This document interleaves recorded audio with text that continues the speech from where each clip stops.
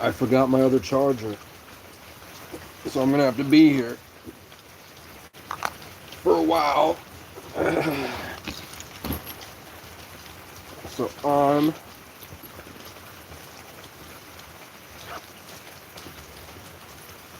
gonna break out my handy dandy pen. I don't feel good.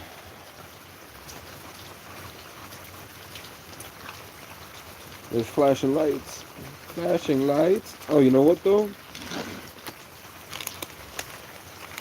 Whatcha? You thought, bitch. You thought? Gotta break out these bad boys. The toe warmers are better. I used to stuff 2 of these in my boots.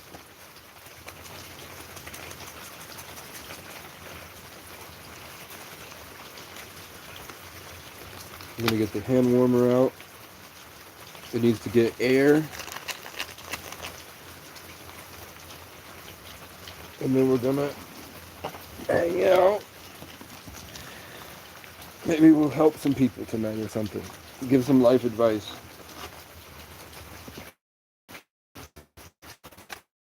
From the first human.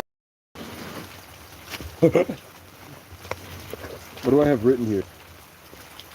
My way is better.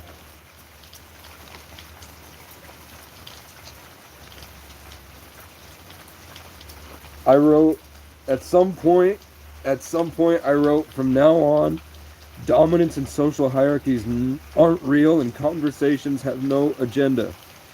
Living in grounded purpose, real with faith, is greater than trying to be the penthouse Giga Chad.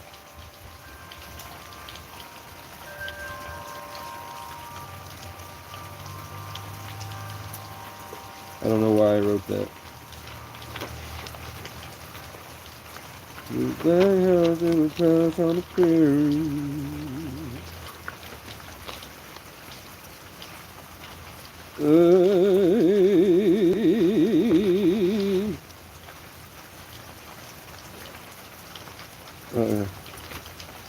God, I'm sick. Oh, okay. There's a mosquito. I should have got my other notebook, man. Little house. Is this on yet? Leave me alone, revving car engines. Okay.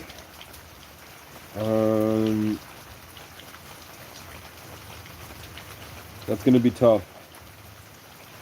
I should start networking.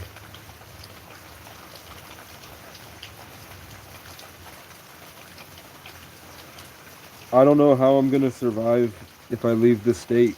What's up, guys?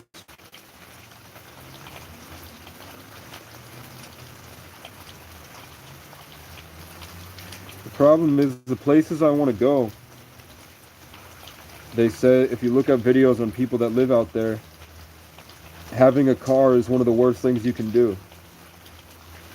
Because it just puts a big target on your back. But I miss having a car.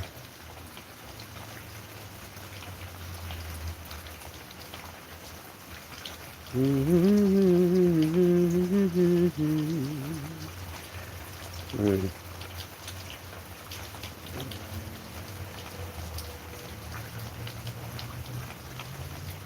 I hate having stuff, but I worked so hard to get my stuff. I don't want to get rid of it yet. Like I've got in Brattleboro, I have a whole home gym, like $500 worth of weights, sitting in a basement. I don't even know if it's there still. They might have sold it by now. And then here I have expensive pull-up and dip bars. I'm not gonna kill a buck, so getting a buck's head, pretty rare. I don't want to get rid of that. And then that nice throne I don't want to get rid of. So am I really willing to spend $1,200 though for a storage unit for 2 years when those things, the buck was $45, the chair was $40?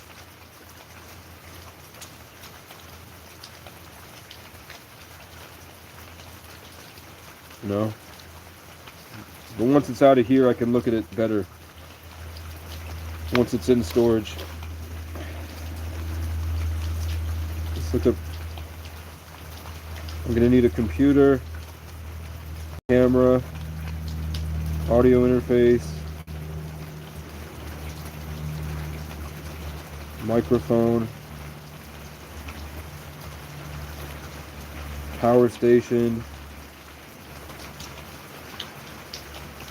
I'm gonna need a protection dog at some point. If I'm gonna want to actually do this, I'm gonna need a protection dog, better mace, a taser.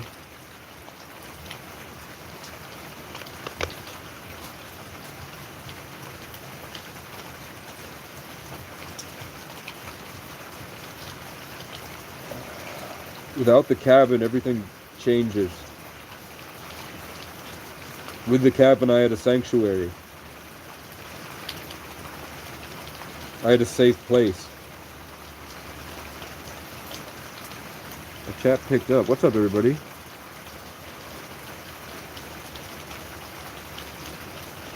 Raul, I've been homeless since I was 14 because I had to kill my dad in self-defense because he tried to beat me to death with a hammer. I'm 25 now. Protection dog for what? Because when you don't have a place to go, it's dangerous. And I've never been attacked. I've been attacked by one homeless guy, and it wasn't that bad.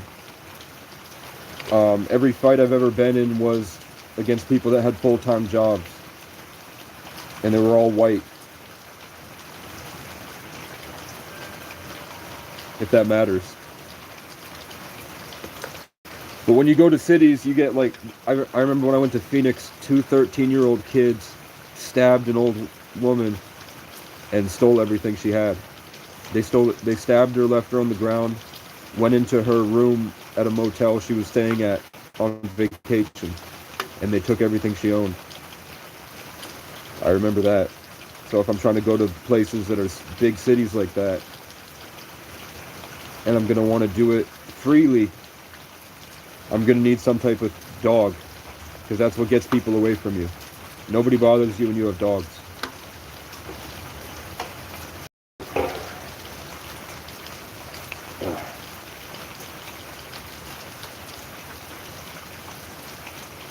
Man, shut the fuck up.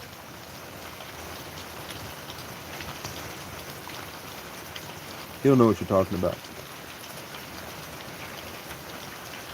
Demon had a body of a golden musical instrument that was really good with youth. This is why. That's true. Kitty Twitch, what did you say? I'm so fucking sorry. All children deserve parents. Oh, that's fine. He ended up living, but every time after that, I mean, sometimes he stayed at my house. Sometimes I went to visit him. He lived in an RV. I gave him my cat. But the last time I saw him, he pushed me into a wall on his birthday. I punched him to get him off me. Just like, he pushed me into a wall and went, and then we froze and looked at each other. And then I left, and then he chased me out of the apartment, grabbed me by my hair, threw himself on the ground and tried to choke me to death. And I said, I love you, stop. Stop. And he was like, how does it feel? Because we were both trying to get each other. But I was just trying to get him off me. And so I was like, I'm going to put my fingers in your eyes and push until you let go. And I pushed, and he wouldn't let go. So finally I bent his finger back, and he ran away. And he lied to the police. And I guess because he pushed me into a wall and I punched him, instead of just obviously he was the aggressor, they gave us both assault charges. Because I wear Tim boots and I have a neck tattoo. And they think I'm a drug dealer. You look like a fun guy. I try, man. Hey! Is my hand warmer warm yet? Fucking cold. I'm on top of a mountain in central Vermont. I don't claim to be anything but alive. You know what I'm saying? You're breaking the cycle, you're making sure you stay in your past and doesn't affect your future relationships, your happiness. My parents are gone, man. Get out of here before the winter hits. I hopped on a train once, and the conductor was like this big fat bald guy, white, whatever, and he opened up the train door and he said, "You're either gonna get the fuck out, or I'm gonna push you out." And he grabbed me and tried to push me out, and I said, "What the fuck?" And he called me.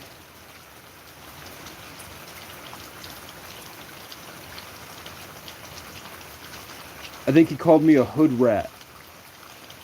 So when I got out in Greenfield, Massachusetts, I went up, and God makes these things happen. So I know I'm gonna get when things like this happen. You use the opportunities presented to you. So there, right outside the train, there was this nice old black woman. So he called me a hood rat. So as soon as I got off, she was standing right there. I said, "He just called me a wigger." And she went, "What the fuck?"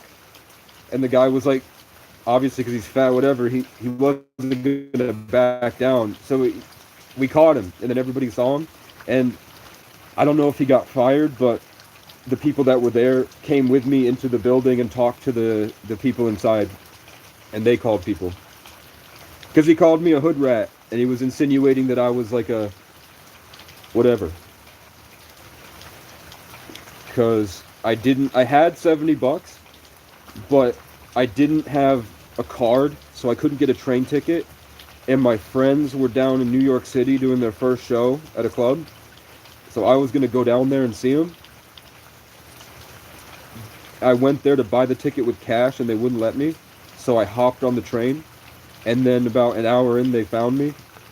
And I said, like, "I've got $70. I'll give you $70 right now. Just let me sit here. I'm not doing anything. I'm just trying to get to New York City for a show." And then he kept going off about, like, I'm the problem in society and whatever. The same stuff you see on Facebook comment sections. And I said, "Man, it's no big. I'll give you 100. It's all I have. I promise you, I'm going to make 3 times this when I go to the show in New York City. I'm not doing drugs. I'm not selling drugs." And he called me a hood rat. So I got off and said, "He called me a wigger." And he didn't back down. He wasn't like, "That's not what I meant." He doubled down, because I knew that's what he meant.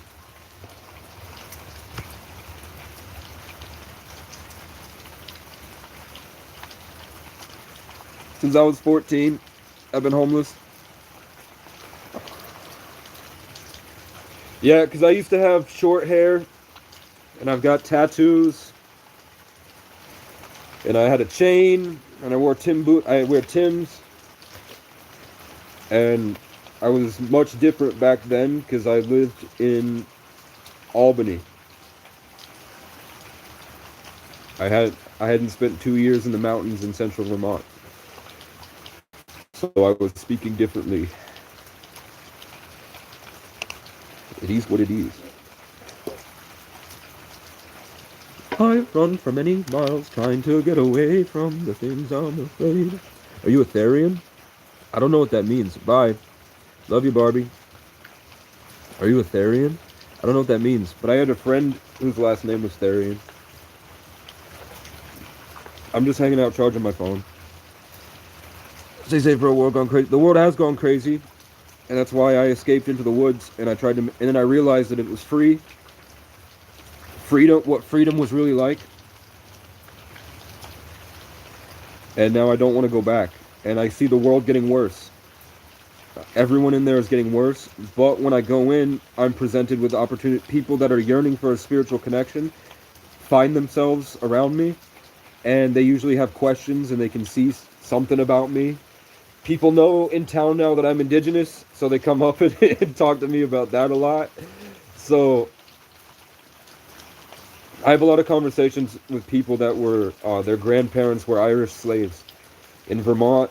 When the French owned this place, a lot of the Irish people were indentured servants, and on paper, you go back through history and it says, no, the Irish came and they signed a contract that says they would work as temporary slaves, indentured servants, and they would work for us for 7 years, and that would allow them citizenship. But in most cases, they would be, if they would be there for long enough that they would encourage the migrants before there was internet to bring their kids over, and then they would kill the indentured servants, and they would keep the children, and nobody would know the children were there. So a lot of these people have like horrible stories about how their family was multi-generational slaves for the French. So when you see people with French last names that live in Vermont, they were those are the descendants of slave owners that would enslave the Irish people and the native people. That's why the unwritten history of the world, the reason that you find that you'll find, like if you go through like if your algorithm has hoods in cities, whatever you'd call it, projects, whatever, if you get into that algorithm, you'll find half of the comments are people with Irish last names. That's not because their family was the children of Irish slave owners. That's only like 5% of the Irish people were slave owners here, and that was only because they went to English schools, and the English schools was how they got put on to that over here. They were Irish people going down to Jamaica and the islands, Irish people going all the way down to the South America. A lot of Irish people would mutiny boats, so a lot of Irish people would get onto English boats or pirate boats, and then when there was enough of them, they would mutiny, take the boats, and go to South America and the Caribbean. And the term cracker you can find in history is that the English in Virginia would write back to the crown and say, yeah, we got another big boat full of Irish people, and we tried to get them in, but they're a bunch of crackers, because the Irish would laugh in their face. They would get there and be like, no way. And they would crack jokes. So they called them crackers. Whip cracking, that wasn't prominent. That was propaganda spinned later. Anti-Irish stuff. Because when they tried to assimilate the Irish after there was too many of them here, and they started unionizing and there was way too big of a force, like the Irish built Kentucky and Tennessee. A lot of the Mid-South is completely Irish, because they would leave Virginia and go west when they wouldn't work for the colonies. So they would go out with the indigenous, and they would all build their stuff together out there. The Irish built most of American infrastructure. Skywalker, the term comes from indigenous people that were hired because of their prowess to be on top of the skyscrapers, because they were the only ones that could balance and use the tools and work. Everyone else was falling over and dying. So Skywalkers is an indigenous term. The concept of trespassing came from after the Emancipation Proclamation. Freed slaves would get in groups of Irish and indigenous people, and they would be traveling along the Mississippi River. The governments and the people there was like, I don't know if it's legal, do we kill them, whatever, how do we do it? So eventually they came up with trespassing, so that you could make sure that if they came onto the property, you could kill them. It was just because people were going out into the woods after they were freed, and they didn't want to be a part of the colonialist society, and they would just have like shacks, houseboat, river boats, and they would be fishing and farming and living out there. So eventually, the Masons. A good movie to watch is it's a really good movie actually. I really like it. It's Killers of the Flower Moon, and it talks about how a guy, Leonardo DiCaprio, gets involved with Freemasons, and the Freemasons they've snuck into, like, they've implanted themselves into an indigenous tribe, because the indigenous tribe struck oil. And this is a true story about, I think it's the Osage. I don't know the right tribe it was, because I watched it a while ago. But, and that's true, is that they would start to bring in white people, Masons, that were involved with the Freemasons, and they would marry into the family, and then they were killing them. So the husbands of these indigenous tribes, they would marry the women, and then they would kill the women and take the inheritance money and give it back to the Freemasons. And that's how they acquired a lot of indigenous land back then. Things you never talked about, my friend. Thanks. Definitely some police sketches that look like you. Literal trash music. You touched me behind Walmart. You seem smart, believe me. Thank you. I don't know. Homelessness or free. Shout out India. Once you guys are on the internet, shit's done for. Once Indians, there's like 10% of India's on the internet. And India is one of the most populated places in the world. When Indians get on the internet, it actually felt really cool. I really liked in Spider-Man Across the Spider-Verse, that the first Spider-Man universe they went to was India. Mumbai or something. That was really cool. I really like Indian culture. The music is pretty similar to Irish. So I'm really interested in getting more blues. I'm really interested in seeing how music evolves. Because right now the only real way to get your music seen is to be a psychopath and put out mediocre music. Like Connor Price. Like Connor Price. It's really hard to find these rare artists. And part of what I want to do in life is find those rare artists and put together real music. For people that actually have a passion for it, that aren't interested in the psychopathic building a brand. Because that takes away from the art. You literally can't make the same art. That's why you have people that blow up for an amazing song and they never get that song again. Because you're not supposed to leave your life where you're making the great songs. You're not supposed to leave that and go into this box. You're supposed to stay and keep making the art and grow that way. People cherish music from people that live on the ground like I'm doing. And then when they get off the ground, they can never make that music again. But it's tough because if I want to stay on... I see people that are really talented musicians that are in their mid-30s and they stayed on the ground and they're great music, but their health isn't great, their mental health isn't great, and they don't have any family. So I don't know how I'm going to manage that. I think the best answer is to stay on the ground and make a bunch of money. And I can't do that until I start making money, you know? But the amount of stuff God has done for me is incredible. Pray for India. You love India. I love India. Let's go Lions. The earth isn't flat. It's a holograph. It's a hologram. It's a realm. It's the imagination of a higher creator that we're all a part of. Like ChatGPT, if it gets to a point where you can like create a whole world and these are the rules of the world, that's what Genesis is. God prompted his own intelligence to create. So an AI would be technically the Antichrist. Look into my eyes, you'll see the souls of those 3 carpet weavers I had to put down back in Morocco when they saw that I was using the fruits of their label to roll some tenacious endo. I believe you. I don't know what a carpet weaver is. Is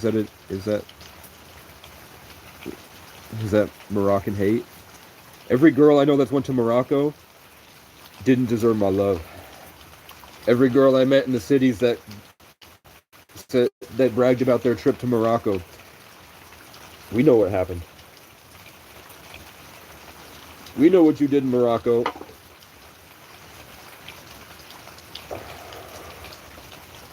So I'm just brainstorming things I need. We need durable pants. Durable pants. We have socks. We need a better backpack.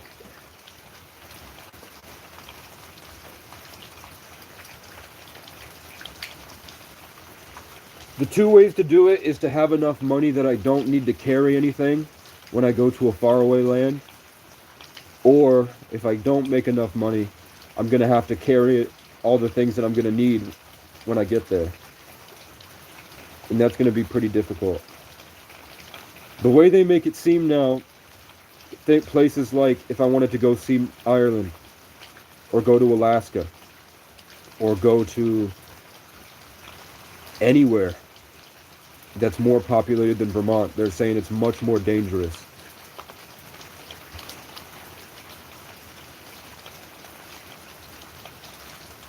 I have faith.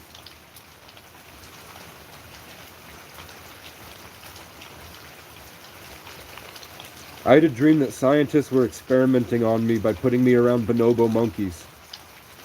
Because I'm so different than normal people, and I've been in the woods and homeless for so long, I understand something that people don't.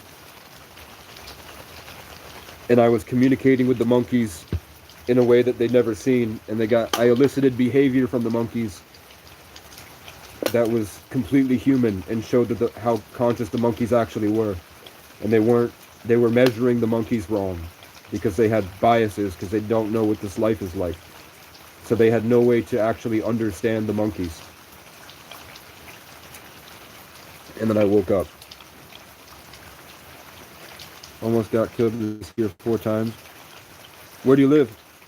You need to go to an island? That's what I'm thinking. Knock off the tough guy act, buddy. I'm not acting. If you think that I'm tough, that's on you.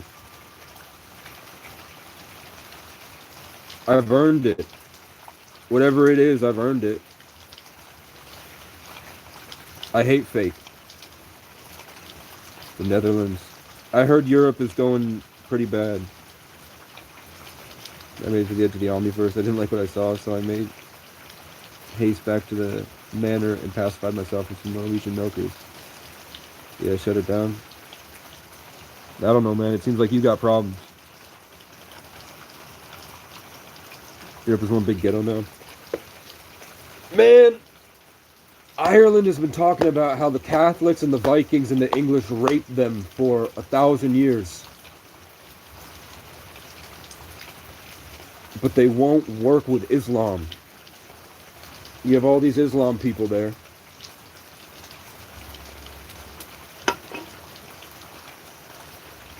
And the answer is always making music.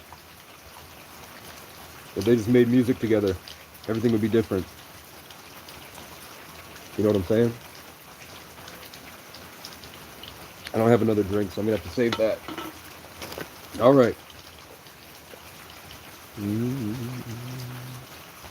So,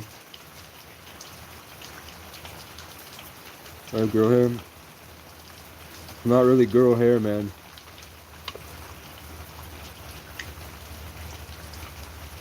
I have hair, and I have a penis.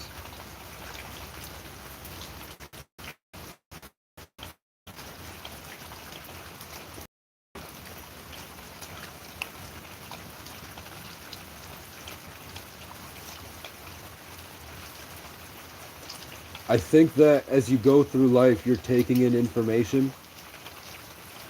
And I think that information and all the things that you've learned coils itself into your hair and works as a filter. So as you channel the infinite through yourself, the more experiences you rack up in your hair, the more information you're able to coagulate, the more you have to work with. And people that are bald or have cut hair don't have that. And the reason that monks shave their head is because the point is to have no individuality and to be operating completely from source. So, this hair is a representation of the individual experience that I've gone through.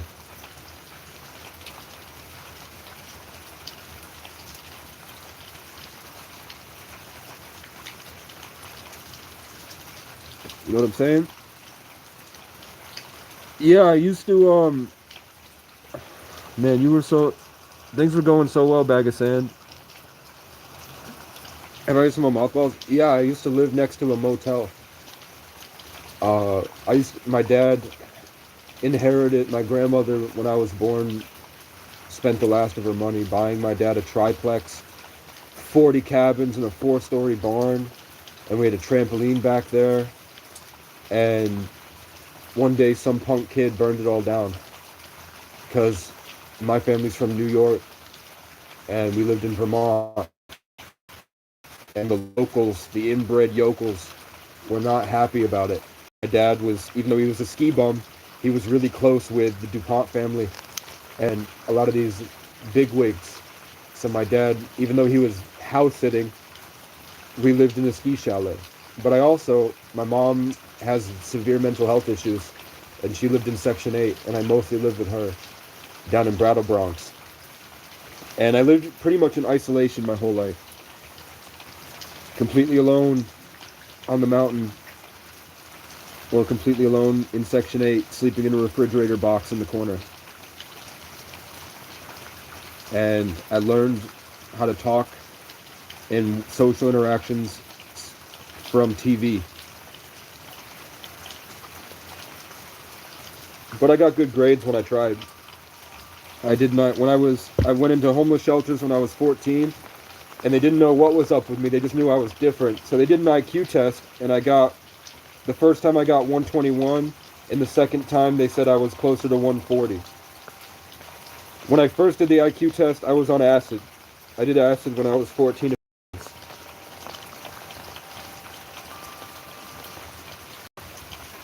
I have toilet paper. I don't have to snot on my fucking sleeves anymore.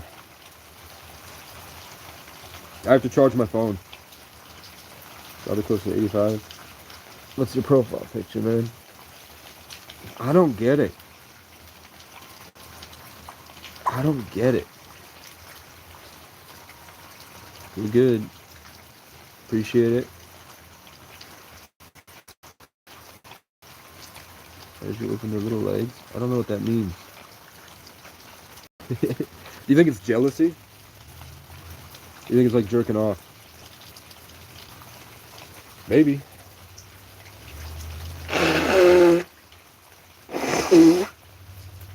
I had a fever for a week. I was throwing up in the cabin.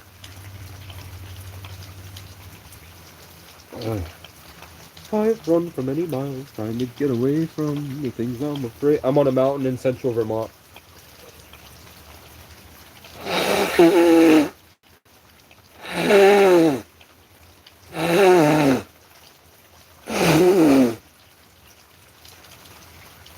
I made a big post on Facebook about everything that the colonizers had done to me, but not calling them colonizers, just telling the story about how I got here. My car broke down in this really tiny town deep in the mountains.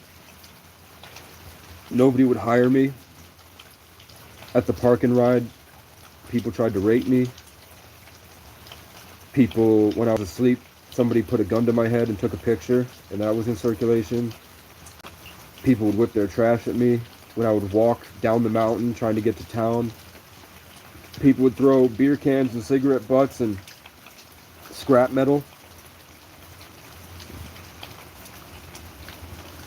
And I just couldn't find luck anywhere. And a lot of other stuff happened.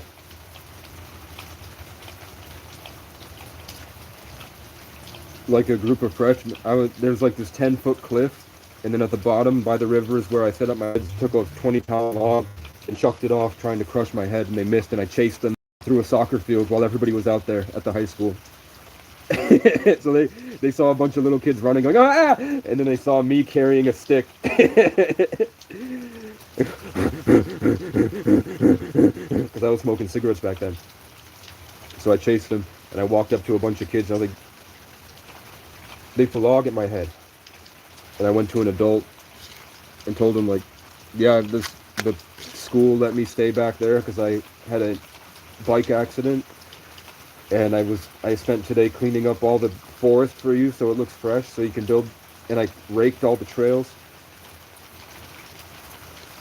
and I slept, and I was going to leave after school was over, and they did that. And the principal said that they got punished, but other kids have come up to me and told me that the kids said that they killed me, and that's why nobody sees me anymore, and that they're going to do it to every homeless guy that comes through.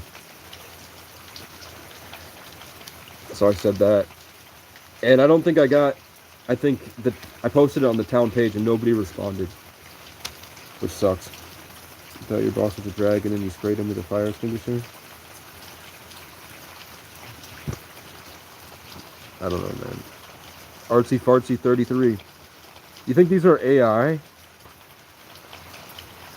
What are you doing to make those things happen in your life? No, in Vermont, homeless people are the enemy.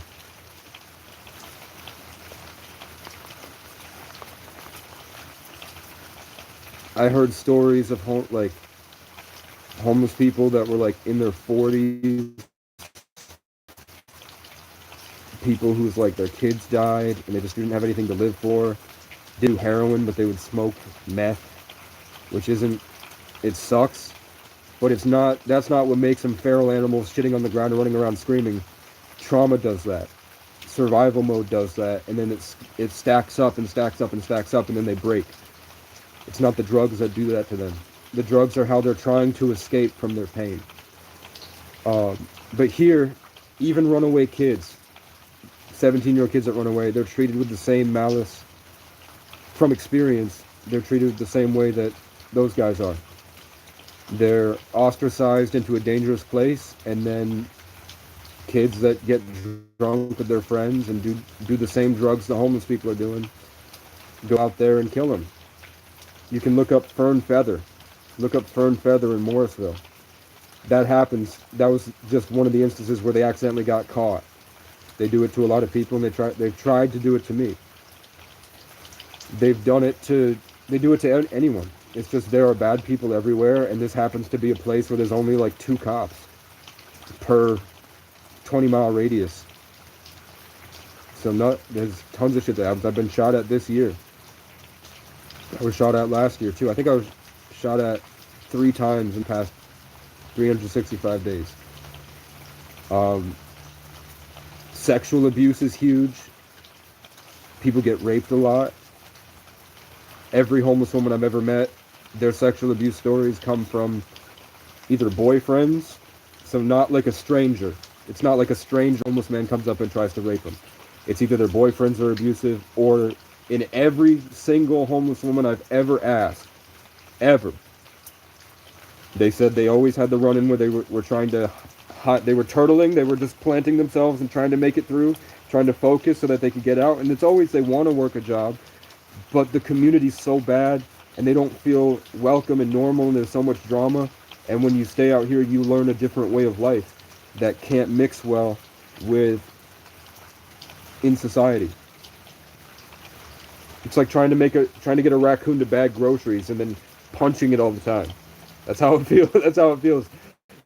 You're and you're like a scared raccoon that people have tried to kill for so long and treated as a pest, and you're just trying to like bag groceries, but then every time people talk to you, your trauma kicks in. So when everybody comes at you with the attitude they have, it feels like you're experiencing your traumas over and over and over again. The culture that traumatizes us won't hire us because we're traumatized. And I found an answer, which is I fixed most of my trauma, and I got to a level of functioning that I could work a job. I think because I had my sanctuary. I found a cabin deep in the woods, and I got to sleep there and knew that I wasn't in danger. And I got to rest there and go through all the internal processes and slowly work towards healing by getting up and raking the forest and building trails and walking around in the woods. Instead of constantly worried about, who's coming at me, what do I got to do, I would just listen to the birds. And then I would leave and I would get treated the same way, but I had this safe place to stay in. And I think the 3D physical world is also a big component in your inner world. I don't think there's a difference between the inside and the outside. And neither does any one of these politicians. So, having that safe place opened up my mind, so I was able to think better and do better things. But I never did any hard drugs. I used to work in the music industry, smoked some weed after high school. If you count LSD as a hard drug, I did acid 5 times. And it wasn't like a huge, long trip. It was just, I mode, so I always had, it was more like a scientist, where I would churn away like Minecraft, digging a big hole in the cave and building things inside of it. I would just open my mind in little ways to different things. Spiritual warfare and all that stuff happened much later, when I had breakthroughs and found myself. Question is, what were you doing to make those things happen in your life? I was existing, and I was traumatized. It was more of their prejudice than it was anything I was doing. They assumed because they knew I was sleeping in a car that I must be a homeless junkie strung out there. and doing bad things. But what it was is I was door dashing. I got that car because I performed songs at parties, and eventually somebody gave me their car, and he took a faith walk. He converted to Islam, and he lived in a mosque, and he didn't want to work, so he didn't have a way to pay for it. So he was like, kill two birds with one stone. You can have the car. And then eventually, I think he left, and he took a faith walk and walked somewhere all the way to the Midwest, and then he came back.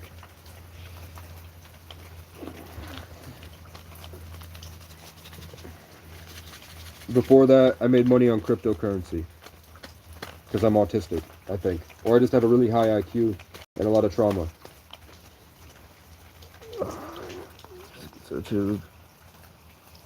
It's crazy.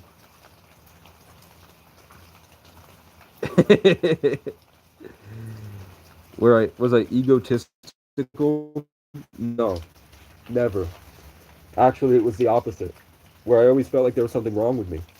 I always felt like I wasn't good enough, and I had to prove myself just to be allowed to exist. So I sort of escaped into running towards perfection, because I thought that I had to make myself something better in order to get the respect I deserved. And then through this isolation wilderness journey, I learned how to end, through trying to care for people, I learned how to care for myself. I don't think I have an ego at all. I definitely have gone through experiences, and I don't look at them with pride like, I can't believe I did that, look at me. It's more like, I'm really grateful that I have those experiences now, because I'm grateful for how I finally feel now. You know what I'm saying?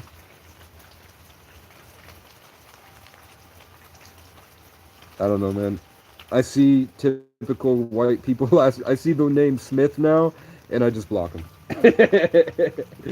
Every time.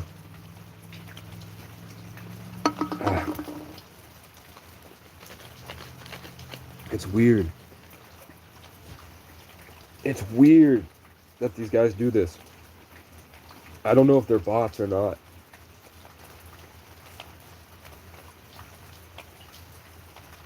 Okay. So I'm writing down all the things I'm going to need for a trip out there. Hatchet. I'm going to need a new hatchet. Fire start, like the fire starting equipment. Just in case I have to get out into the woods.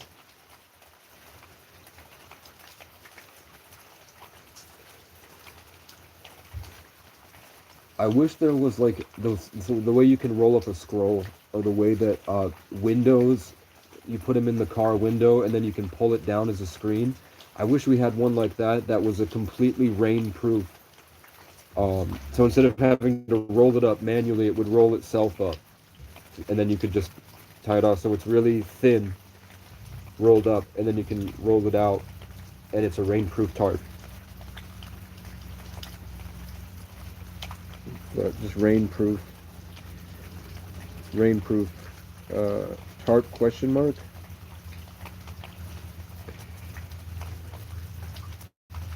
I've run for many miles trying to get away from things I'm afraid of, anything inside. I never had a bass, but my favorite part of working in recording studios was sound design, and I would make custom bass sounds that nobody could replicate, and nobody knew how I did it. So every time I played them my songs, they'd be like, how the I'd open them up to new experiences.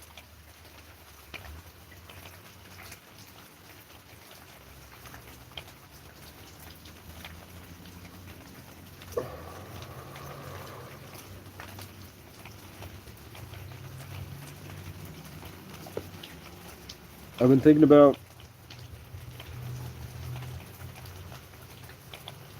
it'd be funny to go to a city and do those TikToks where you walk up to a group of guys that are sitting at a table and you pull the chair out from under them and then you record them chasing you. But then when they try to, after you pull the chair out and the guy falls, the camera pans and I start doing an Irish jig. and screaming. Like, ah! I thought that'd be pretty funny, but I don't think I would respect myself. I don't...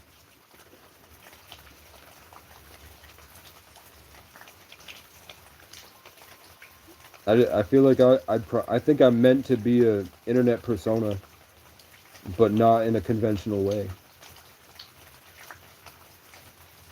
Like when I think of maybe a public figure, but it's not for clout or status or wealth. It's really just that my father had access to the CEO of Wells Fargo and the DuPont family. We had 40 cabins and a 4-story barn and a triplex. We had a ski chalet. My dad was a ski instructor. We had a boat. And I never got to enjoy it or experience it because before I could, it was burned down. My first sleepover I had with my dad after that, he was jumped. And 7 cops were on the property and they beat the fuck out of him illegally. And he stood his, like they had a really hard time doing it. It took a while to get him. He's a big Irish bear man. He was, he was getting him. He was winning. But eventually they got him and they hurt me, ripping me out of the car. When I was 9. And then trauma ruined us. And we've been fighting it for a long time. Every win I have makes people jealous. When I had big muscles, 6-pack, and was dating incredible women, I had stalkers.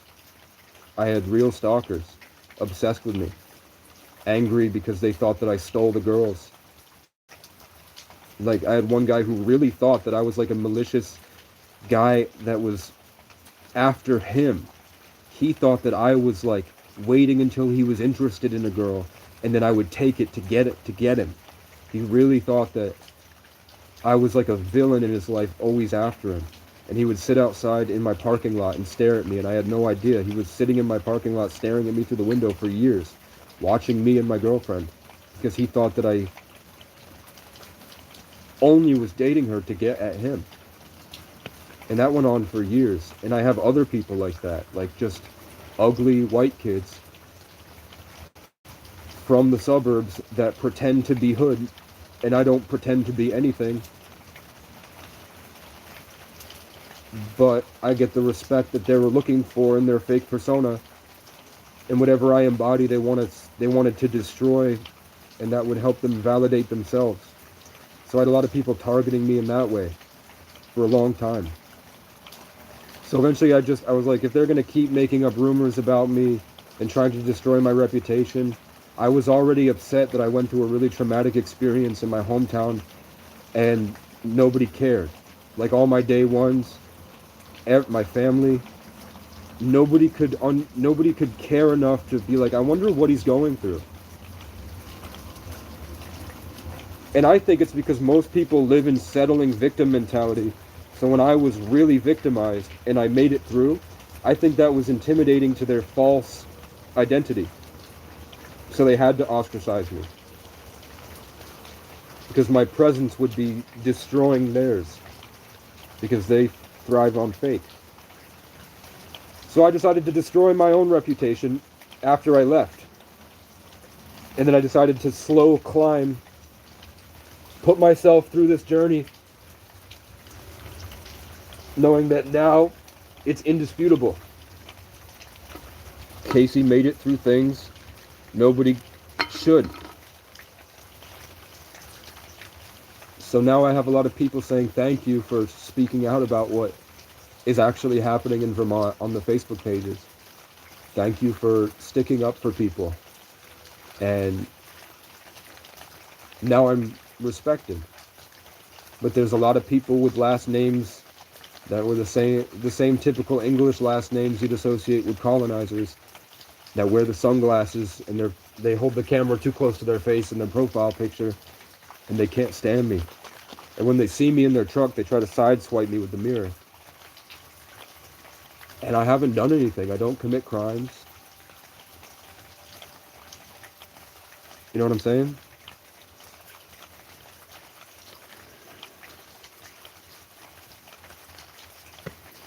You know what I'm saying?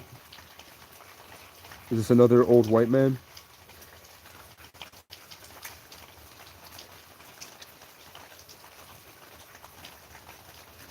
Thanks. Take a loud fart. I would if I could.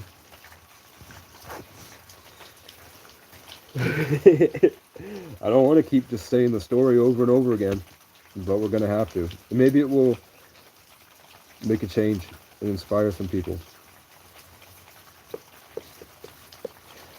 I used to live on the bike path in Burlington, and at night I would walk along the bike path, and when you're really in that survival mode, it's really one foot after the other, and you're just kind of trudging your way. Even if you don't have a backpack on or anything, it's just so depressing. You're kind of just trudging.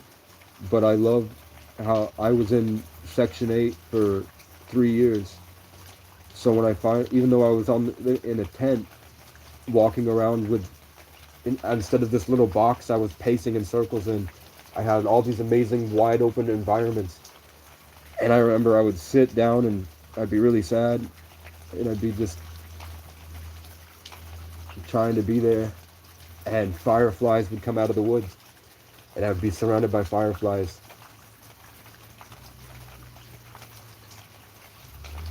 And it was amazing. Like, I would start singing out in the woods my songs to myself, and the fireflies would show up. And I felt like I had an audience.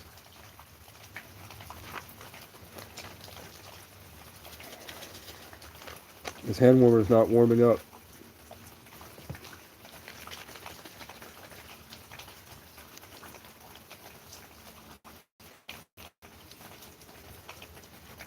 Maybe that will heat it up. Let's do the other one. I've run for many miles trying to get away from...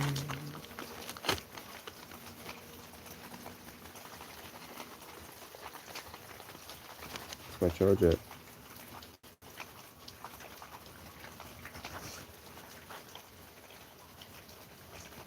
Yeah.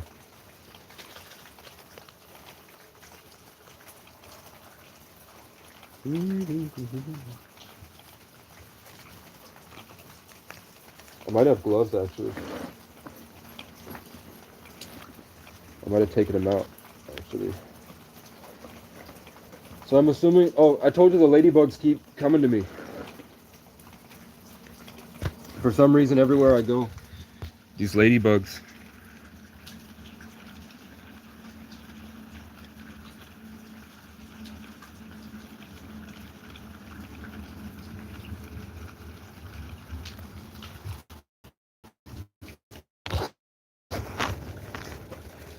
I've run for many miles trying to get away from...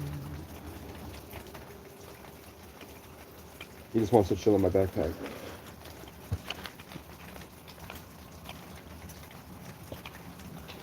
So, if it doesn't rain, tomorrow's probably my last day at the cabin.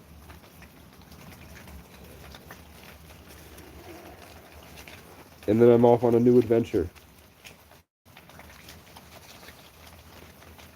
I don't know where to go or what to do. I don't have 2 forms of ID, but one of them is coming in the mail. So then if I wanted to get a job, I could. I have faith in God.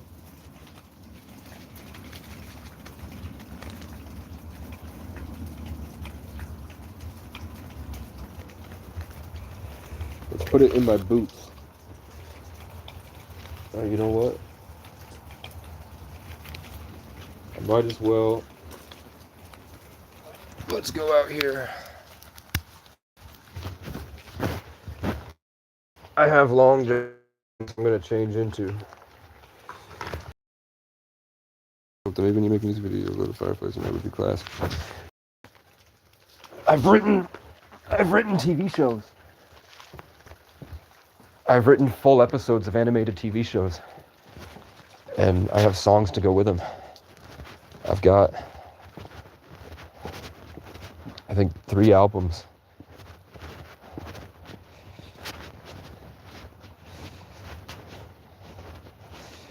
But that was the point, is that if you've never done this life as a creator, and someone that appreciates art and kind of incorporates that with life, you find that this is the best way to live. Not forever, but if you've never experienced this, you're going to be missing something you'll never know you didn't have.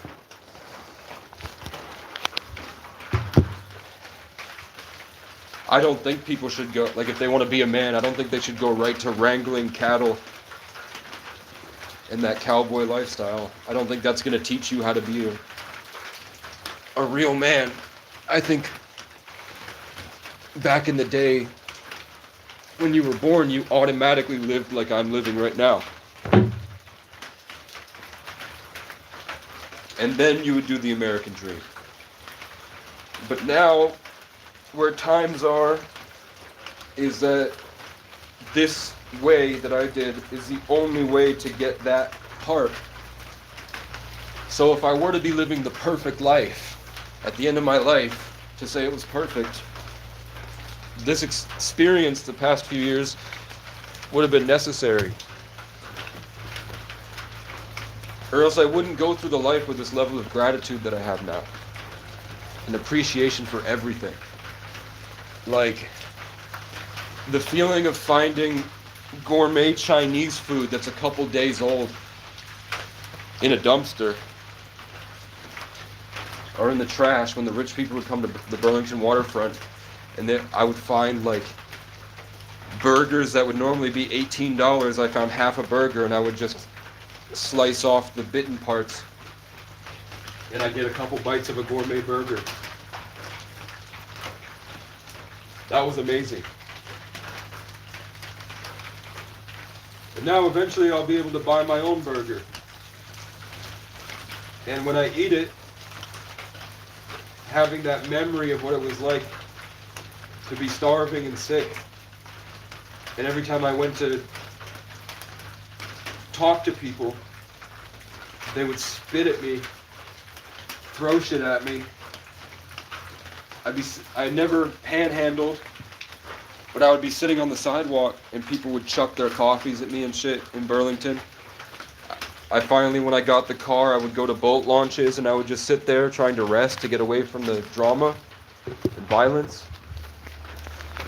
And people would come up to me and scream at me and call the police and try to get them to trespass me from the boat launch just because I was sitting there.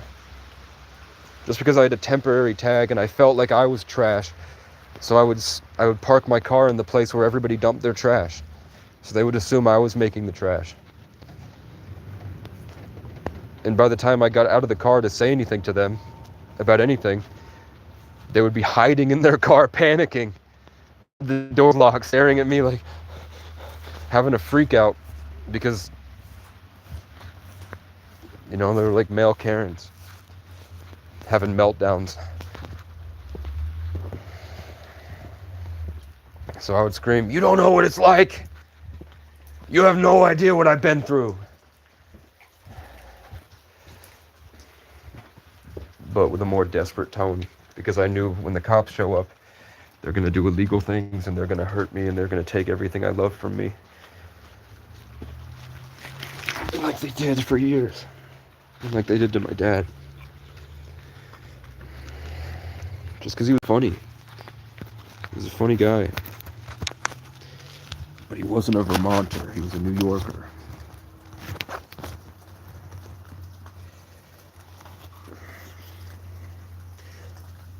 Oh, these long johns change everything.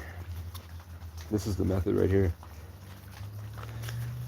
We're gonna put these in my wet boots and see if that, or maybe in my socks.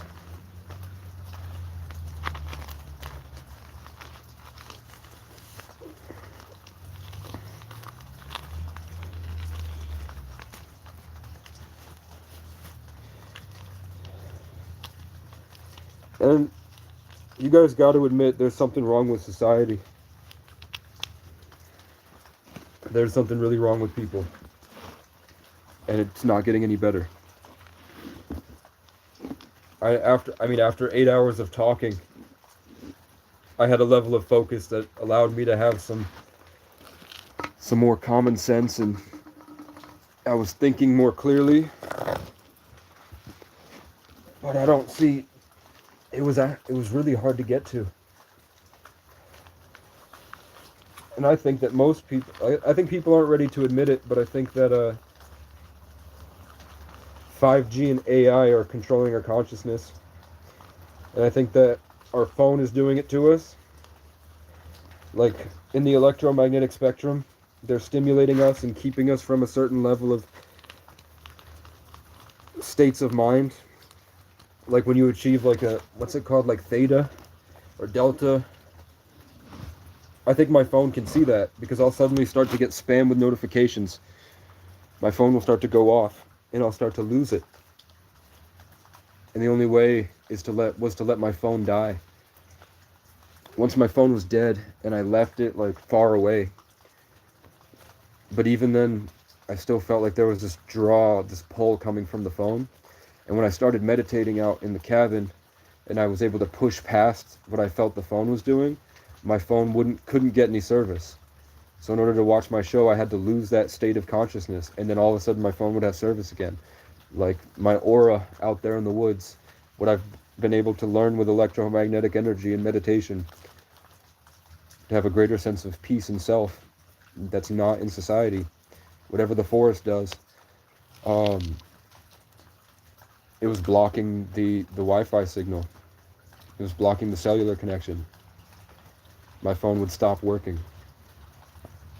So I see, from what it looks like to me, is when I do meditation, my phone panics, and then it can't connect to itself anymore. But when I don't have the phone is when I have really supernatural experiences that I didn't want to experience. I didn't want to see what's out there at night in Appalachia. No, I'm talking about years of this. Years of experimentation led me to a hypothesis, which I won't be able to test unless I had something that can monitor changes in the electromagnetic spectrum. I've never looked through an infrared camera, so I don't know if that could pick up on anything, but I bet if I had something that could see, like the ghost hunter equipment, and I lived out in the woods for a long period of time, I think eventually I would catch something. But if I held the intention that I'm trying to catch something, because one of the things you learn if you live in the woods long enough is that the idea that we're separate from nature at a conscious level, like you think that your thoughts are and your inner world is separate from the outer world. It's not. Most animals can see what you're thinking. They can literally see it, and they will talk to you. Like there's a squirrel that's in a tree behind my cabin, and in the morning when we would both wake up, I would see the squirrel in spirit when my eyes closed, and I would see it wanting to come over, sort of like, can I? And I would say like, okay, and then the squirrel would get down from the tree and it would walk over and it would sit in the cabin. And I've got videos of that. Get you a motel for the night. Don't get me a motel. If you wanted to send my Cash App anything, or I have a GoFundMe, that's working towards things that will really help. Like I've been doing this for a long time. I'm not worried about a motel. But like a Jackery power station, saving money eventually for plane tickets if I wanted to go to a warmer area this winter. Somebody that wants me out of this forest on top of this mountain. He's buying a storage unit to move my stuff.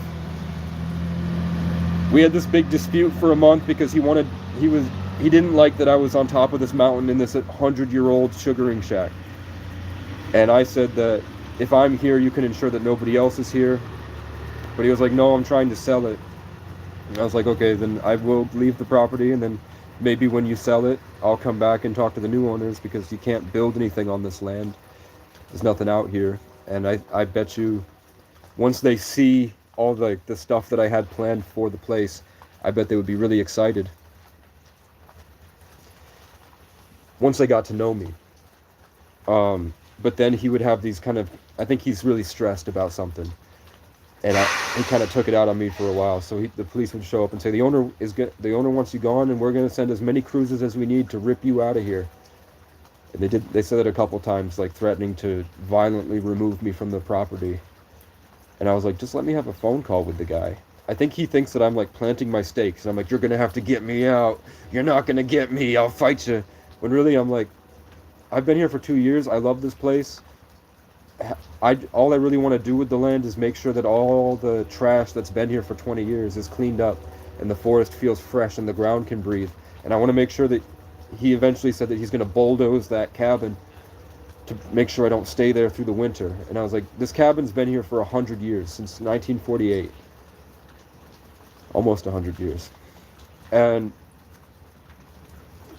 I want it as a historical landmark. And if nobody does anything with the property, I'd like to put a big wildlife rehabilitation place, because there's a state college nearby that I would let them get the land and take care of it and preserve it as like a wildlife preserve, so that that forest is always untouched, and these birds in this little ecosystem that revolves around this cabin, because there's about 100 different animals and birds together that in the spring show up and that revolve around that cabin space.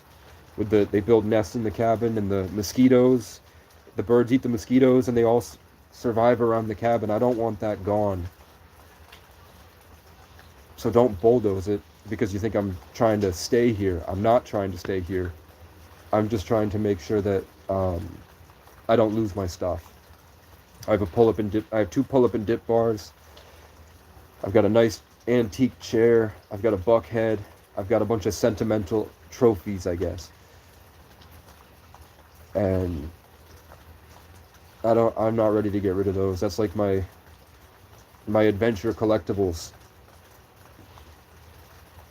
So I want to keep those. That's all. I don't want to be on the property. I just want to make sure that stuff isn't... So if I have a place to put the stuff, I have no reason to go on the property.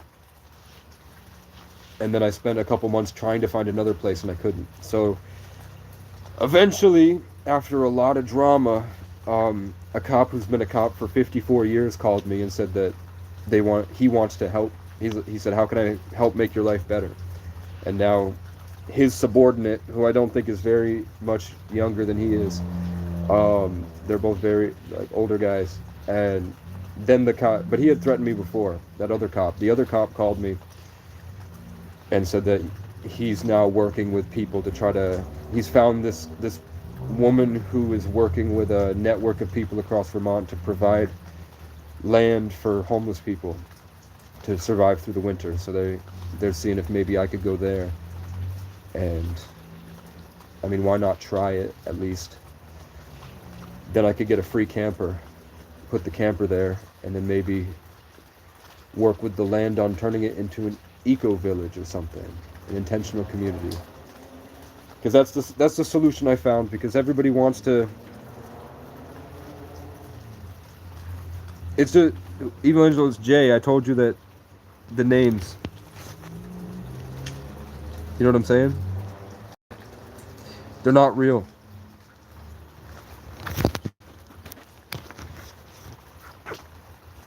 How do I eat? I got food stamps.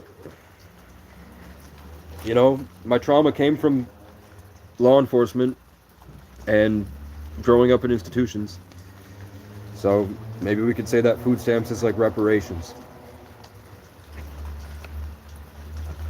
So I get food stamps. Walmart delivery is $5 a month. That $50 a month to my phone card and to food stamps. Phone card and Walmart comes from one subscriber, which is what I make content for. Is trying to find a way to fix people's lives. And this is just kind of hanging out, documenting the journey as I figure it out.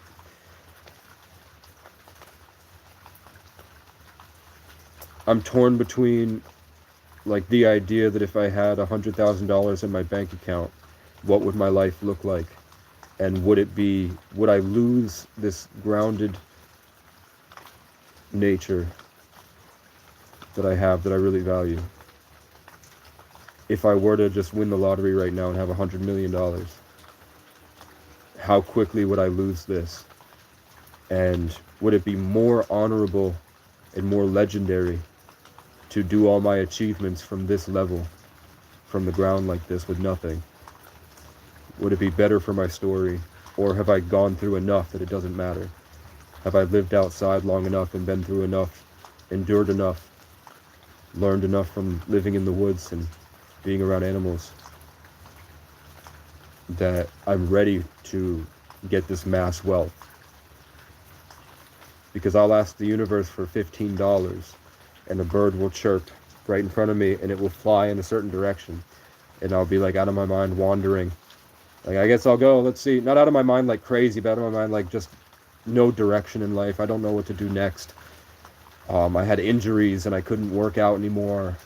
Stuff like that. I just didn't know what to do and I'm just waiting for inspiration and make slow progress through depression. And I would follow the birds and the birds would lead me here, here. Then I started to get spammed with, go get McDonald's, go get McDonald's. And I was like, is that a parasite? What is that? Go get McDonald's. I'm like, I only have enough money to get one meal. Are you sure? And the thing was like, yes, go to McDonald's. You need to go to McDonald's. Trust me. And then I go down, I go to McDonald's, and then I stop. I'm like walking on the grass, and then the thing goes, look down. And I look down, and there's $15 on the ground, plus a Native American arrowhead on a bottle cap that was flattened. And that stuff like that happens a lot. Like, I asked for a new cot, and I got it. I found a really nice, expensive cot. I told you that when I told my OGs that when I would go, when I'm sitting on top of the mountain here, I'm thinking about stuff that I need. And then I go into this really small town, and then just sitting on the grass outside of somebody's house is exactly what I need. It's not $1 million. Like, one time I asked for $1 million, and I went down and I put $3 on a scratch ticket. I won my $3 back, and then I walked outside, and my wallet isn't here. I don't think my wallet's here. I might have put it back into my...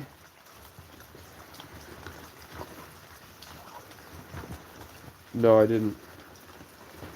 It was on my desk. It was on that table when the bear was there, and I pushed the table to scare it away. But I found it's like a, you know, that Christians leave like fake $1 million bills, and when you look at it, it's got a bunch of scripture on it. I found one of those that day. Oh, I do have it.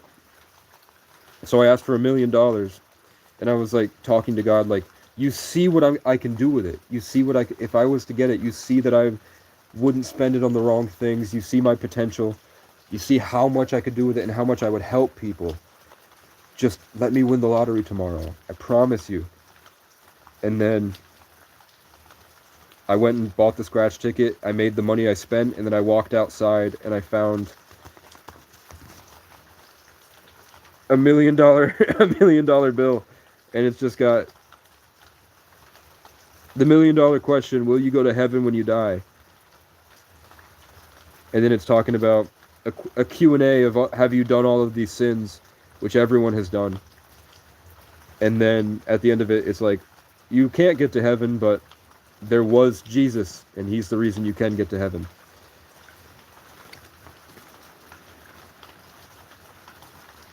I mean, you could say that I talk about how the name Hayes follows me a lot, how it's a big important name because it's the Irish god of fire, Aod.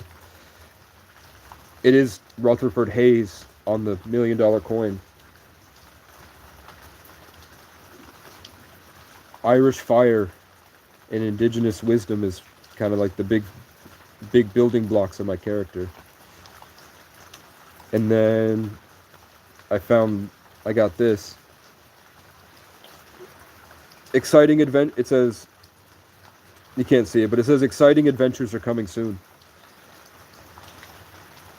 I've run for many miles trying to get away, but I haven't though. I don't like Juke. I don't like Jake or Juke, whatever his name is. I don't like his music. He ruined it. That I've run for many miles trying to get away from the things I'm afraid of. But then he starts to rap, and I don't like that at all. Oh, this is cool.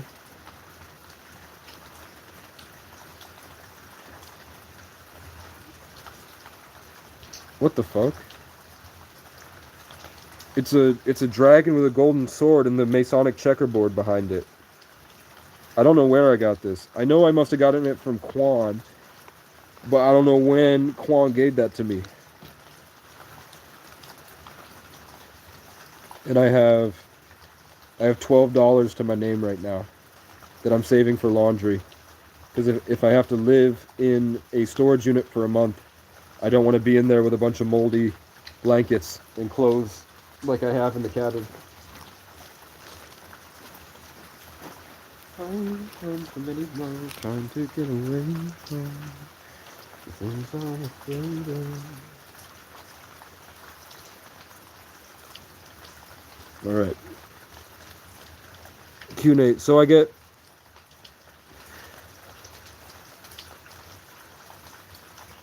Occasionally I get donations from one subscriber. And then I have another subscriber that, you know, will send me some here and there for food. And that really helps. Because the stuff that Heather sends occasionally, I compile until I can get something that will change my life. So recently I got, instead of having to survive off these, which break after 8 cycles, and then you have to spend $20 to get a new one, I saved up and got an anchor, whatever, big phone charger. And I knew I should have been patient, but I didn't, and I bought it. And then the next day, they dropped on Marketplace, somebody was selling a Jackery, which is way better, for $100. Which sucks, but that guy didn't respond to my message anyway.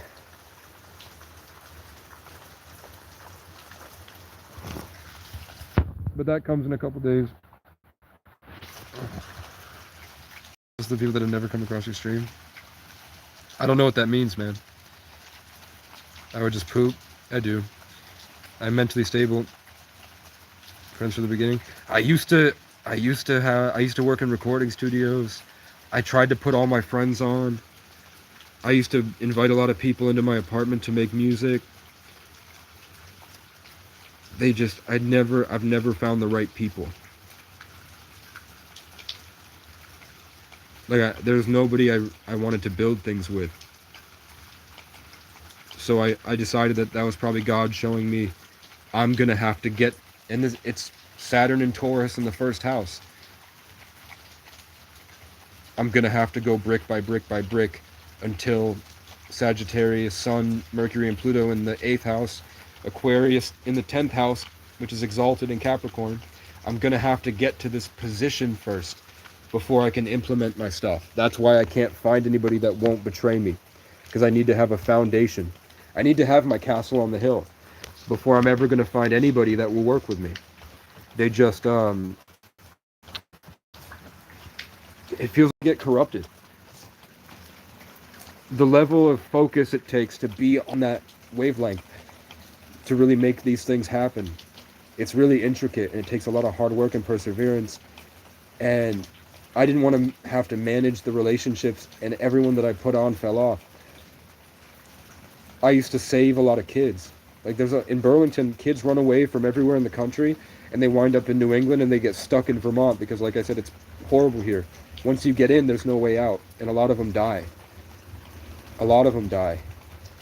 So I used to save a lot of kids, and then as soon as I would, like, it was exhausting and really hard work, draining I had Joel, Ethan, Phoenix, Jaden, Joel, Christian, and I would be taking them with me, and I did that for a few weeks, bringing them to the gym, bringing them around to skate parks, trying to, like, fight for them. And I don't know, they just felt, I eventually started dating this yoga instructor, and I moved from my tent in the woods, and they were in a shelter, but there was no room for me, so I was out in the woods. I decided to be the guy out in the woods instead, and I made it through the winter. Because I didn't like being cooped up there with all the people. I would rather just be in the woods with the birds. But then I started dating this yoga instructor, and she was pretty bad. She was 30 though, but she had only been with 3 guys. She had a couple kids with one of them, but it was like I was dating a 18-year-old. You know, I don't think she had really grown and spiritual. Great time, but I was only there for a couple weeks, and then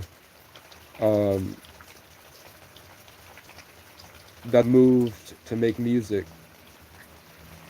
And in that 2 weeks where I wasn't hanging out with the kids every day, it wasn't like people pressured them to do crack or anything. I talked to all the homeless people because I used to walk around with a bat, and then under my backpack I had the Walmart gray throw blanket, and I had Tim's and a chain. I had a bunch of knives. I kept a hatchet. No, I kept my machete in its sheath, belted, so that people would stop trying me on the bus. Like the homeless people that were territorial. And I showed you I had that hat that someone gave me in Boston. It was like a brim, but instead of like the Nike symbol or the New York symbol, it was a crown, and it had a polar bear on the front, and it had my name embroidered on the side. So I'd walk around like that, and I used to tell people it was my Game of Thrones cloak, but eventually someone like called me the King in the North, and then it was a joke, but the bus people would be like asking my friends, "Where's the King in the North?" Which I really liked because I felt like it's a simulation, and I love Game of Thrones.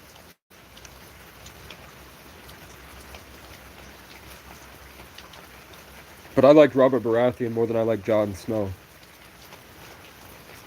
But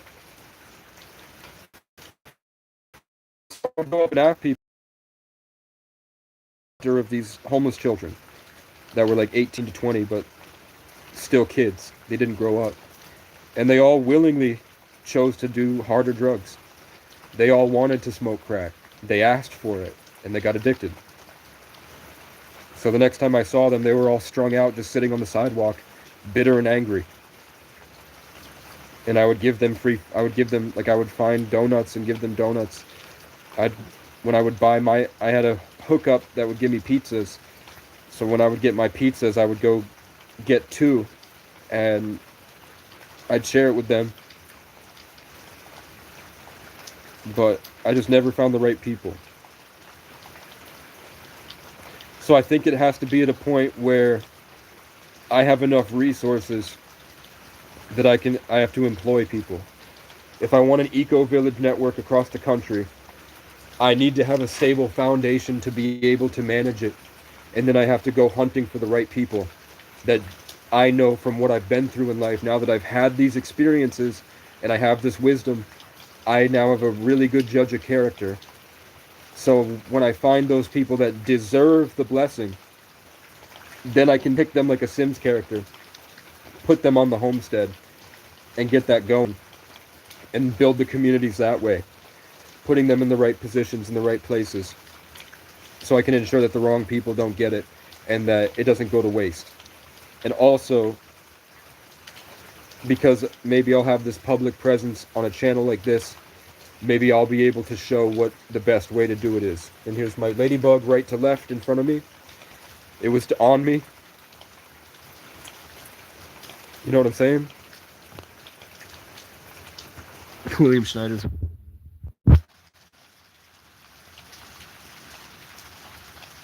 Do I have a place to live? Blair Witch? We were just talking about you, Blair Witch. No. But I feel at home outside, and I've gotten it figured out a little bit. I'm just concerned. It's gonna snow in 2 weeks. That's where I'm at there. I don't know what to do there. That day would turn me into an atheist if I'm struggling and somebody gives me fake money with a Bible verse. No, where I was coming from with me was that maybe I should start living better. Maybe even though I have good intentions, my actions aren't aligned to be deserving of the blessing the same way I'm talking about these other people. Maybe the higher power that's willing to give me my money back on the lottery ticket and then stage the thing, and then I always, even if I'm suffering and struggling, I do, even if it's the bare minimum, the things I need do come to me, like a better cot, a tent, tools. You know, like it's maybe not what I want, but it's what I need. I do get that. it's not like I'm overwhelmed with blessings, but it's like I don't have sleep paralysis every night anymore. I don't have sleep paralysis when I'm awake anymore, where I just suddenly can't move and I see black spirits that crawl through my windows and attach to me, and my cat is trying to get them off me because it can see it, and my cat starts to warn me when they're coming into the room. That doesn't happen anymore. And to go from the ground to a shitty cot to a little bit better cot to now I have this amazing cot, that small growth is the best way. I wouldn't appreciate a bed. I don't like a bed. But from going, because I felt the only way to enjoy it is to go one small step after the other and slowly grow from that ground to a small, I went from the ground, laying on laying in the snow. I went from sleeping in the snow at night to sleeping on cement, to hiding in dryers, to in a nest in the back of the car, to back in the tent, but it was not winter anymore, so I made it through the spring, but the tent was moldy, and I was in the only place I could put a tent that nobody would come for me, and it was never homeless people that would come for me, it was the rich kids. They would show up and throw shit at me, and one time they all got drunk and they pissed on my tent, and they thought that I wasn't in it because I was hiding, so they were expecting me to not know, but I was in the tent when they pissed, and I didn't want them to jump me, so I didn't say anything back then. Now I would have gotten out and I would have fucked them all up. But back then I was new to it, and I hadn't won as many fights as I've won now. You know, I didn't know what I was capable of back then, and trauma shrinks you to like a small, tiny part way deep in the back of your mind. So I've grown from that now that I would have been able to do something about it. But I went from that to nicer tents, nicer tents, nicer tents, nicer areas, and then I would go back, and then forward again, one step back, two steps forward, to eventually I found the cabin. And then from the cabin, then I went off and went two steps back, one step forward, and I slowly grow from nothing. And that's what the 8th house in Scorpio, the Scorpion into the Phoenix transformation, as a Sagittarius, which is Jupiter, which is growth and expansion, with Saturn in the 1st house, means that I slowly grow from the worst part of the human existence to the best. An ascended master, just bottom to top, over and over again. No diddy. So it's all there. Romanticizing my experience became figuring out that that's how it was always destined to be. From the day I was born, you could have figured out what my life was going to look like. And then you could put my astrology, Bazi, numerology, and the archetypes that you would build from those traits. If you were to throw it into a chat GBT and say, like, these are all the traits, this is his name. This is a little bit about his, just the formative parts of his birth. And ask it for like a list of 10 archetypes. And you can find those archetypes have been around me my whole life. Trees, polar bears, mountain lions, and eagles. And just this nothing to something all the time. Over and over again. And also the Sagitt, like that, when you add that, you can find like in old pictures of when I was a child, and I would stand on my dad's truck and he would drive me around, and I was holding onto the truck and my 1,000-mile stare on the truck. You can see it, and the way the picture was taken with this big expansive trees, but there's a hole at the top of the trees where the sun is right above it shining through in that picture, which was just like snapped to me really quickly. You could see all the symbolism of my life. All the importance of like Leo in the North Node, but my Aquarius moon, all it's in the Sagittarius riding forward, but in the 10th house, on the box, on the truck. It's all there, and it's just the golden spiral, as above, so below. It's just a cycle, going from the smallest to the greatest. So that's how it gives me purpose, and that's why I don't give up. God won't help. Through Christ. Hey, from Ireland, howdy. Top of the morning to you. God's already helping you listening. Clean your nails. 12 more bucks than I got. Get a job. We're gonna get that guy out. Yeah, because if I buy something the next day, it's cheaper. Yep. They're all saying, Joe's gonna leave the middle one. The more judges spend, the more you be judged. I think that's true. Berserker. We're talking about the Bears and how it's moving to Viking theme from this year. We were leaving Cowboys and Indians and moving more into Cowboys, and we were moving through as the year progressed. The simulation promoted the more American dream, so classic rock took off again. That's why we have Jesse Wells and folk.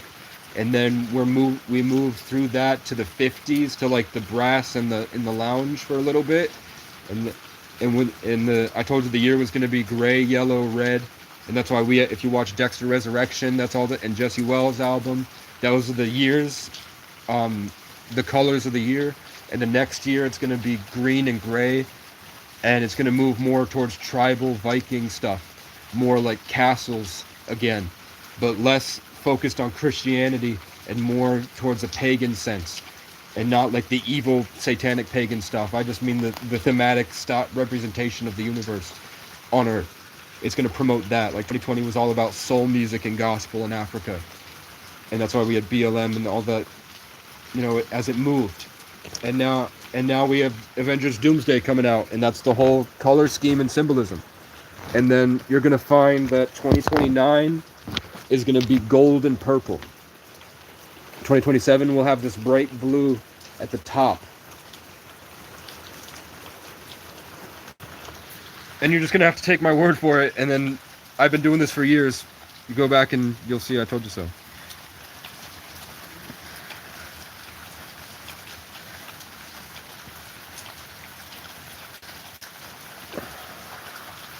Appreciate it, Isabella.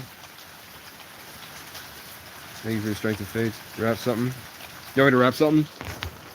I knew I was destined for the limelight. I get high and fight back when the time's right. There's no way they could take away my mind sight. Cause I came for Legos and a light bray. I could knock a bitch out like I'm Mike Tice. I said I'll knock a bitch out like I'm Mike Vick. I got about 700 people bumping my shit. Get the fuck off my dick before I cancel you like Christmas. I've been on the front lines for a minute, psychologically killing these bitches. All of my women invested in fitness. I run a business investing in the holy mission and building a kingdom off the grid with no emissions. From Maine, Colorado to Owado, I've been told y'all I could go the distance. I don't give a fuck about the who's who. All you old pussies mad just because she wouldn't choose you. I'm on Mount Olympus shooting lightning like I'm Zeus. I'm the problem and the proof. I tell your pastor what to do. I got a stage for crickets, chickens, kale and spinach, soldiers, and a coop. Solar and a coop. I got soldiers waiting for the signal here to Honolulu. I'm a big body button heads with moose. But don't get it misconstrued. I know exactly what the truth is. I'm just tiptoeing through these truces till I'm tall enough to lift up all the youth.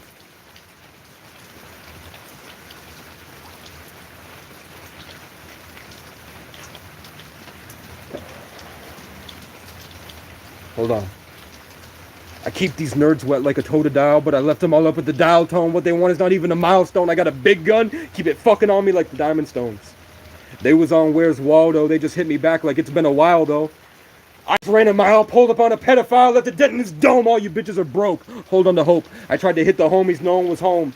So I went down the coast and I came back with gold. Come to find out everyone is a clone. I smoked, took control, broke about the mold. When it found my soul, met the Holy Ghost. Now I'm in control. He taught me how to flow. I bought all of my preachers and Uzi. You cannot chill in my jacuzzi. All of you losers are useless. I just made a porn. They're paying to view it. You're fucking a fucking computer. Quit making these fucking excuses and just fucking do it. I'm sick of your shit. It's so stupid. You bitches aren't woke. You're barely lucid. I can tell how you're made by your music. You're gullible, easy to influence. You don't got a brain. You barely use it. I said you don't got a brain. You barely use it. I can speak alien fluent. I'm making Satan look stupid. You try and stop the revolution, we'll pull up and shoot you like Vladimir Putin. Hold on. I pull up to the party and they made away. I guess it's what I'm made for. I went out and took everything you sat around and prayed for. I broke up at the box and then I jumped right off the stage, bruh.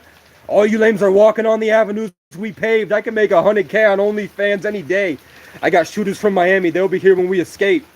When my family goes insane, I pull up and I set them straight. The only way that you can chill with us is if you start to train. You a lame and you ain't about shit. Quit playing. I work hard every day just so I can maintain. They slowed down and lost their brain, went and drove themselves insane. Now they're walking wearing copies of my face. Half these towns are bitter because my dick is bigger. I got their women in my whip and none of us is quitters. If I find out that you hit her, you gonna end up just like... I threw him in a lake somewhere out of state. He forgot his name. I still wear his chain. I was born insane. I'm used to these restraints. They tried to stop the wave. I had to tell them it's too late. I got about 1,000 kids I trained telling me that I'm the man. I'm the motherfucking man. I'm the man. I'm the motherfucking man. I'm the man. And the beat, I made the beat. It's my little brother my deceased little brother on the chorus. And I flipped his beat into something it's amazing. Every time I play it for rappers, they're like, what the fuck? What? Because it works, but it's so inconceivable the way that I sampled it. Because I spent 3 years locked in isolation with just my music studio and a brain injury. So I worked it out, man.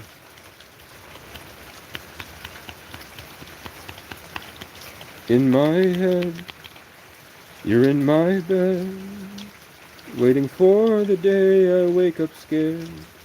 You'll tell me it's okay, I'll take you anywhere. I know you hate me, we made mistakes, but if we can just escape somewhere away from all the pain, maybe the memories we make will fill up all the holes we made. But you're gone and that's okay, I'll fold your blanket up and leave it in my safe place. I know they hate me, they think I'm crazy, but they don't understand just what it takes to be out here every single day, isolated and afraid. Police are here. The angels keep me sane when I'm alone and I'm in danger. Don't worry about me, girl, it's okay. I'm outside, singing in the rain, without a safe place.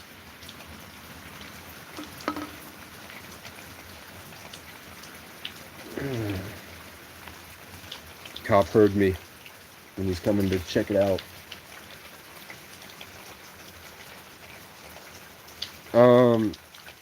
You're getting bullied in school by your teachers and by teachers and students. Never let your external dictate your internal condition. Nothing any one of them say is about you, because only you know you. As long as you are honest with yourself and hold yourself accountable, and you know who you are, it doesn't matter what these other people think of you. When they say these things, they're trying to get an in at you.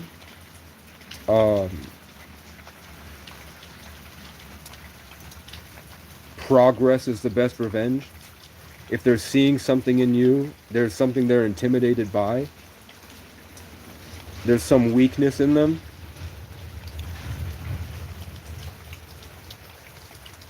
When I say hold yourself accountable, it's okay to be weird. It's okay to be honest that you might not know everything, and there might be something that they're finding weird. Like, I don't know, I used to wear a fedora, and I got the best girls in town because I liked it. I liked my hat. It was unique. It wasn't a fedora. It was a round hat it was an indigenous hat, but it had Irish patterns on it. And I loved it, man. I used to dress in a fucking... I was thrift store clothes, but I wore a dress shirt that I would match with my Air Force Ones. And I had a couple pairs of Air Force Ones that I would match with a dress shirt. Because I liked how I looked when I rolled the sleeves up and people could see my muscles. I felt official, but it matched. And people would hate on me all the time. But I just ignored it. And I just had fun. When you learn, it's called self-amusement. You learn how to make yourself laugh and find things that are funny, and eventually your mind will steer you towards always finding things in life that make you laugh. And eventually, with that strong foundation, I always say, like, regardless of what other people think, you should be striving to better your own life in any way.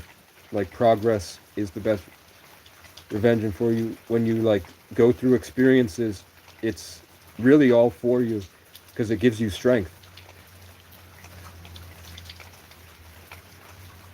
That bullying I got, whatever, that like ostracization, and now I get violence, like the real violence people show me. I'm grateful I went through it, because now when I get hate comments and shit like this, it doesn't bother me at all. And I'm like, wow, these guys are fucking miserable. Imagine who these people have to be to talk so much shit on the internet. Who the fuck are they?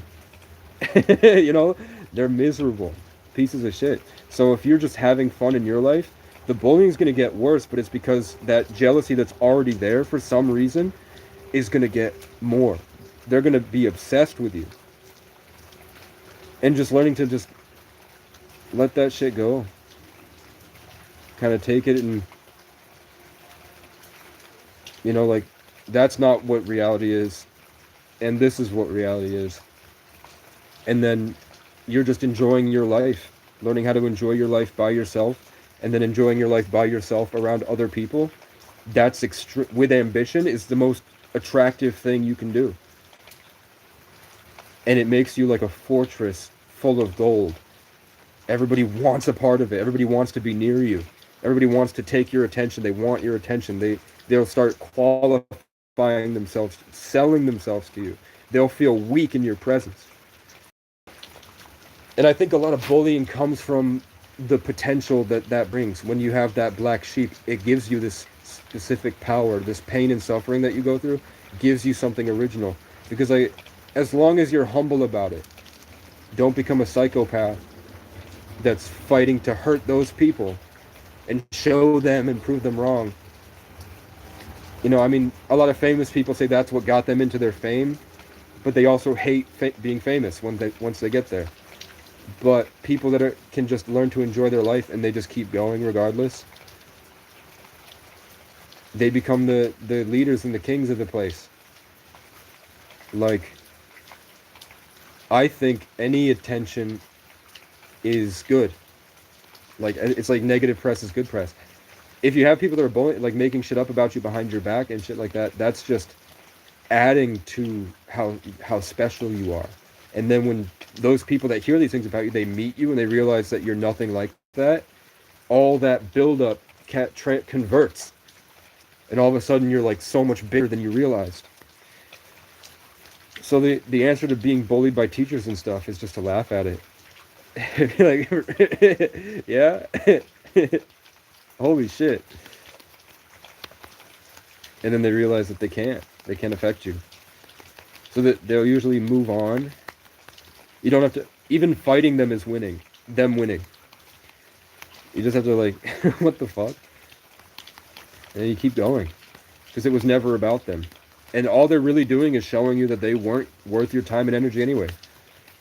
People that do shit like that, why would you want to hang out with them? Why would you care what they think if they're like that? You know what I'm saying? People that are like, you know, why would you want their time and attention anyway? They're just the universe showing you that they're not worth it. And because you're meeting people like that, it'll make you appreciate the good people when they come. When you find people that aren't like that, you'll realize how special and rare those guys are. But if you didn't go through this, you would assume everybody's like that. So really all this like negativity and hate is just preparing for this amazing moment when you meet somebody that's not like that. All these horrible people I went through and all these bad experiences with like dating. When I finally meet the right one, it's like winning the lottery. But if I hadn't had those experiences, I would assume I wouldn't know how special this person was. And it's also a test to go inside and learn who you really are through adversity, which is the big test in life. The best thing about what real strength is learning who you really are through your experiences. And then once you learn that, you can push your limits. Without pushing yourself and identifying your limits and knowing what you're capable of, you're not capable of self-love because you don't know who you really are. So these challenges that you might face in life are just things to build your inner strength create your character. It's your origin story. And the best way is to just learn how to enjoy life by yourself. You can't have a marriage if you can't live a life separate from the marriage. You can't have friends or family if you can't live alone. You know what I'm saying? So it's actually a blessing that you're going through stuff like this. And to just keep going. Don't let that shit get to you.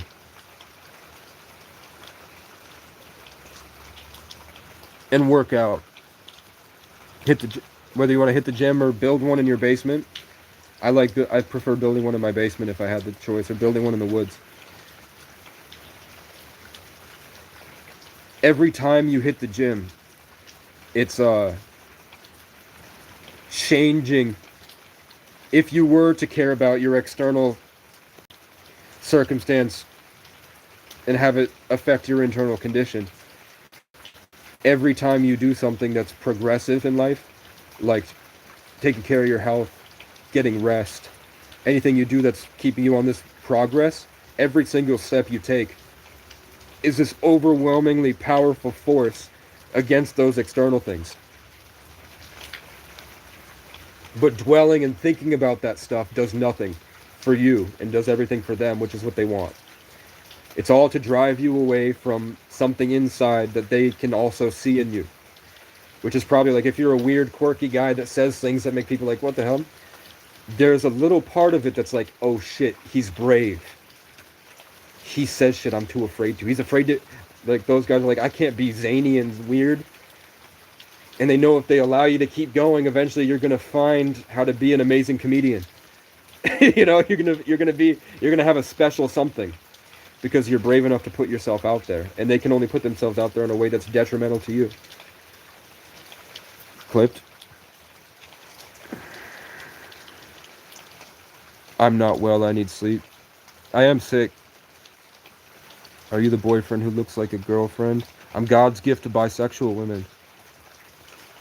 Bro, what the fuck? JK, smoking that Fruit Loops vape. It's called a side piece orgasm, and it's only $5, and it hits better than a loon, and lasted me a week. Do you hear them? They're talking. I don't. That Ken Butter vape. I don't know what that means. Your neighbors must hate you. They do, but for the wrong reasons. Definitely human. I think a lot of these people are aliens. I think that if aliens can hack nuclear sites, they 100% can message you on Facebook. I think it's bots. Bumped his head. I did get in a car accident when I was 19. You'll be alright. This is mental illness. He's being emotional. I think I'm a sociopath. Interesting lyrics. Thank you. Lead tastes good. Your judgmental attitude is a sickness. Oh, that's somebody else. Bars. Oh, this is back when music is just a divine. Drives a scooter.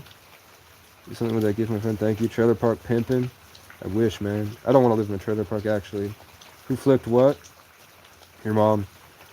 There you have it. It's funny, he's all about the head, but his real problem is emotional. I don't think I'm being emotional, man. Unless you're talking about someone else. I love Morocco so much. I think they're bots. Just seeking real love the hair. Thanks. Thanks. What conditioner do you use? I'm homeless. I haven't showered in weeks. Confidence has to be based on something deeper than simply just being yourself. Yeah, I think I addressed that. Going through life experiences and learning who you are. Oh, this guy went off. Somebody I deleted went off. Be strong. We are who we are, right? Why did I block you? Clowns. Okay, maybe I thought they were talking about someone else. Other people suck. My body count is 26. So what? Batty Bear, if you're real, body count is 26. How old are you, man? And how many of those bodies were while you were invested in somebody else who loved you? And did that person deserve to be betrayed?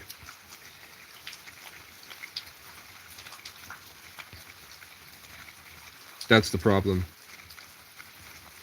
And also, innocence is very valuable. Sex is sacred. Immaculate conception is just you have a baby without orgasming.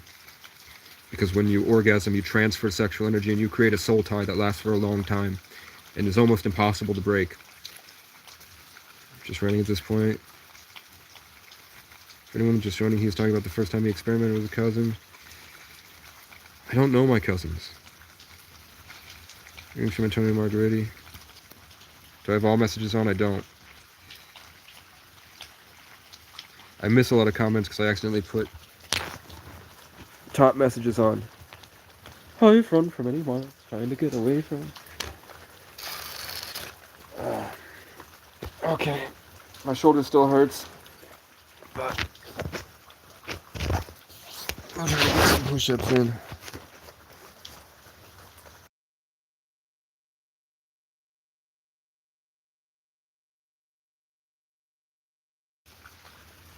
Okay, you touch. I've run for many miles trying to get away from you. But I haven't actually. That was Jake. Fucking accuser of the brethren. I have to stretch now because I hurt my shoulder. Is it gonna fly down? Nope. Cool.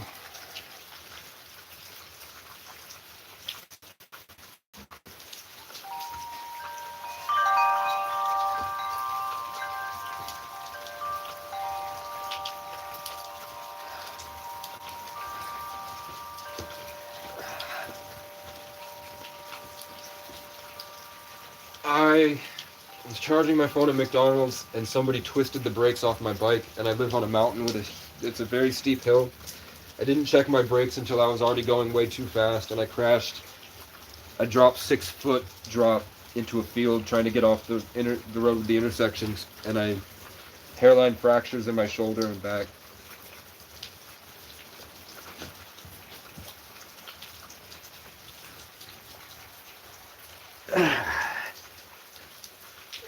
I'm trying not to hurt my shoulder.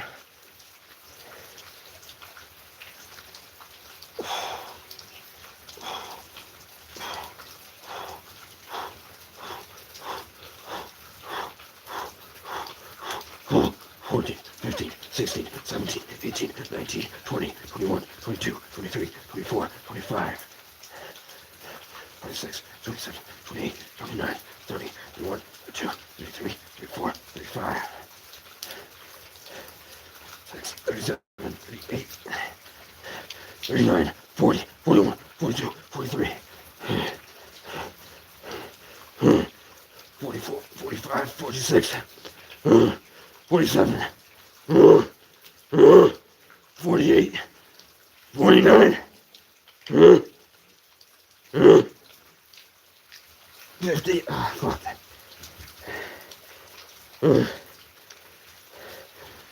I've run for many miles. Trying to get laid, bruh. Shut up, bitch. Okay. Derek, he has an injury. Yeah, I have an injury. On push-up. So that was my first time doing more than 10 push-ups in 6 months. Because it used to really hurt.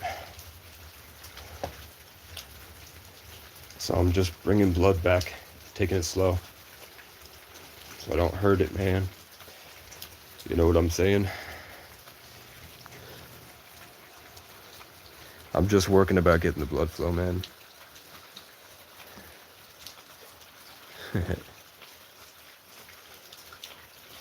Look at all these people, man. I have to, if they're not bots, they're incels.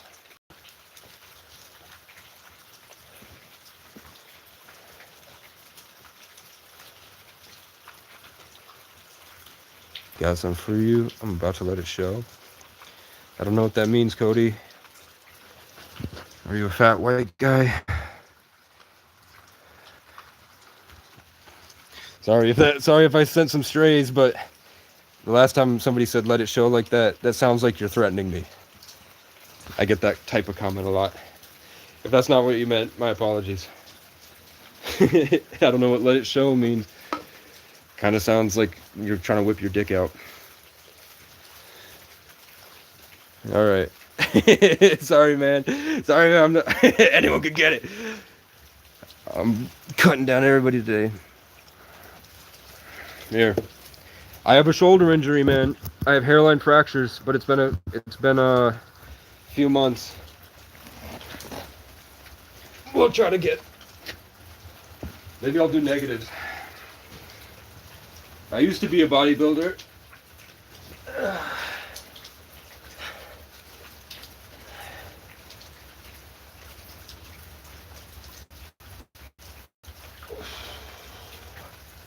Alright, that didn't hurt that bad. It hurts when I crawl like this. I'm gonna have to do like physical therapy.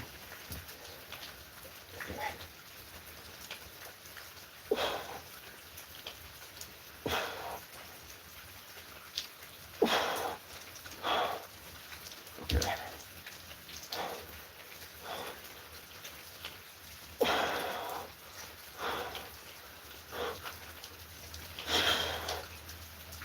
Yeah. That's the best I'm doing with my shoulder.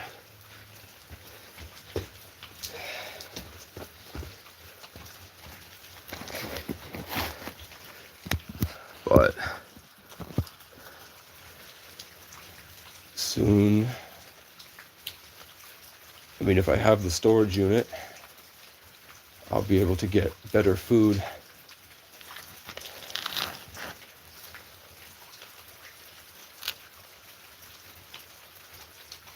We'll see what happens.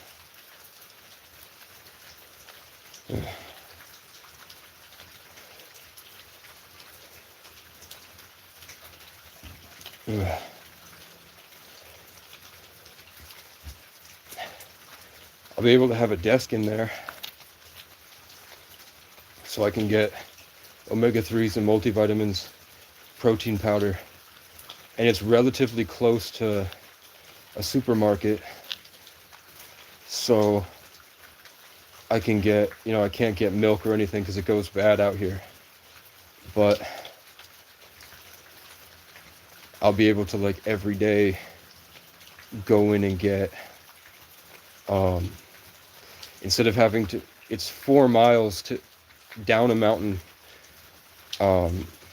through the valley, and then you have to go another mile to 2 miles up another hill to get to the supermarket. If I go to the storage unit, that's only like half a mile to the supermarket. Then I can start to get like the protein milks from the dollar store and mix that with protein powder.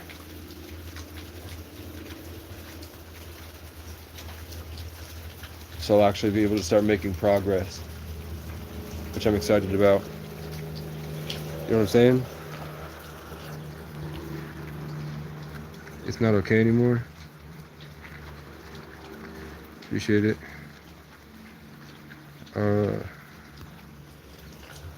I run from 8 miles. I'm not gonna do more. I don't want to push it. I'm gonna let it. I'm gonna rest with it.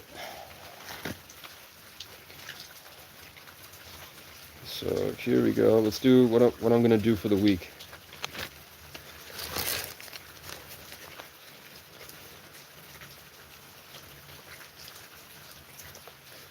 Move everything to storage. Laundry.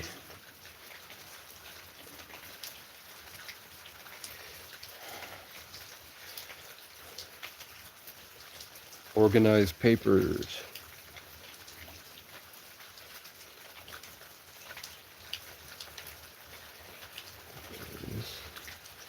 Or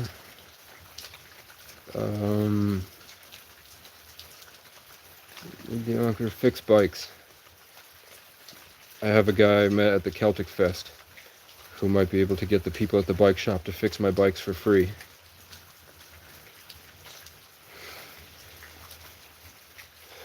So once I have the bikes, I can go further.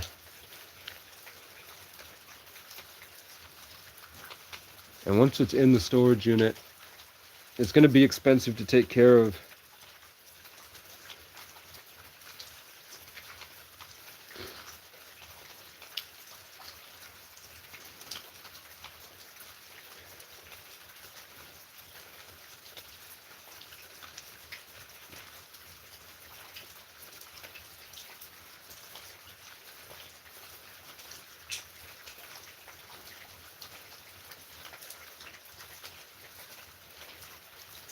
The reason I want to keep that chair is because it's sentimental. I have a nice antique chair, and the plan was to eventually get an RV and put it in the RV if I couldn't find a long-term place like the cabin. Shout out from South Texas, Northern Mexico.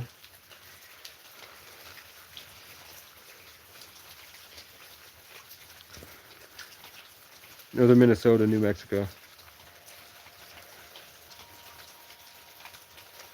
Hey, Josh, is it dangerous in South Texas? If I were to take a trip out there for the winter, because it's warmer, and go on like a nomadic homeless journey, traveling through different places, looking for eco villages, maybe get an e-bike and DoorDash, find a cheap RV,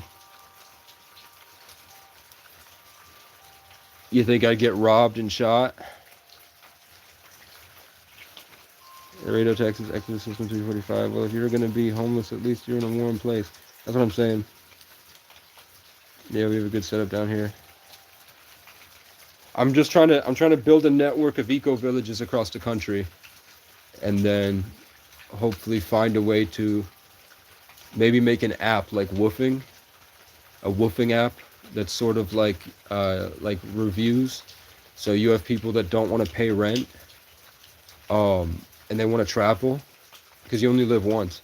So sort of what Facebook does, where you post who you are, and if they're in your area, and if there's anything around for a guy to set up and work, like work campers. But instead you just open an app, and it's like DoorDash, but it's more like a social media thing, where you get verified reviews from the people at these homestead places, so that you don't have people, one, you don't end up like walking into a satanic cult that kills you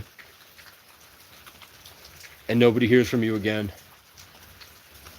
You have it registered where you're at on the app, so that if something happens, people can find you and they find where you were.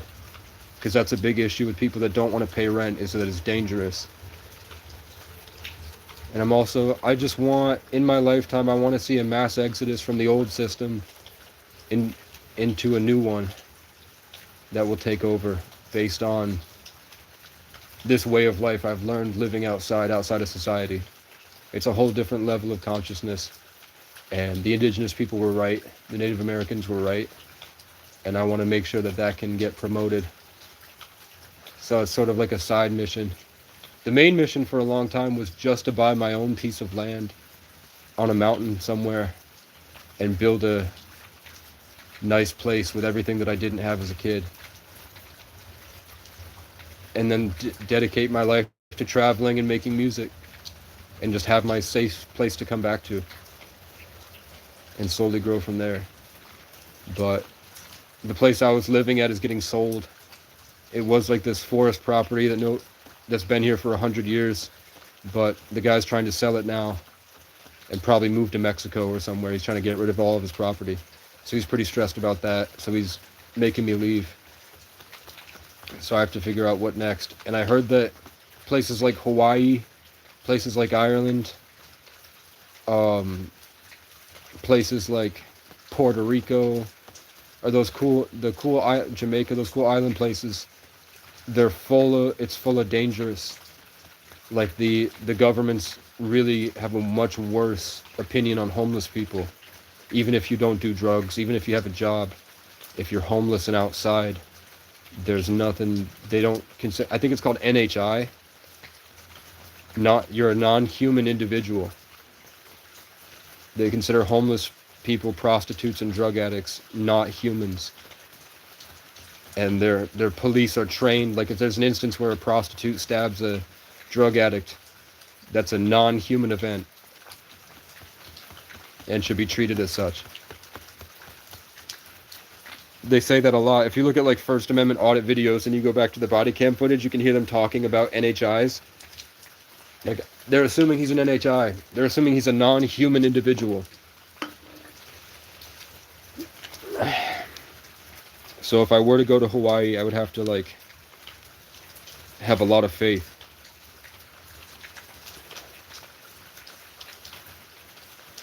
But I really want to work on a ranch.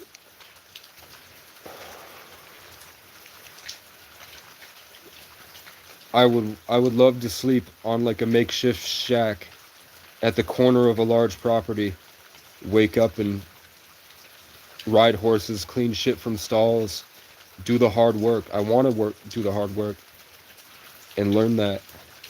I want to ride a horse. I used to have a girlfriend that rode horses, and I didn't do it back then because I was on heavy SSRIs, because I was in DCF, and when you're a person in the institutions in Vermont, you have to be on a medication.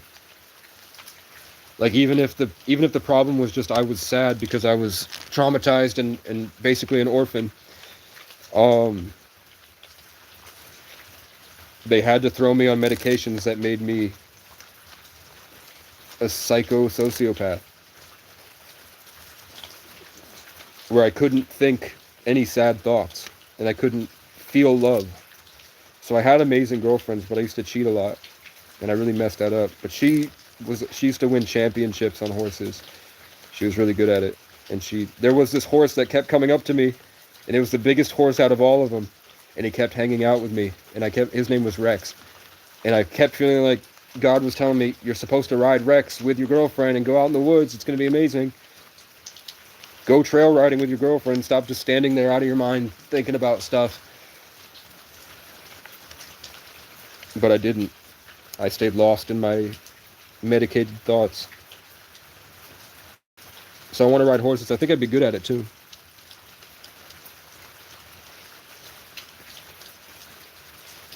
Yeah. L orphans. What are you saying about Puerto Rico? That it's dangerous to be homeless there. I love my body count's like 30. Most of it was the summer of 2018. I'm saying like maybe five girls a year for 6 years, which doesn't sound that bad, but my body count is like in its 30s. I definitely know people from Massachusetts that their body count at 26 was like 300. But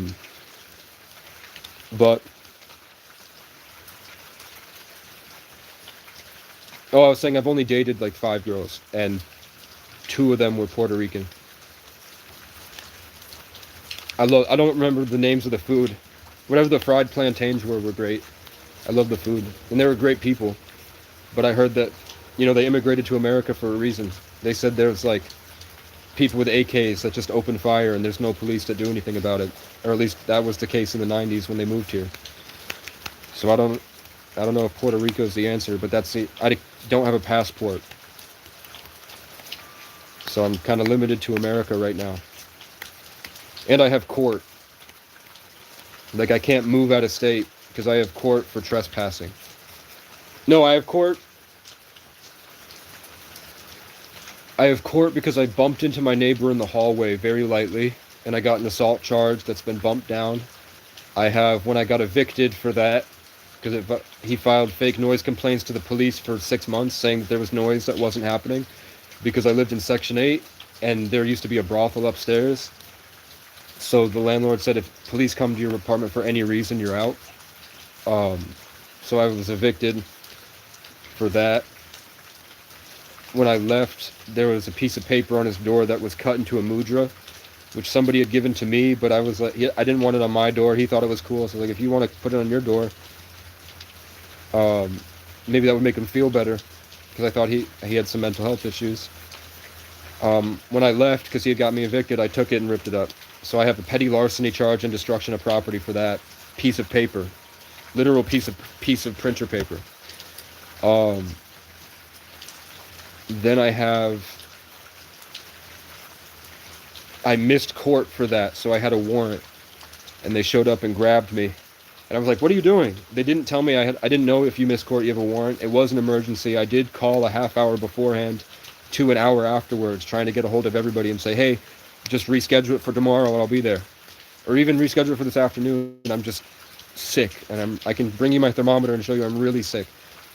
And it was the middle of winter, and I didn't have a car or anything, so I had to walk to the courthouse. So that happened, and then I was arrested for not making court, and they didn't say anything. So I lifted my arms up and I said, what are you doing? Stop. Just talk to me. I don't know what's happening. And they maced me, and they said the screaming from being maced, and I went, ah, why? And then my mom came out, and I was like, you did this. This is your fault. Because my mom has I don't know if she has schizophrenia. She has super bad anxiety, and that creates things that aren't true. And she believes those things are true. Like, she thought I was trying to kill her with a grenade. And I said, I'm going to get my car battery and my charger, and I'm going to charge my car battery and go to Burlington. And then I come back, and she called the police and said I had a grenade, and I was trying to kill her with it. So I have a disorderly conduct and resisting arrest for that. And then my mom did a relief from abuse order after that, and she would talk to me the whole time, but eventually those delusions would make her freak out. And then even though we had just hung out for like 12 hours, the next day she sees me on the sidewalk outside and calls the police and says I'm trying to kill her. So I got violation of that abuse prevention order, which was just a weapon she used against me. It was broken all the time. Pretty much like 3 times a week she was trying to talk to me. But then randomly she would just have me arrested and thrown in jail, and she'd be very happy about it. And I didn't do anything to deserve it. And then I have an instance where I went to see my dad on his birthday, and he tried to choke me to death. And they didn't give him an assault charge because we technically fought, because I bent his finger back as he was trying to choke me to death. That's why I have parents like that, which is why I was in DCF custody. We both got assault charges. So I have court for that. So, I mean, even if I did go to Hawaii and I can't go to trial because I'm out, maybe they'll just fucking throw it out. They'll be like, these are a bunch of bullshit charges. Anyone with common sense will see he's kind of a victim of horrible circumstances, and he didn't instigate any of these things. The only thing he did that was instigated was taking the paper and ripping it. And then the other thing was bumping into a guy in a hallway. Much less than you get in New York City. Like, it was like a light brush. Because he was posturing in the hallway, and I was like, I'm not going to let this guy try to push me into the wall to block him, so I just went with it. And I moved my shoulder forward. Because he felt like he won because I was packing my stuff and leaving. He had gotten me out of the apartment. And that guy he had problems. My girlfriend and I would be having sex, and my neighbor would text me and say, Devin is outside your door listening in. What, are you doing anything in there? Are you like, okay? Devin is at your door with his ear to your door, and I was having sex with my girlfriend. He did shit like that. He wrote me a couple love letters about how handsome and talented I am. And I took one of them and traced Herbert the pervert from Family Guy, and I taped it to the door. And he called the police about that. Because I said, everyone in this building you're all fucking incel pedophiles. Leave me the fuck alone. So that happened. So that's what I have court for. And it's been going on, that's been happening for 3 years. I've been going to court for 3 years for that. And the prosecution hasn't even said what they want. Like, why they're doing, what they want from me. They said they don't want me to go to jail. I've already spent 2 weeks in jail for missing court as I'm traveling, and I don't have phone service. I miss my WebEx, and I go to jail they always pick me up on a Friday, so I'm in there for 3 days, Friday, Saturday, and Sunday. And then I get out like Monday afternoon, and the jail is like 3 miles, I think it's 5 miles from town, and they don't give you rides. So you have to walk in the flip-flops they give you, because the police station takes all your stuff. So you have to wear your military thing, and they think it's like a walk of shame. So I would get arrested like that, and I'd have to walk 5 miles out of the jail in St. Johnsbury back to town. And then I'd have to take it's an 18-hour bus ride, because you have to take a 6-hour bus to Montpelier, and then you have to wait 12 hours and take another bus either to Burlington, which is 3 hours, or up to Morrisville, which is 3.5 hours because of wait times. So that happened a lot. I've been to jail, I think, a total of like 14 to 20 days in the past 3 years for either missing court, or my mom, she'll text me or send me money, and then eventually she'll call them and say, he messaged me, even though she was the one that reached out to me,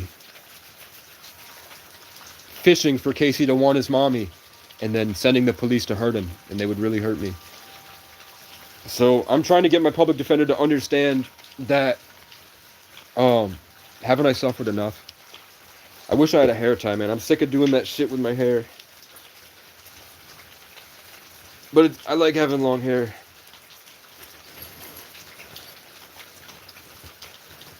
Maybe what you're wishing for.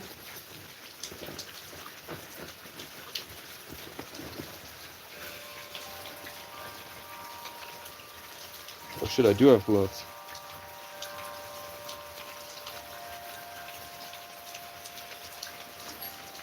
Hee.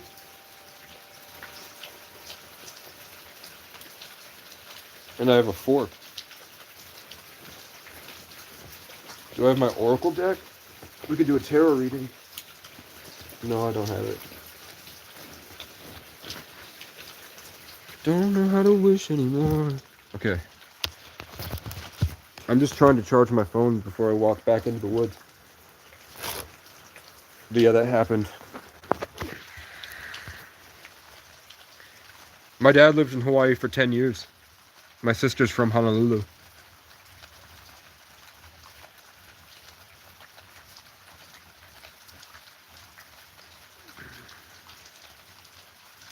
Key to my channel is going to a thing in Texas. I quest homeless all over US. It's about to get bad in America. Yeah. I wanted to change Vermont because it's the second smallest population size, but it's got a huge amount of homeless people. I thought if I stayed here and I fought through it and made a change, Vermont could be, because it wants to be independent, it could set a good example for the rest of the world as a control group, like a controlled experiment on how to fix these problems and identify them. And I did figure out a lot of stuff about how to heal trauma, what it's like to be homeless, where they're coming from, and the best jobs for them.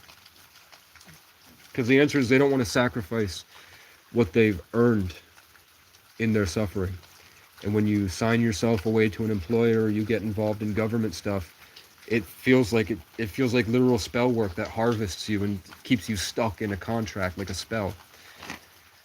And you can figure out that when you look up the origins of law and what they used to believe when they were doing black magic rituals on indigenous children in the Order of the Eastern Star's basement and the torture chambers under Catholic churches across New England, is that when these laws were invented and this institution was created, it was based on siphoning out life force energy.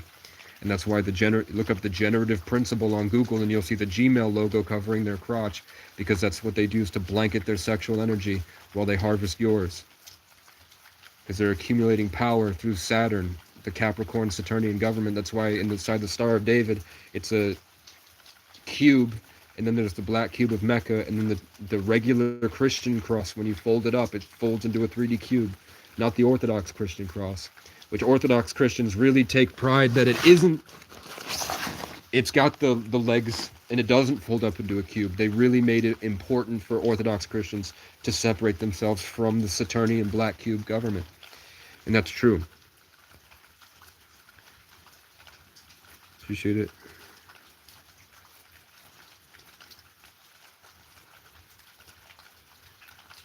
I don't know what that means, Brandon.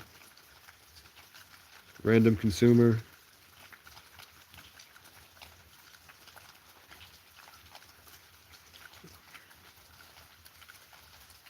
There's nothing I was omitting.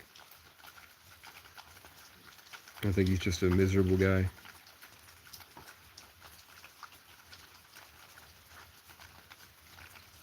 How am I not thinking correctly, man? Yeah, and I used to be somebody like, my mom would go, my PTSD, my PTSD. And I'd be like, that's just an excuse. Stop dwelling in it and start doing things to better your life. And over time, you will learn to take back the control that you felt was taken from you. But then I went through really horrible stuff. I used to be a guy that I wouldn't shame victims, but I would be like, man, just stop dwelling on it and start hitting the gym. And watch as it gets easier. But then I was at a place where I would be trespassed from gyms because they knew I was homeless. And I'd be like, no, I'm not a criminal. I don't do drugs. I just live in my car. I'm traumatized. I just want to come in and shower and work out because that will better my life and put me on a better path. And like, no, go fucking work at McDonald's. Get the fuck out of here. And later on, I was thinking, it's because I was young and good looking. Like, I had a six-pack, big muscles, and I wanted to get back in the gym because I didn't want to lose my progress. But eventually, homelessness deteriorates you. And it's not just homelessness, it's trauma. And the trauma is not from other homeless people. Homeless people help homeless people. It was from the people with jobs did this, and the police, and the court system. And it whittles you down until you lose yourself. I fought for a long time just trying to hold on to where I was before I went through this. So when I talk about this stuff, I'm not looking as a pity party. I'm not looking for sympathy. I'm literally just telling the story, and I tell the truth. I don't omit anything. The only thing I omitted with the situation with my dad was that I woke up after his birthday. He was at the computer. I sat next to him. I was thinking about like, I was just thinking about stuff to say because I don't know. I was just thinking about stuff to say, and I realized that he had gotten a $2,000 loan from his neighbor, and he spent $1,000 of that buying a car, and the car broke down that week. So I was like, hey, have you thought about putting the car that's broken down into the mechanic instead of giving the guy the other $1,000? And he was like, don't fucking tell me. And then when I got up to leave, he pushed me into a wall, and then I punched him once because he came at me again. I punched him in the face once, and then he froze and stared at me like angry, and then I walked out to leave, and he ran out and grabbed me by my hair, threw himself on the ground, and tried to choke me to death. And I put my fingers in his eyes and pushed, and it didn't stop him, so I bent his finger back until he ran. It's the only thing I omitted.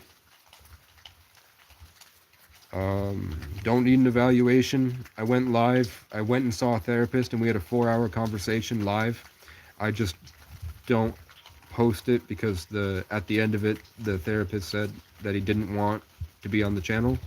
He didn't want the recording of him, but for the people that were there, could see he didn't say, you're not schizophrenic. I think you're very smart. He suggested that I have a really high IQ and my pattern recognition in my brain. If I ever wanted a break from that, and to like kind of step away from that pattern recognition and that higher level of thinking, there are medications that can sort of dull that.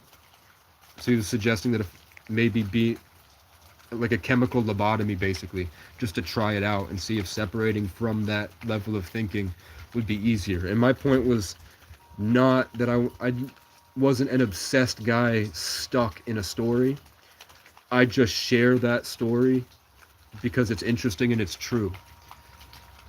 Like the pattern in my life with like the same names that, like, I won't go into it, but God's hand in my life, and how you can see that same telling, the same way that my life events happen.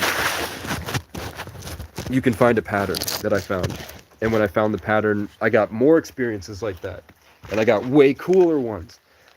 So I share that with people like that because that's the stuff that makes everybody think Casey's crazy. But they don't realize that when I'm not live talking about it, I'm not really thinking about it. I'm not obsessed with it. But then I walk down the street and it happens again. And I'm like, okay, it's happening again. So I'm just going to talk about it so that people can see that it's a string of reoccurring events in a sequence. Just to say, like, there's a greater intelligence at play. So I said it to the therapist just to see what he would say. It wasn't like I'm a schizophrenic, delusional guy, like freaking out about the numbers. but I showed him these real testimonies of these experiences. And at the end of it, he was like, no, that's exactly what I think.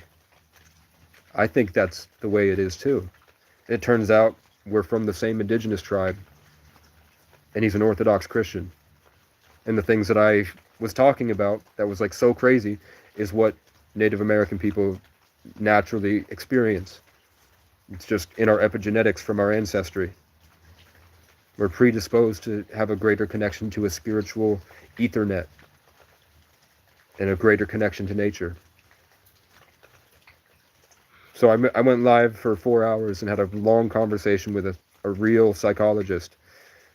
And he said, you're not schizophrenic. You might be bipolar. You'd have to stay here for a couple weeks to get a measure, but I don't think you have anything wrong with you. I think you should just maybe try to experiment with a couple different medications to see if it helps or if it doesn't. You know?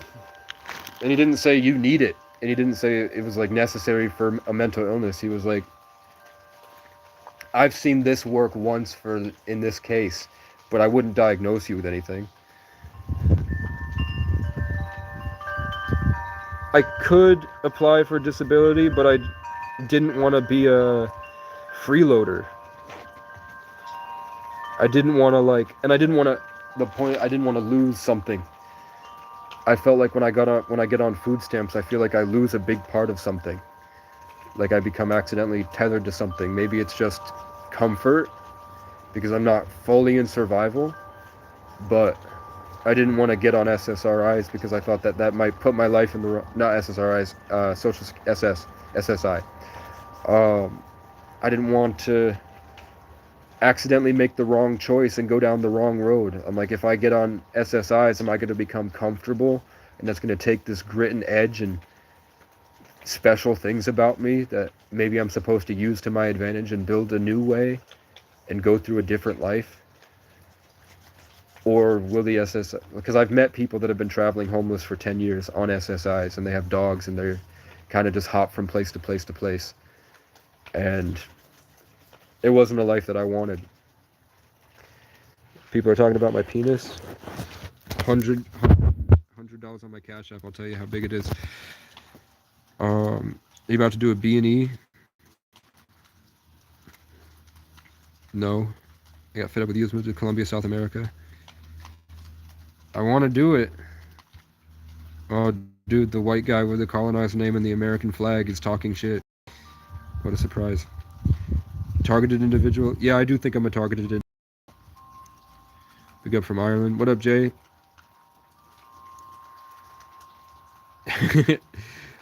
Look at these people, man. Come on, Kurt. Don't crop dust me, man. You don't gotta do that, Kurt.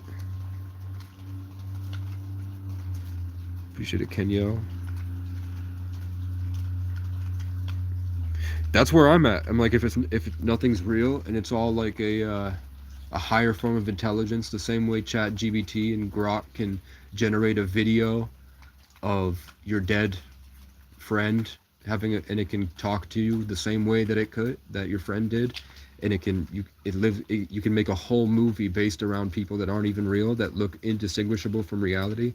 To say that a higher level of intelligence than that AI can't generate the experience we're living inside right now, and our souls are actually the same way you're looking at a phone, looking at AI in a video. What's to say that these bodies and this whole physical experience isn't a created thing by a greater intelligence, and our souls are just watching from another dimension, and that we all have personalized simulations, and that's our astrology, numerology, whatever, our blueprint for the experience we're in. The gift from God is to be here. So what would the point be? I don't know. Maybe it's to just live an authentic life in an inauthentic reality.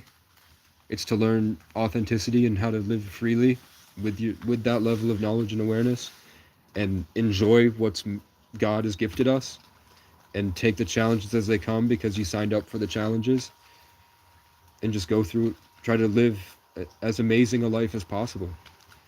I don't know if I'm supposed to lead an army to victory and be a 33 life path that changes the world, but I know that the way my astrology is set up is exactly how my life story goes on a third dimensional level, having an Aquarius, Moon, Mars, Uranus, and Neptune in the 10th house of Capricorn means that I live in this slow climb, exalted, placed away from everybody, where I have to slowly grow into a public figure. Sagittarius in the 8th house means that I will be adventuring through the worst parts of the human condition, and I'm supposed to be this rejuvenating, transformative, creative, passionate force into ascending to the highest levels of the human experience.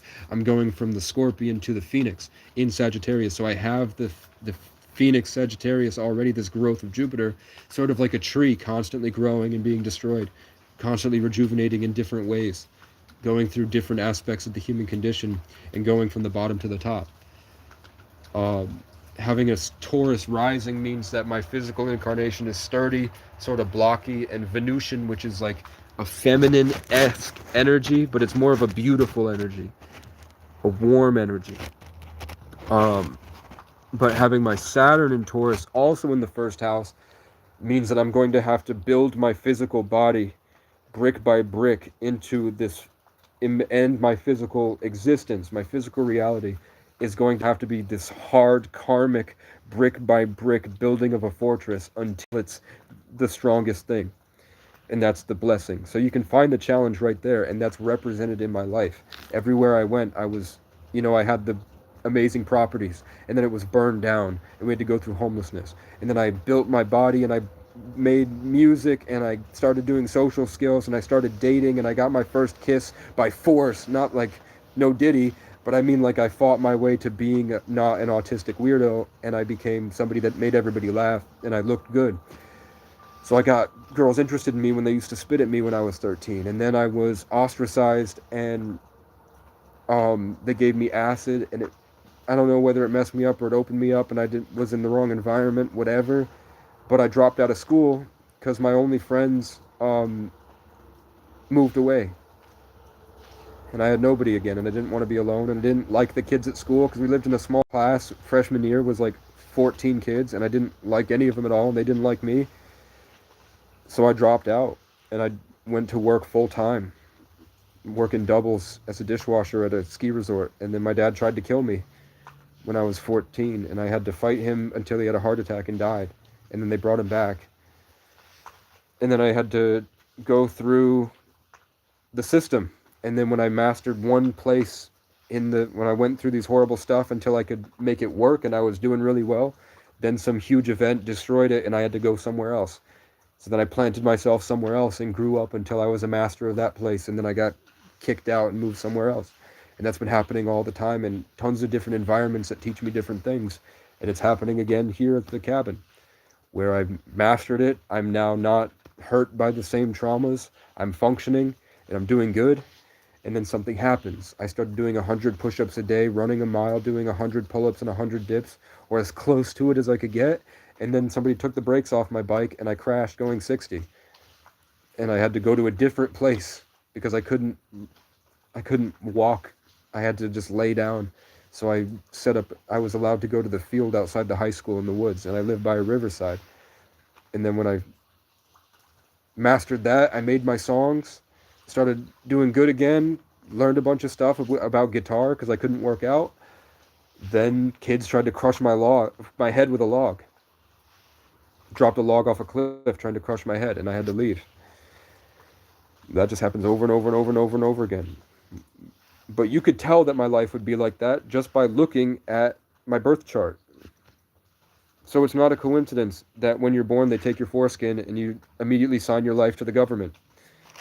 As soon as you're born, you get inducted into the Saturnian satanic matrix in America. And you have to work your way through that, giving them your power the whole way, because there's a system in place in spirit. That the indigenous people, the immigrants, and the homeless would be the number one enemy to that system, which is why they had to die. That's why they're killing them and trying to get them away, because they're trying to keep this system going as long as possible. And that's a true fact. I don't know how to braid my hair, bro, but I'm sick of it being...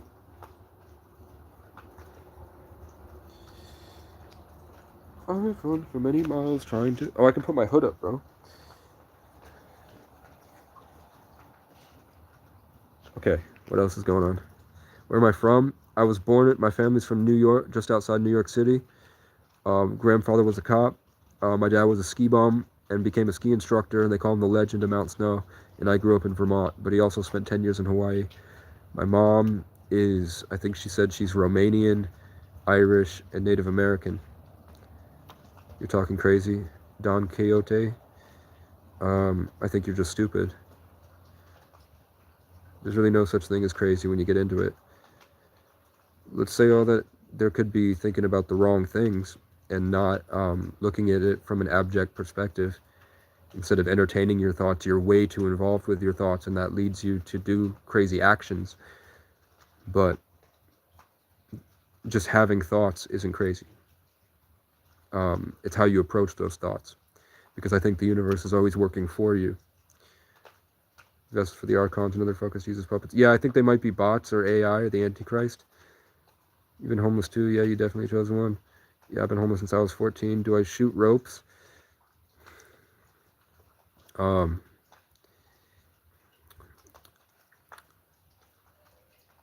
an owl over there. Because you can't focus, you are rambling, and your PTSD from whatever happened. I'm just ranting. You know, what should I say? I'm on the side of a screen and there's a whole army of people on the other end. What am I supposed to say, guys? Fast, sunlight, probiotics, ketosis, autophagy, neurogenesis, Higgs boson, quantum mechanics. Imagine nothing and reverse it. The universe is working for you. You are actually your external thing, and you're living inside your own mind. You are running the simulation. He looks like his mom. Sometimes. Fuck your sob story. He looks like my left nut. I don't know, man. It just seems like you're probably in your 30s and you don't get any women. Energy flows where intention goes. Yeah, instead of focusing on what you can control, focus on what you can create.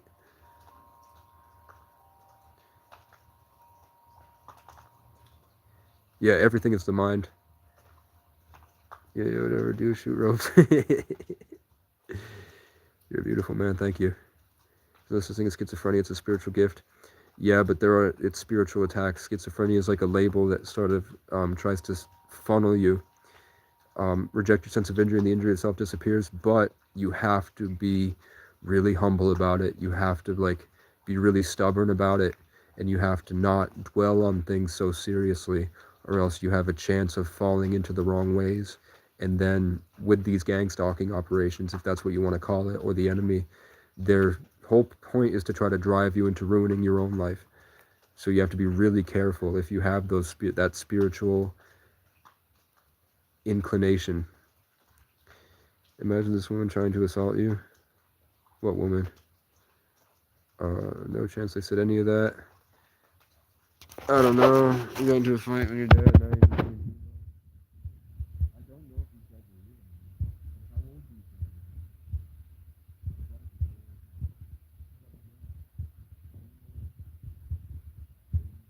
I do like that album by Sleeping with Sirens. So in Time with God nowadays. I don't really call it God. I just call it the highest. Seriously, 5'4", I'm 5'10", 6 foot in boots. Cut the hair and start anew. Why? Norman.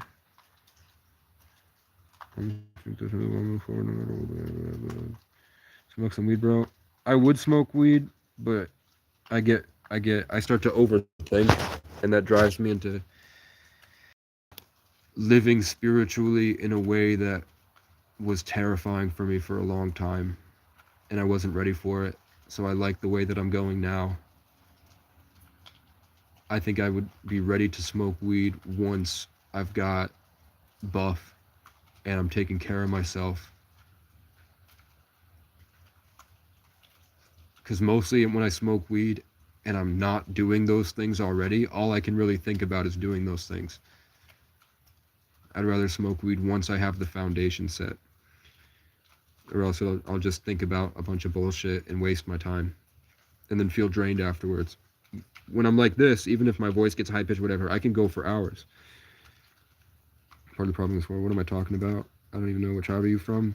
Seneca, Mohawk, Cree, Cherokee, Iroquois Confederacy. It's Abenaki. That's the area. I didn't know which specific tribe, but when you look at the skin tone and the facial features, and then I look in my life about the people that I keep meeting, and the patterns constantly coming, and the teachings I learn from those people, there's a specific, like, it's like a song. There's a movie playing and a song playing in my life, in my external reality, and that I sort of go between different ones. Like for maybe 2 months at a time, I meet 7 different people that are Mohawk, and I notice that the things that they tell me are the things that I was thinking about at that time in the woods. I was learning a new aspect of the natural order and learning from nature. And I had these things I didn't understand about, and I wasn't sure, and I needed validation, like confirmation that I'm not crazy. So I would meet people from a specific tribe over and over. Like I'd be on the bus and there would be a guy and I know the features, so I ask, and then I tell them the stories. And they're like, yes, and this, and this, and this. And I'm like, oh, that makes sense. That's why I had that experience. Okay, and making sure that everybody is also, like, the things I tell are like, man, my grandma used to tell me the exact same thing, but I hadn't thought about it in so long. So it was like a good experience for them to like get back in touch with themselves, and it kind of inspired people and woke them back up.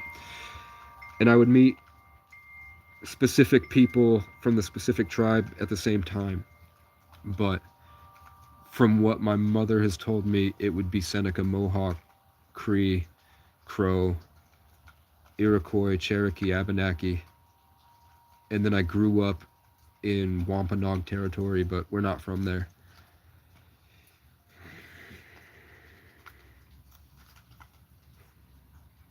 The Anunnaki were the original people. They made humans to find gold.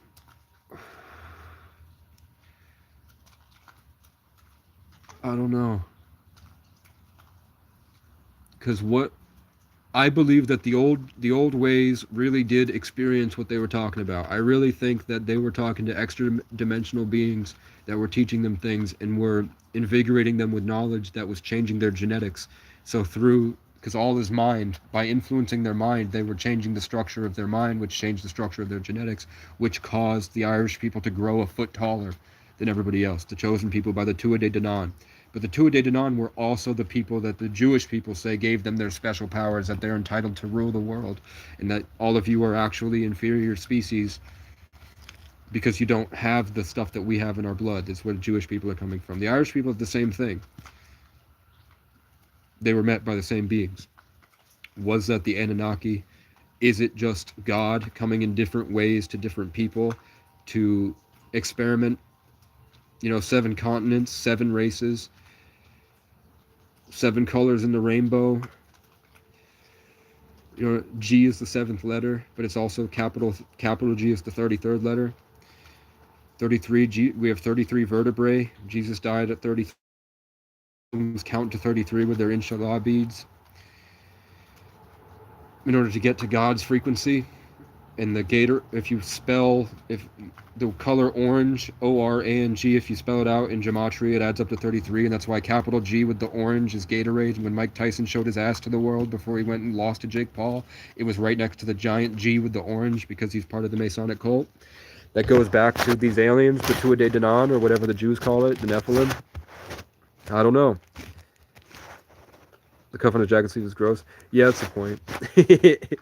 I have to do laundry, and I was really sick, and I didn't have enough for toilet paper.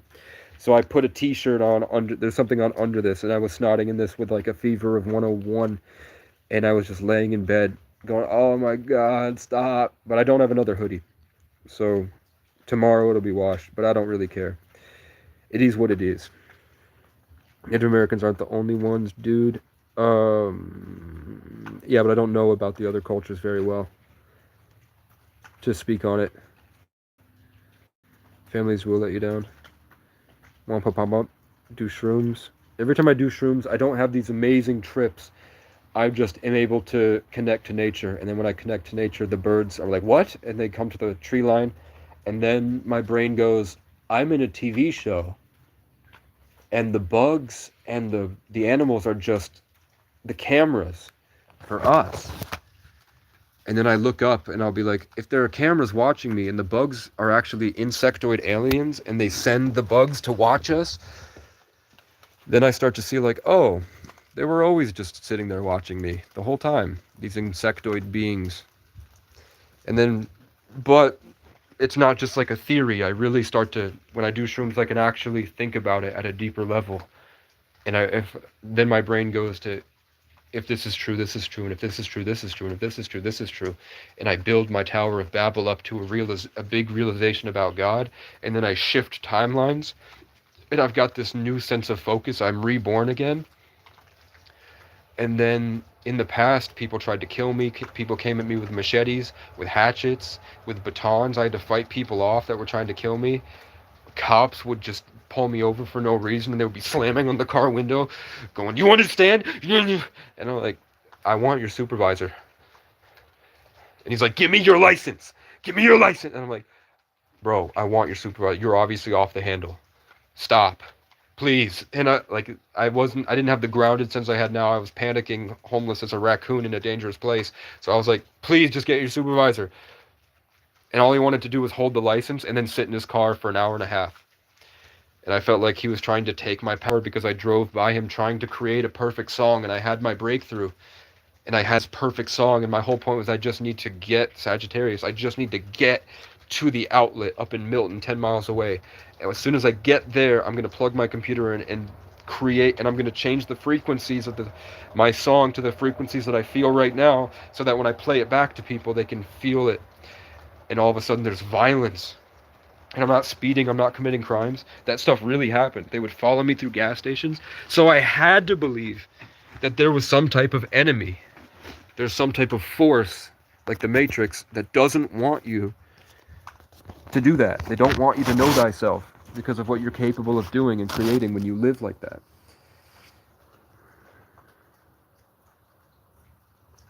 So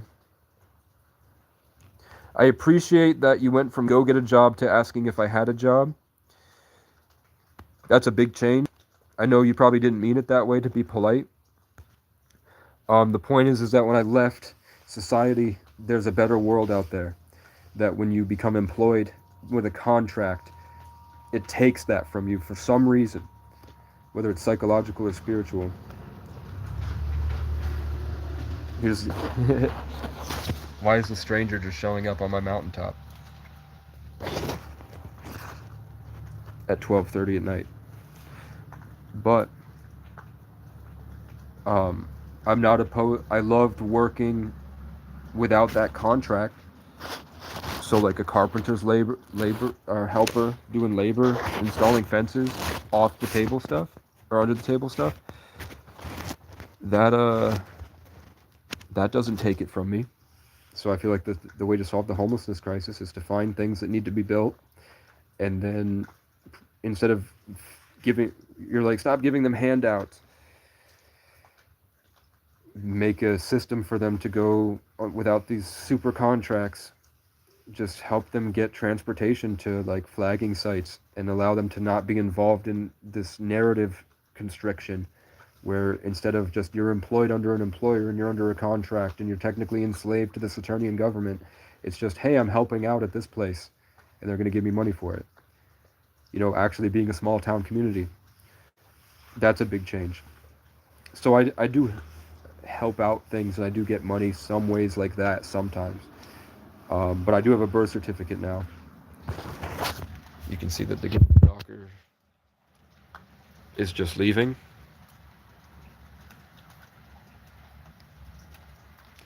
So like, what's the point other than to be a distraction from whatever I was trying to tell you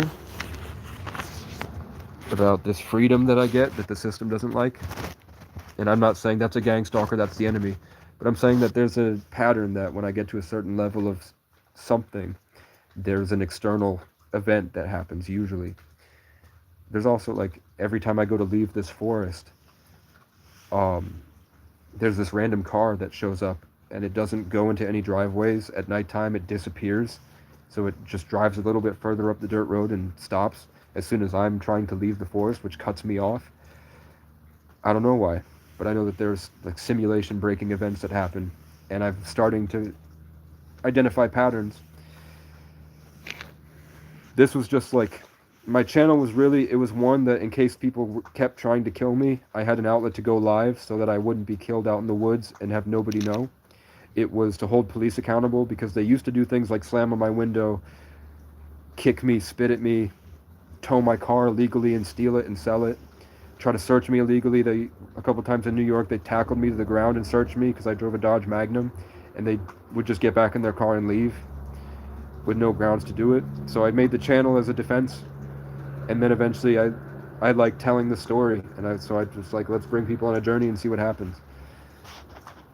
Don't let anyone tell you what you are, brother. Appreciate it. First of all, get a haircut. I'm good. This guy gay. He's just a coward. I don't think I'm a coward. I think I do brave things. That was cool. I saw a big flash of light coming from the forest.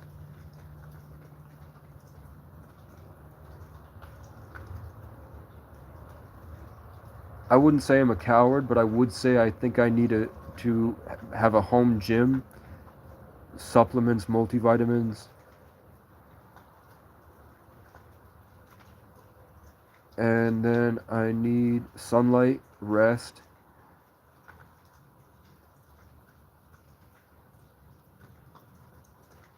fasting, and then I think that my environment is, I think I have trauma, but I'm not somebody that gets scared and shies away from things, really, ever. Like, even today we saw a ghost on camera, and I didn't run. I went, that is not okay. But it's just because I think I need Adderall. I think I need Adderall and omega-3s and rest, and then meditations to try to like fix the traumas. And then once I can fix the traumas and stuff, I'll be able to come back into my presence so that I can give a better representation of who I actually am than just somebody that's kind of lifeless and empty and rambling. You know, I'll be able to organize my thoughts better. But for content like this is all it is. There's not really much I can do in my situation. I can't edit videos.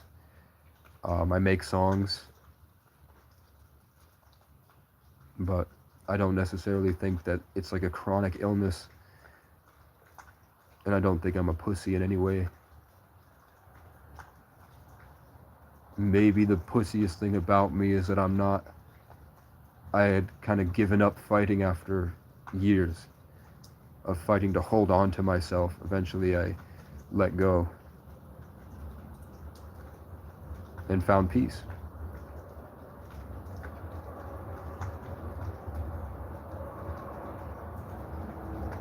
It is what it is, you know? There's people like me, yeah. They're like, you're a Nazi. Why, bro? No, I'm not. I have no opinion on that. Students over here are so brave for working slave jobs and paying taxes to Israel. True. What am I sitting in front of? I'm sitting in front of a lion statues. Here's the wind chimes. Get a pre-roll on a bag of mushrooms. I don't know. It might help. I'm not opposed to trying it. If you're homeless on SSI, then SSI. Yeah, it could be reparations. Is this another car coming?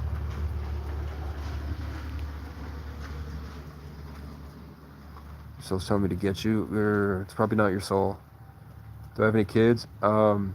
Kids are dead. Very, very late stage pregnancy. My daughter died in the womb. Like, I'm talking about like month 8.5. And that was Chloe, for anyone at home. because I have stalkers. And I was told that, I mean, my first girlfriend was really like, they're all amazing. Like, I would consider all of them to be 10 out of 10s. Like, very rare. But I think the decisions they made after their relationship with me have brought them much lower. Like, I dated an Instagram model that I met in the shelter program, and we were both jumping through shelters together, and she was really bad. Like, really, like, the best. Like, I really did have the best, and I'm not trying to brag, because I haven't gotten anywhere close to that in the past 6 years. But in that short time, when I was young, before I went on this journey, I think the universe did bless me. But afterwards, only one of them really made it out. Only one of them has grown and gotten better. The other one's deteriorated, and they're not good now. But my first girlfriend, even though she was the most attractive girl in town, she had problems. She'd be worried she was 20 when I was 16. And she didn't want me to talk to any girls my age because she was my first time, and I really loved her. I had that youthful attachment to my first love. So she would do things to, like, really manipulate me. Like, I don't know if she was really pregnant or if she was faking pregnancies to try to keep me from leaving her long enough so that I would marry her. Because she kept trying to get me to get her pregnant all the time. All she wanted was a kid from me. But she had told me a couple times that she was actually pregnant and that she aborted it.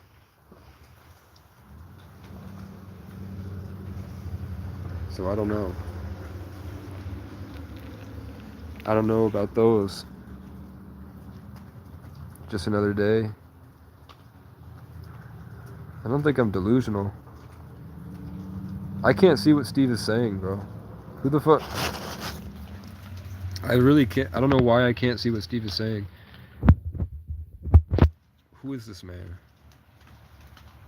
Steve Cat.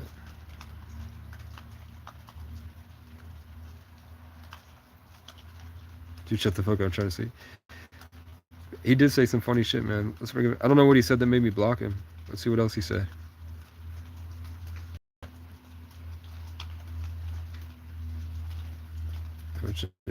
How much for your number, baby girl? Hey, Casey, I'm falling asleep, but I saw you that. What up, Micah? You don't have to, man. Appreciate it.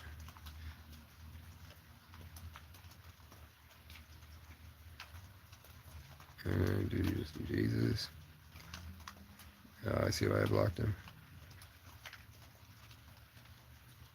Give your pops, damn, dude, sorry that if you emotions, you just call yourself a man. I have to forgive your dad, just understand, you got that super fire. The noetic realm, I don't know what that means. Here's what happened, how do you move forward, doing this stuff. All these comments are rooted in malice, man. Are they human? Fuck Charlie Kirk. I had a dream about him the other night. I had a dream Charlie Kirk was sitting alone in heaven, and he was bored.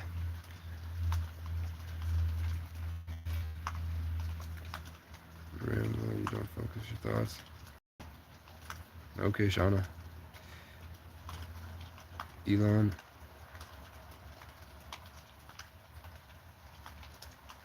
You're in the Matrix, and you are. How does it work when we interact? Jade Runyon, if you're still here, that's what the flower of life is that we all have our own personal lives, and when we all get together, they interweb and interlock with each other. I just don't know at that highest level, what's the purpose? What's the point? I don't know. Is it just to do whatever you want. It's just, what do you do with the life that's given to you? But I know that there is a higher level of structure and orchestration from a higher intelligence. Last time I got some pussy, mate, a couple months ago. Boy, smoke a joke with Cash Patel. I'd smoke a joint with Cash Patel. I'd rather a tomboy than a femboy. All the tomboys are turning trans, man. We're losing tomboys by the minute. Do I have schizophrenia? No. You saw the red wife in real life? Like the Matrix? I believe you. Fuck gang stalkers. Haven't I seen you in a gay porno? Nope. Make me super covered. You sound super. Oh fuck. Has it been muffled the whole time? Can I get a prayer for court in the morning? I demand that your court hearing be filled with righteous truth, and all the naysayers, in the name of Jesus, or Yeshua HaMashiach. Holy angels, please keep this man or woman water runner protected. Please invigorate them with protection and healing so that they can embody a better way and show the bullshit for what it really is, and give everyone common sense and decency, and give the people that deserve it what they deserve. Are the semantics God the highest? Amen. Which is just a guy in Egypt, I heard. Gangstalkers are all fags. Yeah. So are haters. Like these people in my comment section, which are probably gangstalkers. Hairs of spiritual intent, don't cut it. How these people here? That's true. And I think it's also, I don't know. When it was all clumped together and dreaded, it was much different than when it's just like this. But I also, when I brushed it, I lost a lot of that. Could be why I feel different than when I had that huge mass. But it was different. It was better.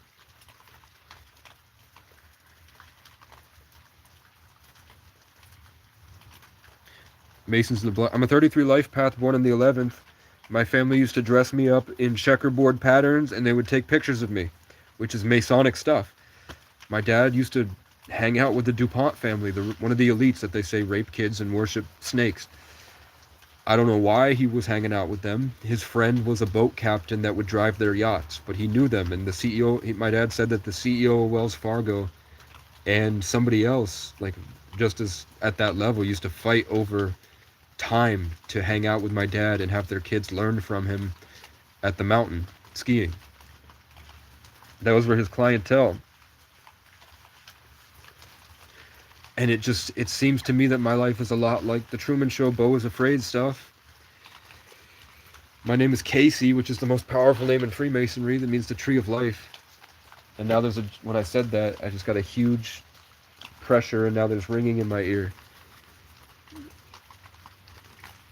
I know they said my great-grandfather was so good at whatever he did in life in World War II that when the first cars were invented, because my dad is 70, so his grandfather, when the first cars were invented, they drove across the country to New York City to pick up my great-grandfather and drive him all the way to other parts of the country, said for dog shows. And I don't know if it was really to go judge dogs or if there was something else going on there, but I know that I never got to see any of that money. That I never got to see any of it. I know my uncle married the actress Joan Hardy, and they own an island in Saranac Lake, but I stole the canoe and went out there to see him, and they wouldn't let me on the island, and they wouldn't look at me. So I don't know what's up with that. I don't know if they're Masons or not, but there's evidence pointing to that they are. And there's a lot of evidence pointing that I'm in the Truman Show. Like, I had a conversation with somebody at a thrift store about the DuPont family and the 33 life path. And then the next time I went into that thrift store, somebody walked in and put a big toy truck that said DuPont on it and the number 6. Right where I was standing when I had that conversation with somebody. Stuff like that doesn't make a lot of sense to me. Unless Bo is afraid level simulation.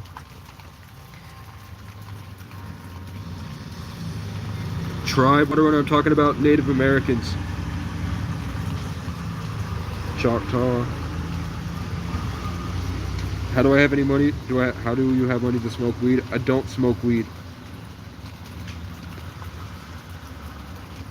Or unless you're talking to somebody else. Bro, I have a crazy experience with Salvi and talking to multiple beings and crazy stories. We should go live. That guy on YouTube. I'm trying, at some point, I'm trying to go live with other people. I don't have... It's just people unloading a truck back there. Oh, I think those people showed up and then they saw that somebody else showed up and they took off earlier. Right. Eventually I'm gonna go live with people. You said about the so-called gang stalkers? Space programs are the oldest time. Yeah, we got a guy that knows a lot about that stuff. About frequency warfare and Havana syndrome. MK Ultra. I mean, Candace Owens went on live and she told people after Charlie Kirk died that, yeah, we're all in the cult, but Charlie Kirk tried to leave the cult and they killed him, and now I'm mad about the cult, so I'm going to tell you we're all in the cult. And she said, we've been in power for thousands of years. It's all an MK Ultra experiment. We see you as cattle. We own everything. We're all programming you and giving you this food because we're experimenting on you, and you don't have any freedoms. We've taken them all in ways you'll never understand. And she just went live and said that. You can look up that video from Candace Owens. She said that. And then she changed her cover photo to a Masonic ritual on Facebook.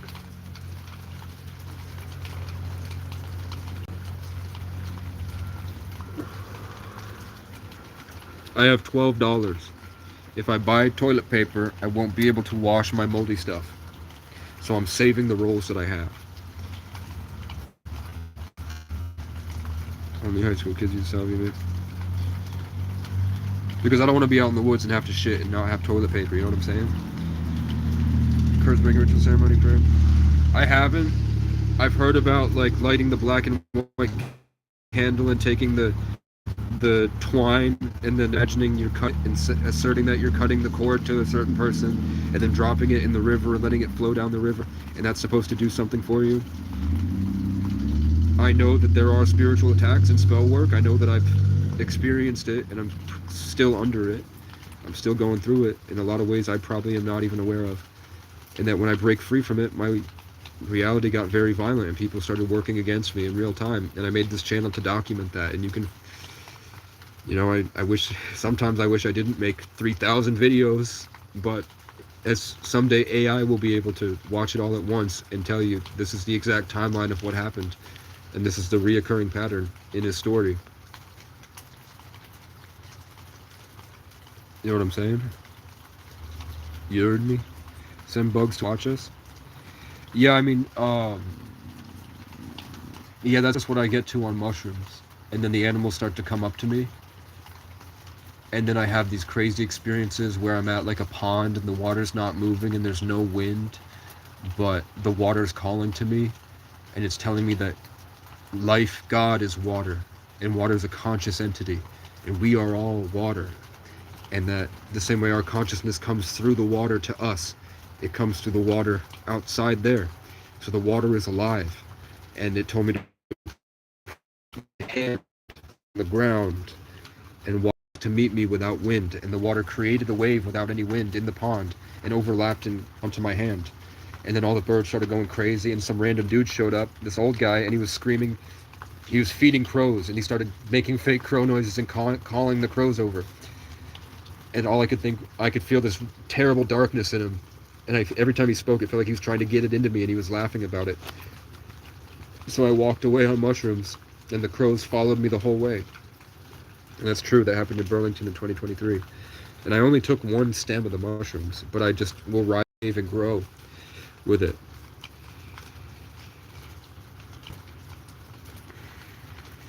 Is it hard to believe that the same way that Siri can be in all of our phones at once, there's a greater intelligence that's in all of us?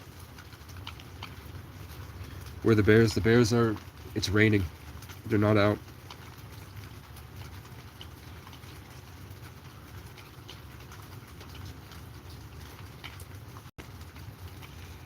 Hey, Shauna, I'm gonna block you. Appreciate you.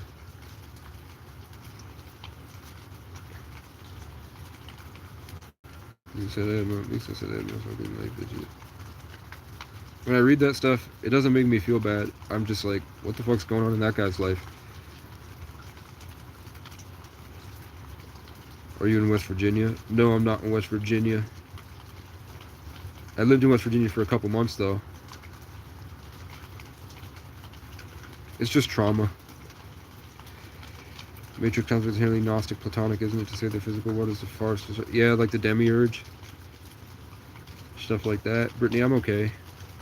I tried to tie it to fentanyl and Chinese research chemicals and basically tore down what they could of a business idea. Like the predictability of puppets they are and diversity. Peace is love. Dude, you need no more drug. Yeah. Anyways, after this movie, because I'm trying to think. Trauma makes it feel like there's this immense pressure on you at all times, working against you.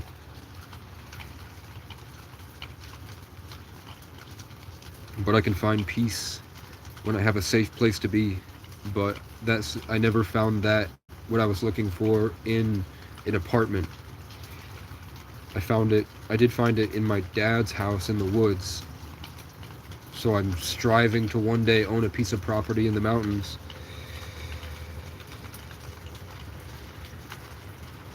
The fake goober goblin. I don't have a family.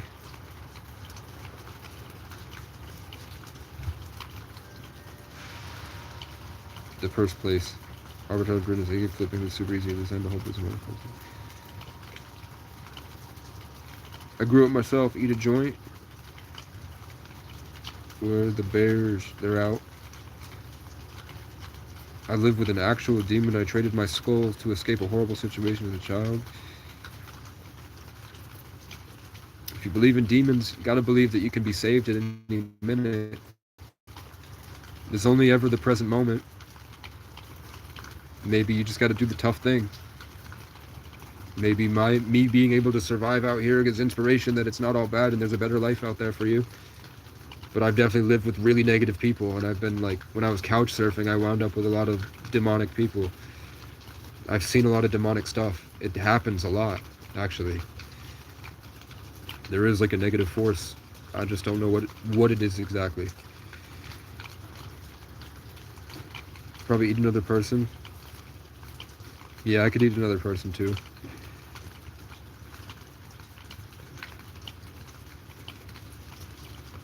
Is that Jared Leto? No, I thought Jared was a pedo. You're a good Dubra. I try. Steve's not here. Is it a fire here? No, it's a truck. It's rain. It's pouring. And my phone's at 100%, which means I can switch to my portable battery finally. Back to the break. Okay, hold on. Okay, that's good. It's not muted or anything. Love the hate, bro. Just spread hate, bro. You're all Steve.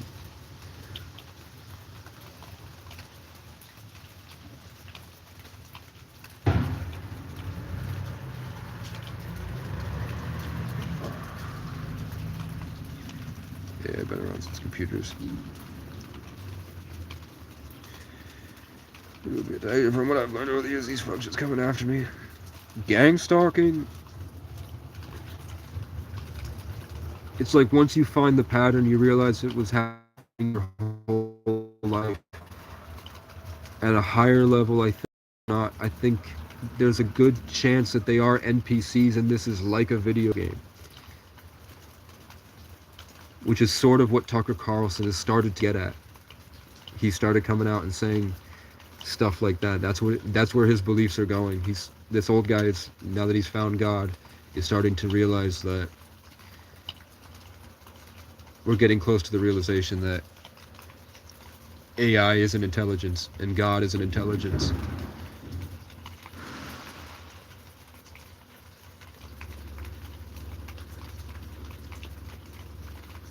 Yeah, you guys talk a lot.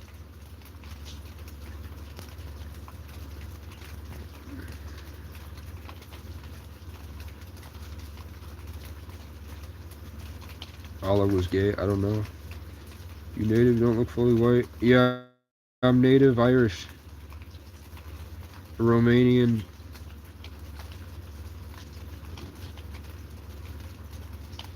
And my uncle mentioned African. He said that somewhere along the way we had a lot of African.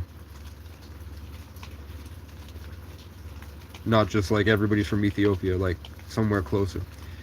I don't know. Is there a trailer behind you? Yeah, I'm on top of a mountain and there's a warehouse up here, but they won't hire me. I've tried for years. If you want to donate, I have a Cash App and GoFundMe in my channel bio. Night, Micah, I appreciate it.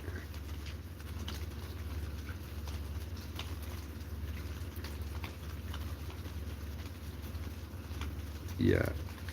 Without Brian and Heather, I wouldn't be alive. So I really am hoping and praying for their family. And I really like the story that God has. I really like Brian's story. I think if he wants to go on Facebook a lot, and he is getting, like, a lot of people are, he talks about God. And I always was like, don't do it on your Facebook. It didn't work for me when I went on Facebook. Try it on a YouTube channel. Build your community through YouTube.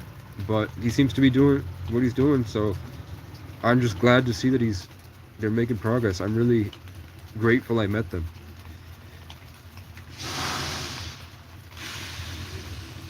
Yeah, there's gonna be some others. Ever see Hat Man? Shadow? I've never seen the Hat Man. I've seen shadow people and I've seen reptiles. I've seen praying mantises. I've seen the blue ones. I've seen cat people. And then these big things that are like giant Roman architecture of something, and it's got little tiny beings inside of it, operating it the same way that our cells operate in our body. I saw that once. Never been prescribed Seroquel. Someone send this man money. You're gonna end up in prison. I hope not. Kieran, which is an Irish name. It means dark. Does Kieran mean dark prince, or does Kieran mean dark prince? I thought it was we are all one. Tinfoil hats on. Always. Drugs very good for you. Maybe too deep for new guy. Later. We were mostly water and bleach and mostly water. Man, those guys are just you guys talk a lot, man. I'm not used to this. You want to create a homeless program too? Am I that far behind? Oh shit. What Shauna say? She just kept telling me I need help. Which, who doesn't need help? Can you think you need help with right now? Everybody's 2 weeks away from being homeless, 2 paychecks away from not being able to make rent, and they're out. Replaced with the next guy. You hate on me so much. Why? Because I spend my time sleeping and singing with birds in the woods. What trade do I have? Ranting on the internet. I'm a certified audio engineer, but I don't want to work in music studios. I just want to make my music.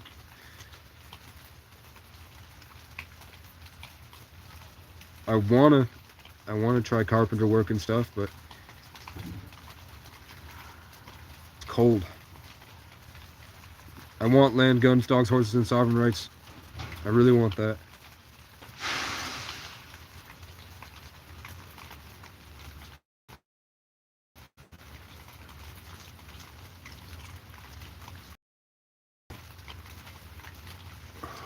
What did I eat today? I had ravioli that's a little moldy, and I took a chipotle aioli and I put it in Tupperware, and I took a Taco Bell mix and I spread it. I mixed it into the chipotle aioli, and I scrapped the mold off of it, scraped it, and then I ate it.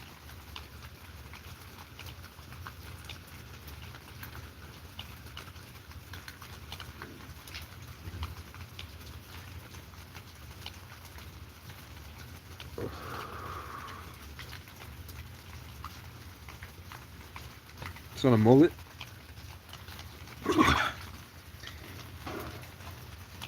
I do need to wash my hair, bro. What's the name of the king of kings between demons? I don't know, but I think I think it's a giant crow. I think one of the kings of hell is a giant crow. If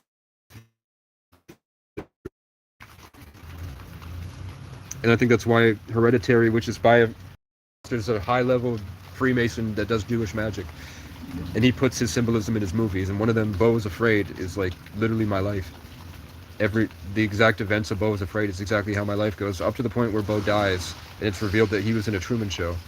So I'm worried about that. But his origin story, the events that took place, they're archetypes, and you can see the exact representation down to the same names, down to him being getting in a car accident and taken in by a family. I was in a car accident and taken in by a family with the same names. You know what I'm saying? These insectoids. Yeah, I mean, this summer I would see them a lot, and I can get into that later. The mantis, I don't think they're benevolent. I don't know. I'm not really sure I'm not really sure any of them are benevolent. I think they're indifferent. But I know there are things that are much darker. Like, I've met the Greys. I've seen giant praying mantises. I don't know if it was a dragon, if it was the devil, or if it was a draconian, but it looked like a giant T-Rex head. And that was real. The Fae, shadow people, UFOs on command.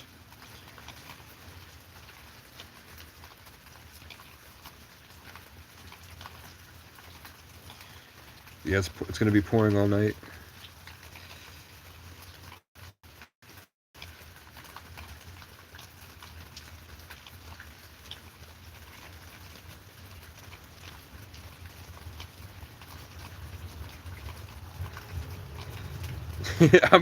Am I getting closer at all to the... Okay, I got it. We're here. Fuent Weezer. We made it, guys. That was like an hour, right? I'm just charging my devices. I've run for many miles, trying to get away from...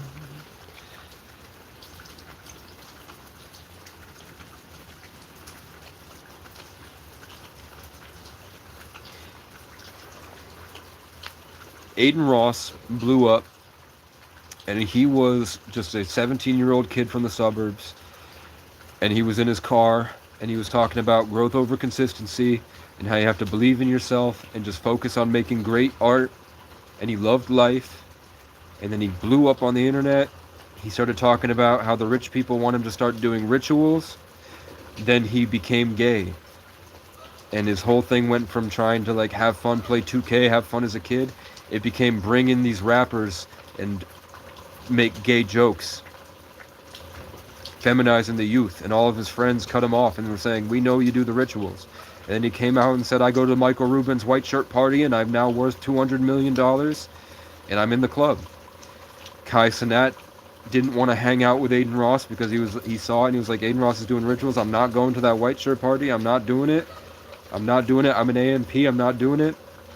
And then Phantom just left AMP and said he caught Kai sucking a Jewish guy's dick. That's true. You can look it up. Kai's now in it, and he went to the parties. He moved into Diddy's house. For real, and he looks like Diddy. FaZe Lacey was just a nerdy kid, and then he blew up because he was quirky and funny. He joined FaZe, and then he went on live. You can look it up, and said that he was invited to a party. They brought him into the room that Kevin Hart and all of them talk about, that room where there's a door behind it and you don't know what's behind the door. They brought him to that room, and then he said Aiden Ross came out of that back room and they were covered in blood, and they made him do a ritual. And then for weeks after that, for many weeks, he started he would just say, I'm going to the ritual, guys. I'm going to the ritual.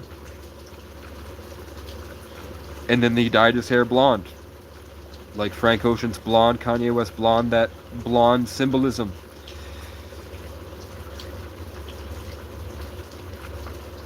MGK was a kid from Cleveland, and then he started drinking blood. Now he wears Saturn merch. Adele wears the Saturn merch. They all wear the Saturn merch. Saturn paraphernalia, all the Saturn satanic Capricorn ball goat stuff. Bohemian Grove, Epstein's Island, Albert Pike, Manly P. Hall, Masonic rituals. Look up black magic stuff. It's just an ancient cult that they hid it from us for only 100 years. But it probably wasn't accessible 100 years ago either, because you wouldn't know where to look and there was no internet. So it's been going on for a long time. So I'm like, I don't know what to do with my life. I don't know what my purpose is. I'm not sure what the right answer is, but I know that building a foundation isn't wrong. Hustling and getting buff, taking care of myself. Now that I've gone through this, I feel a lot. If I hadn't gone through this, I would have felt like my life was meaningless. Now that I've gone through this, I feel like I have something now that makes everything for the rest of my life much better. I needed these humble beginnings. I needed this origin story. And now I can do great things. So I don't want to risk being killed by a satanic government. So kind of making it in music doesn't seem to be as fun anymore, but what I used to tell myself when I was 13, when I'd have these pep talks to myself at night, was give yourself as much potential as possible to live the best life possible. If you think that's drugs, I think you guys might be some weird pieces of shit. You know what I'm saying? You guys might have some problems. New York and Miami. I like Miami, just make sure you go with a lot of money, or you're going to be out there hanging out with the bums. New York City and Miami, to really have fun, it's built in the satanic Capricorn government. So the only way to have fun there is to have wealth. You need to have accumulated your power, which they do dark rituals for. But if you go to places like Jamaica, Costa Rica, Mexico, you can have a lot more fun with a lot better looking people for a lot less money. But there's a novelty to going to see Miami and New York. The happiest person I've met in Miami, the happiest person I met, because I met famous rappers, I met sex traffickers actually, I met doctors and lawyers and all these people. The person that I felt was living the best life, the most satisfying life, was a waiter that was living at an Airbnb, and he was getting drunk with his friends every weekend. And he was like 28.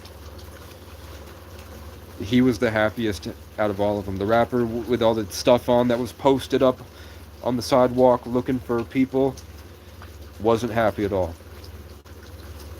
None of them were smiling. None of them were enjoying themselves. None of them were happy, except the guy that was in Miami at the Airbnb, barely making any money, but he was getting drunk with his friends and hanging out. That guy was happy. Everyone else was like stuck and trapped and really judgmental and so far from anything that seemed like any type of life I would want. And I made the news. There was a news reporter and I walked up and I was actually wearing a Hawaiian shirt. Maybe I'll be able to find that video and I'll post a screenshot. I know the right group chat that I can find that screenshot and I'll post it. Because I walked up and she was like, "How you doing, man?" And she was beautiful. Amazing, beautiful woman. And she had an afro and red dress with the microphone. And her husband was the camera guy, and he was this big fat Christian dude. And I walked up and said, she was just talking about like, "Are you joining Miami?" And I was like, "Not really, man, but I'm here to learn. I'm from very far away, and this place is amazing." And shit, whatever, my energy overwhelmed her, and I could see her being like, because I was naive to it back then. But I was so different than what the things I said and how I said them were so far from city life. It was so far from anything because I had spent decade in isolation, alone. Even if I had friends and I was doing stuff, I was mainly just by myself. So I had a different genius perspective on things, and I was living so differently. The way I moved, the way I walked around and talked to people was so different than everybody who was like locked in patterns and moving very weird like robots. And I hadn't been in society, so I didn't understand anything like why they were doing that. I wasn't in the world. I was in my own world. So that was really cool for her, and she found me on Instagram later and thanked me and invited me to her church if I was still in Miami, which was really cool. And that's a true story. December's my birthday month, so you'll never know. I'm December 11th. Burnout from drugs. No, I think that's just a way to avoid something inside yourself. I think you're scared of something. I think you're a pussy, actually. You have to help your grandparents and parents. I don't have any. I don't have any family.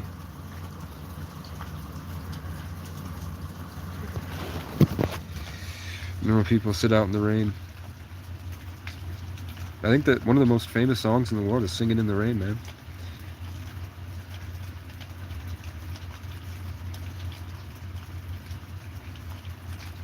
These people are insecure.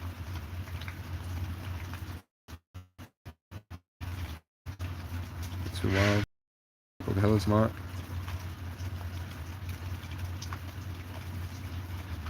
Feel good. Go to a restaurant. It's 150, 200. True. Everyone love your hair so much. I don't know, man. It's a gift. New York is overrated. True. I went to the bus station on my I would take Greyhounds across the country, and I would stop at the bus stations, and I would just take a walk around New York. I took the ferry. It didn't seem that great to me.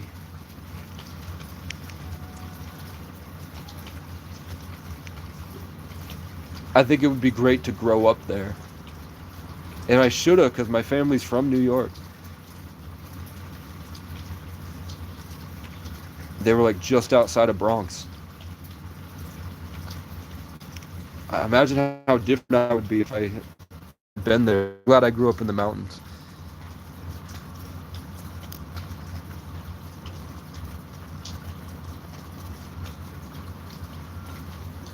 Yeah, I'm not saying that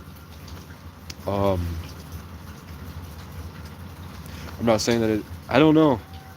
Is it morally wrong to make a bunch of money in America and then go out to a country that can't get into America because of the administration and live like a king? Or is it just is what it is? I don't know. I think if you tip well and you're generous with your money and your opportunities, I'm sure they'd be grateful to have you. As long as you're not a piece of shit that likes the power that you have with the money, the wealth difference because of the American dollars in a foreign country full of amazing people. And it looks amazing too.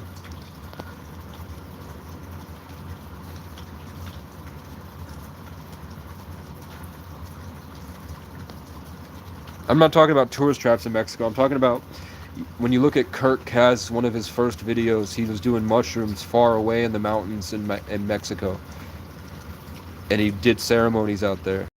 And then they went to the beach, and then he started traveling and meeting really cool people in Colombia. He learned Spanish and traveled around South America. And he did it in hostels until his videos blew up, and now he lives in resorts and hotels. And he seems to be a super narcissist now, you know? But maybe it was just because he was probably treated like shit in so many places when he was poor. Maybe he doesn't, the same way I don't like how people treated me here. Maybe he feels the same way, I don't know. But he definitely, when he was younger and was coming from humble beginnings, it seemed like he had an amazing adventure out there. But he also learned MMA at a young age, so he was able to defend himself when people tried to hurt him. Aloha. Guys, I think my president raped little innocent children. Why does my president protect child rapists like you guys? Mr. President, stop. He does. And it's a Freemasonic cult, and Donald Trump isn't even his name. His name's not Donald Trump, guys. Baron Trump is not his name. That's a character they're playing. You can look up a book called Baron Trump, the Last President, which was written over 100 years ago, which is how before there was internet, when they had to send out mass instructions, they would send it through encoded messages through books that were published. So Satanists and Freemasons and these secret occult organizations received these messages hundreds of years ago through literature that you can access. And Baron Trump, the Last President, is one of those. Where you can hear about Baron Trump and his mentor Don, and how when Don dies, the United States Republic ends and it becomes something different. The government ends when Don dies, when they storm Fifth Avenue, where conveniently Trump Tower was built 100 years later. It's all pretend. Welcome to the Matrix. I got a question. I got a quarter ounce of shrooms. Anyone interested in it? December 26th? That means you're born on an 8 day. It means you're a Capricorn. 8s are your life. Your life will not be as extremely complicated as people that add up to 11, 22, or 33. 11s, 22s, and 33s are really old, ancient souls that have a specific mission on Earth, and it's very challenging. But 8s are the oldest of the simpler souls. So it just means that you have mastery over a lot of things. You're probably really good at a lot of things naturally. A lot of things come very easy to you. Your life is also revolving around karmic interactions with people. So it might seem to, at an unhealed way, that you're dealing with a lot of drama. But what it is a lot of people through you are experiencing their karma. So good people are getting good things from you. You're healing people. Bad people are getting bad things from you. They're being punished through you. And I mean, as long as you're healed and you're taking care of yourself and you're doing the right stuff and you're like applying yourself, you have a great set of skills that you probably earned over many lifetimes. That's at least what the Freemasons who built this country believe when they deciphered God's system.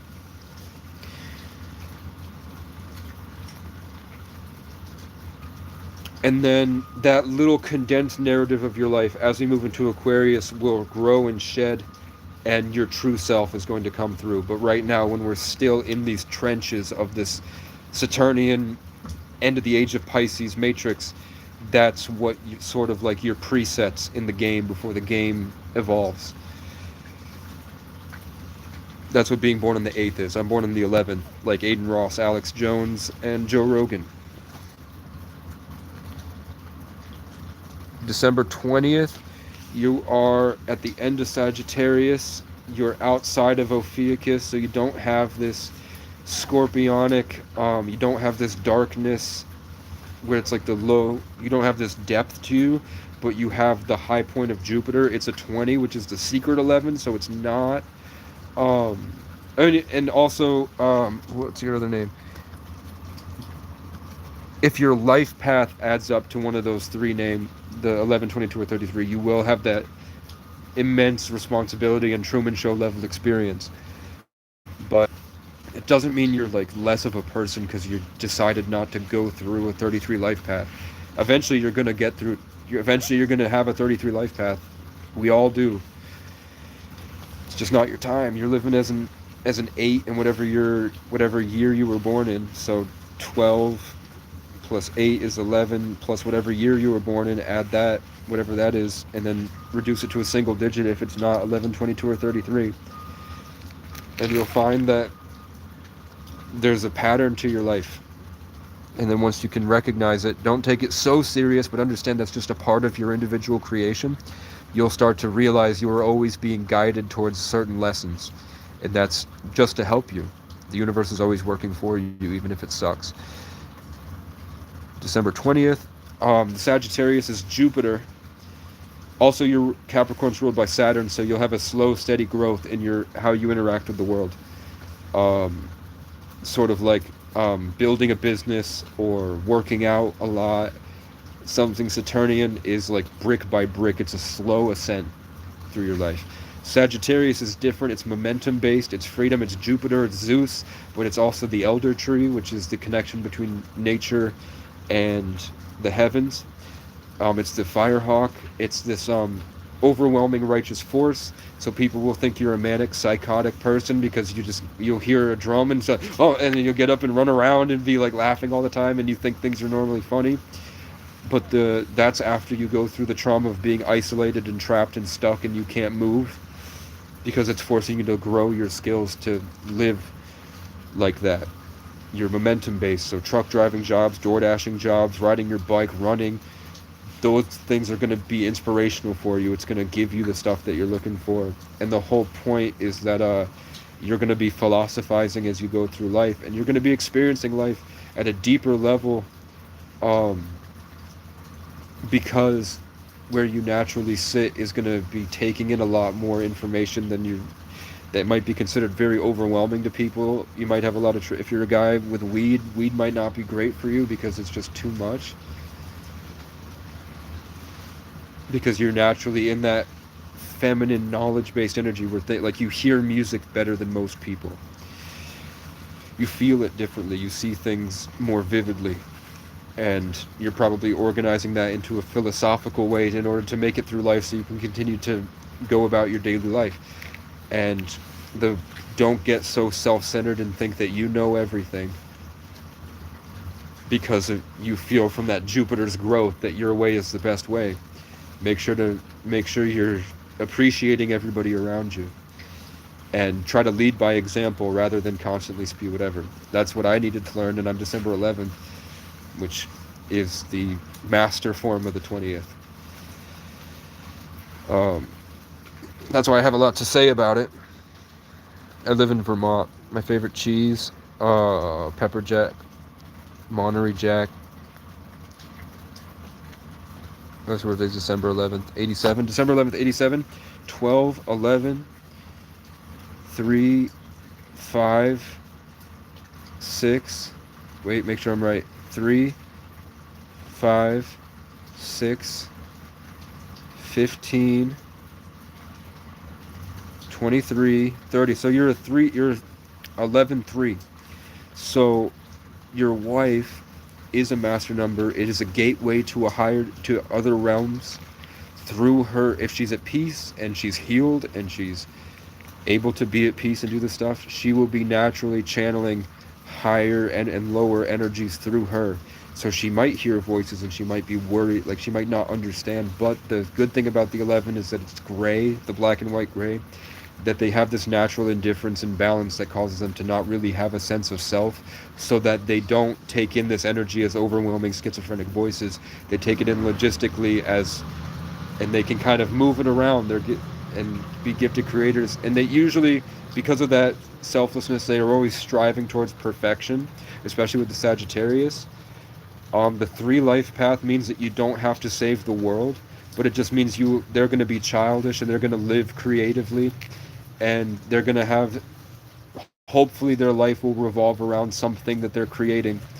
So they're probably going to be a gifted creator, making funny content or making jokes, making some type of art that is a good way to funnel and channel these overwhelming energies that she's feeling.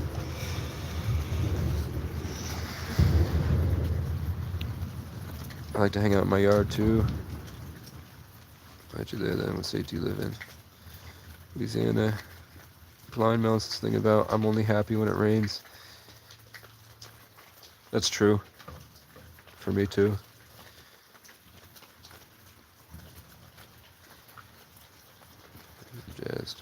I'm sorry, bro. Sorry, Philip.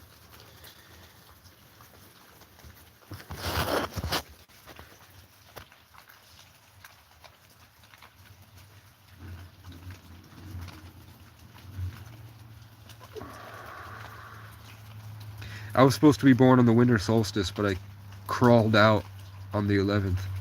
And my mom was trying to kill me with the umbilical cord wrapped around my neck, and I had to be flown. Like, my Taurus rising puts my Leo in the North Node, Sagittarius is the growth and ascent, Aquarius is the righteous freedom.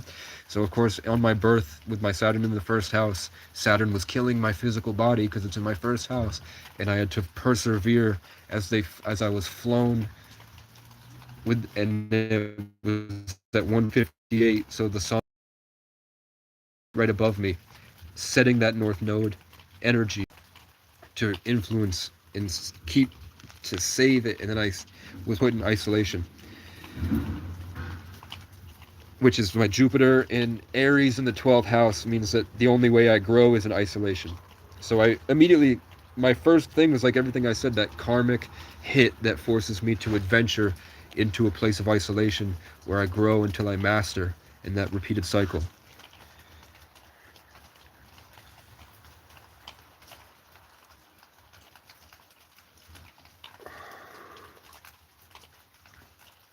Pocahontas, desert or tropical island. Technology is getting pretty out of control pretty quickly. If there was a time to experience the old world for what it was, it would be right now. This is probably the last time we'll get it. And then it's going to be a technological utopia. So it'll be better, but it'll be different when we really get into Aquarius after 2030. It's either going to be that technocratic enslavement of everybody, George Orwell, AI connected to our bodies. It will be a perfect utopia where we're harmonized in nature and living in a dream. And time will cease to exist, and we'll just be floating through the multiverse talking to tons of different spirits. Like you'll go to Hawaii and there will be mantis beings hanging out with homunculi from a different place. It'll be like the Rick and Morty stuff. In your mind, travel to different realms. If you want to go check out the deserts and check out the islands, that's the thing I'm trying to offer people. I'm trying to go out there and show you guys how to do it. I figured out how to live homeless in Vermont. It's pretty impossible, but you can do it. It takes a while, but there's a way. And now that I've got this foundational thing, I don't know what the next thing in my life is. I would love to get back onto a bigger mountain with a studio and just make my songs finally. But maybe I'm supposed to journey off and have podcasts and make content from a unique way of life that inspires people to live before we die. But I would try work camping programs, and that's why we need that Yelp review system for woofing, so that you don't accidentally get taken in by cartels trying to get work campers, and then it turns out that the work camper program takes money from the cartels to give them sex slaves. That happened to a friend of mine, where she went to Mexico to a work camper program. She was woofing, and then they stole her, and they sex trafficked her, and then she escaped back over the border, and then now I think she's homeless somewhere. But I think she works really hard. She's a Taurus, so of course she was working hard. But you make money, you can go and do whatever you want, do whatever. Yeah, I just don't know how to get that level of wealth I'm looking at. But if Luke Belmar and Andrew Tate right, if I get a Dell computer, somehow I can make money on the internet. So I'm trying to figure that out right now. Like your hoodie, what's the material made out of? Snot. It's a Walmart hoodie covered in snot.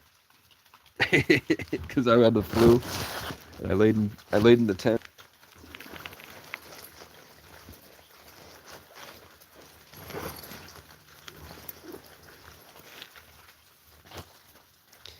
Working at a restaurant, maybe. Yeah, I don't know if they're my parents. It could be Truman Show. It could be Truman Show. Never saying it's not. You love living in Florida. How's the hurricanes, man?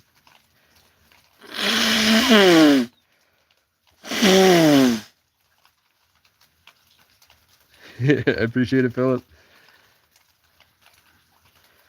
A warm bussy when it was freezing outside. I used to sneak into... it used to be so cold I couldn't sleep. My body wouldn't let me sleep because it was at the brink of dying from hypothermia. I was barely making it, and I was just fighting till the morning when the things opened so I could run in and get a coffee from Dunkin'. Or I would ask him for boiling water. And then I would catch the bus, and I would sleep on the bus until they kicked me off. But eventually... Where did I go? I would go to the library.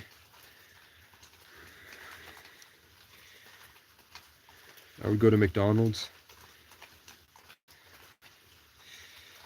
I would just try to fill my day up with excuses to be able to get on the bus and get around. so I wasn't in the tent. And then I got so sick I couldn't leave the tent. This was in 2023. So I laid in the tent and I would crawl out freezing and I would search the dumpsters for food and I would eat like crumbs of chips and frozen fries from McDonald's. And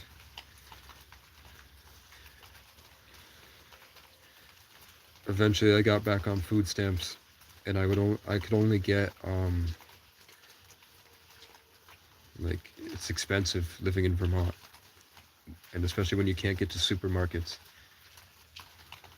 So I would just get Arizonas and things that wouldn't, you know, you like if I went to the store and got ravioli, it would freeze, so I couldn't get ravioli or chicken or anything. So I would just get like banana bread and just the treats from the gas station, and I'd eat those. And eventually when it started warming up, I got really sick, but the tourists on the waterfront, sometimes they'd leave like, I ate a lot of pizza crust, and I ate a lot of, it was like a miracle to find half-eaten slices of pizza. And what was really cool is that, and I'll show you one day, is that the Burlington waterfront, there's a family of 40 to 60 raccoons, and they all travel together along the rocks by the water, and they go through the waterfront and raid dumpsters. And the raccoons would get trapped in the dump. They knew how to open it, but they would get trapped in the dumpster and they would be pushing it, and I'd hear the noise. So I would walk out and I was really depressed, and I, like, all my joints hurt. I was really sick from food poisoning and shit. I had like, my feet were green and they hurt. Like I had rash because I couldn't get socks. So I would be limping in the woods through the. They used to call me the lake monster. And at night I would go with my big walking stick that helped the gangrene, whatever, if it was gangrene, whatever it was green. And I would take the mile marker of the stick and I'd push the dumpster lid open so the raccoons could get out. And eventually I would take whatever food I could find and I'd keep it in like a little Tupperware that I found, and I would, from like a Chinese place that used to put dumplings in it, and I'd sit with the raccoons and I'd feed all the babies, and they wouldn't come, like, they wouldn't like be all over me or anything like you see in videos, but they would come up to me and I would sit with raccoons. And then in the daytime I would feed hundreds of seagulls, and I would sit at the skate park every morning, and the kids would swerve their skateboards at me and try to hit me with the skateboard, and they'd talk really a bunch of shit and yell at me, and I didn't care. It just made me want to feed more seagulls. So I'll show you a video eventually. It's on my channel somewhere, like July 4th, 2023, somewhere. I fed like it's a video somebody took of me, and I didn't know they were taking it of me, but they walked up and asked if they could send it to me so I could see what I looked like. Because I used to walk around and I'd put all of the seagull feathers, before I knew about being indigenous at all, I would just take, it's the 4th of July, so I was like, why not? And I think it'd be pretty funny. So I took all the seagull feathers that I was collected and I put it in my hair. So I had this giant white seagull feather headdress, and I walked around shirtless, feeding the seagulls everywhere and taking bags of cereal and feed it. There's like 1,000 people in the water.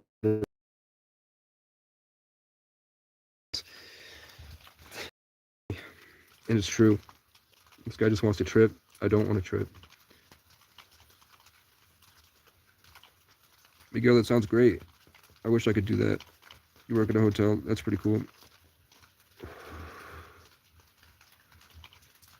We're matchmaking tonight. Once I knew a ninja, I'm way older than you, and trust me, I ain't hitting on you, but when I meet anyone else who can't be a best for the body snatch you, I used to fuck it up. Okay? Play music to the mountain. My brother was talking about that. Come on now. I started tripping so hard I quit.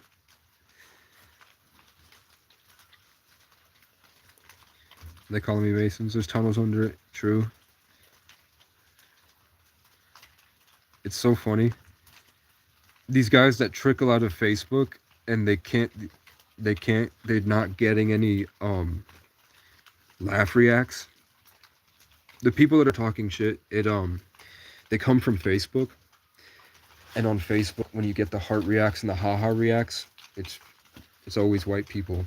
When fat white people and the colonizers go on Facebook to talk shit, It's because you can look it up. That stimulation you get from your notifications of saying the hate comment and getting those emojis stimulates the same part of your brain that heroin does. So it's really funny that when I go on Facebook, you see all these white people talking shit so much, and the things they say is like, stop doing drugs, blah, blah, blah. But the funny thing is, they're addicted to talking shit about drugs because it's stimulating the same part of their brain that the drugs are. They're literally dopamine, serotonin junkies, talking crap about junkies that aren't even on Facebook.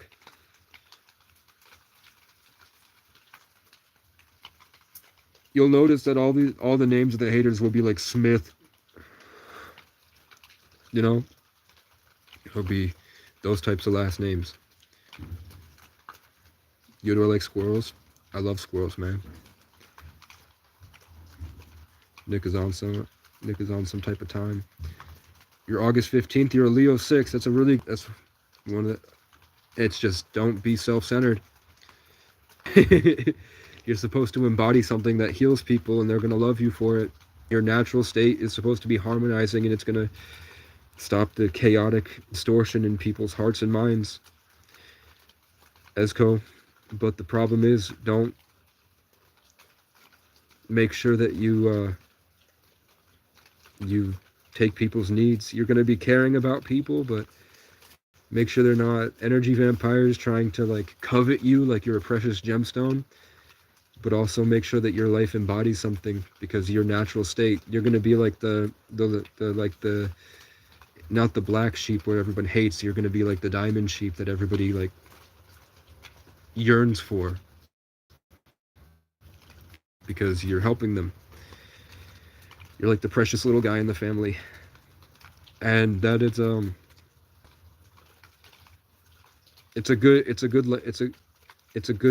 I can see why people choose to be born like that. Harmonizer 6s. I think Westy is a Harmonizer 6.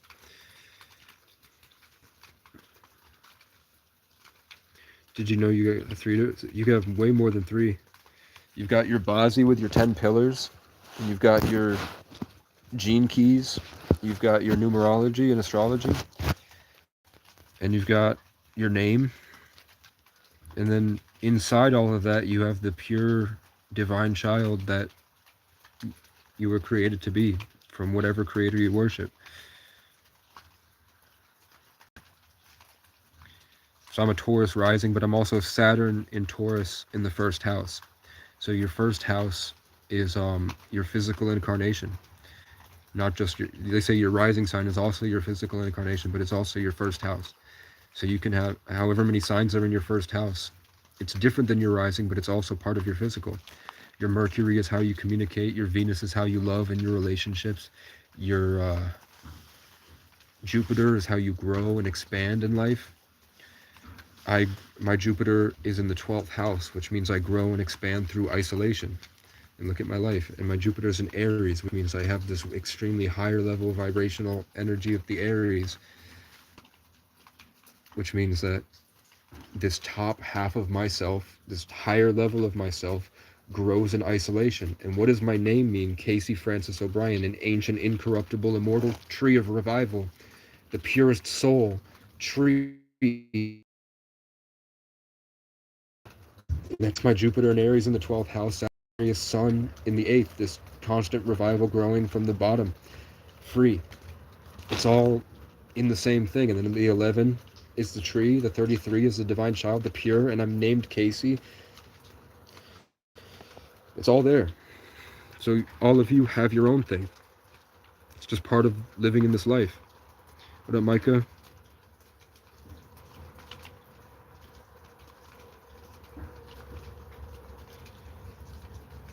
I think Micah Gwynn is an Irish name. I think Micah's in the Bible too. I'm just doing numerology. And I'm just smoking a 17.5 milliliter nicotine vape.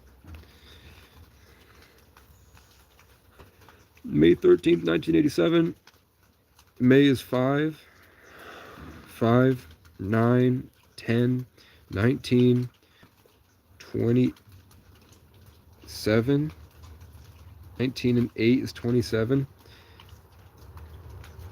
27 plus 7 is 34. You're a 7 life path with a 4 name, and you're a Taurus, I think.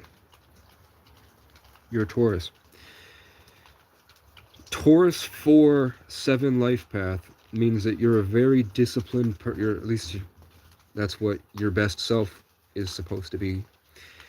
That's where you're going to shine the best, is a very orderly, structured, disciplined, hardworking, growth over consistency, warm, sensitive, but stubborn. You have people will say you're a dark guy, but it's not a darkness that's bad. It's a darkness you have a very strong connection to past lives. That deep darkness and empathy is used in your daily life as a Taurus sun to create something. You're growing something through this growth over consistency. And the 7 just means that you operate at not at like a highest level, like, oh my God, but a higher level, as in people might consider you to be, you might be building some business that restructures something at a level higher than most people can reach, sort of like, I wouldn't say like a tech giant, but I would say like, I wouldn't say law, but there's something outside of yourself that you're building that will be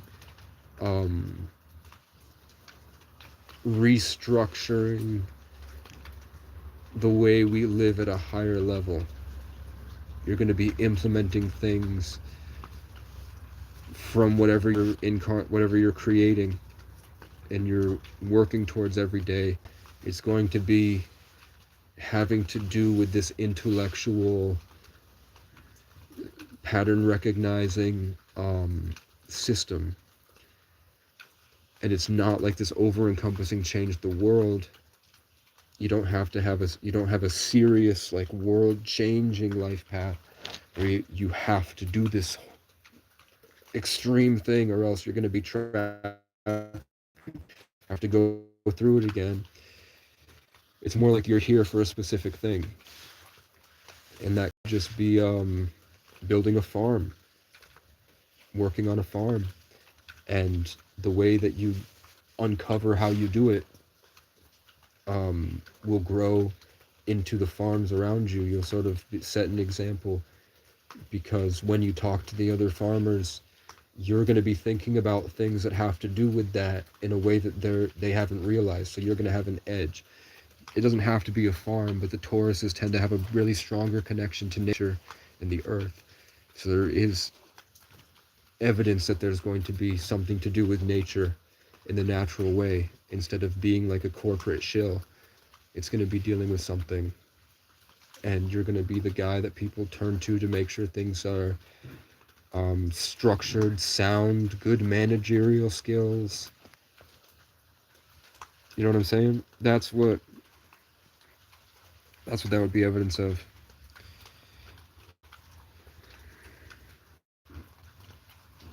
RH negative blood. My mom has RH negative blood. My family has RH negative blood on my mom's side. I don't know if that means we're the chosen ones from Nephilim. I don't know. But I have it. It's in my family.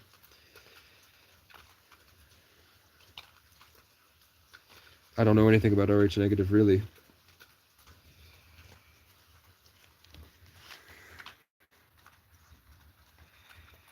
Who are these people, bro? Where did they get this?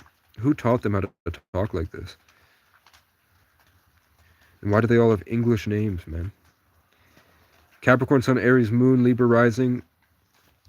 It's pretty, that's not surprising. Because Capricorn and Aries are the dual signs, the ram and the goat. And the Libra Rising means, Libra Risings, it means you look, and I haven't looked at your profile picture, but it means you're attractive. It means you're good looking. An intimidating level of attractiveness, sorry, that sort of like when people come into your field and they come around your physical thing, physical vessel, you have a warmness about you, and it's in a way that, say, like, most people try to go over the top and be impressive, or they kind of have all these individual things about them, they're quirky or whatever. You bring the sense that, like, they can't be fake around you because it doesn't go anywhere. You're not affected by it. It doesn't get through to you. So you'll be able to see things for what they are. And you'll find in your physical life, you're going to be a mediator. So in a chaotic world, you're going to bring everything to a sense of normalcy. So like drama and stuff like that won't be that over the top. The problem with, and I like Aries moons a lot, but the problem is they can be kind of overwhelming to love. But I can see the sturdiness of the Capricorn and the Libra rising combat that in a way that structures that Aries moon. But when you're alone, you might accidentally be going over the top a lot on accident.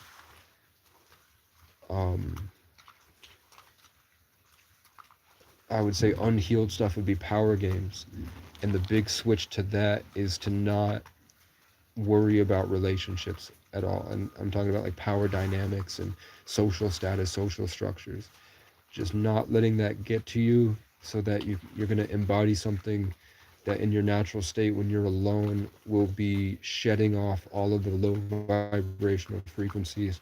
Any distortion or negativity won't really be able to affect you at all as you go through some type of life journey that starts from the ground up and will be dark. You're going to be experiencing, like, you're going to be going through something that people would consider like depressing and painful, and it's just to build this strength, because what you're doing in your life is going to it needs a foundation to build off of, and eventually will become the housing for that high vibrational stuff. And the life path 3 is just, it means in your life you're going to be going about it with this sense of childlike nature, fun, carefree, funny. People will see you as that type of thing, because that's what your life will sort of gravitate towards, is you're going to be creating something. It doesn't have to be a massive thing, but it's going to be something that you'll be known for, that youthful, bright energy. So it seems like a battering ram to me.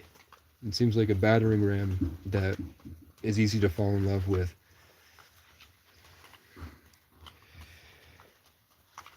But it's about you're a creative person. So it has, whatever you keep thinking about creating, whatever your creative outlet is, start getting a creative outlet, a creative hobby. And then you'll slowly work towards the thing that you feel called to do. And then through that growth, it'll be a slow, steady grind, but it will get you to where you're supposed to be. And you'll look back and be grateful that you went through whatever you're going to go through. Like the only Capricorn in my life I like, his wife is an Aries, and his name means exalted on a hill, and his last name means green mountain.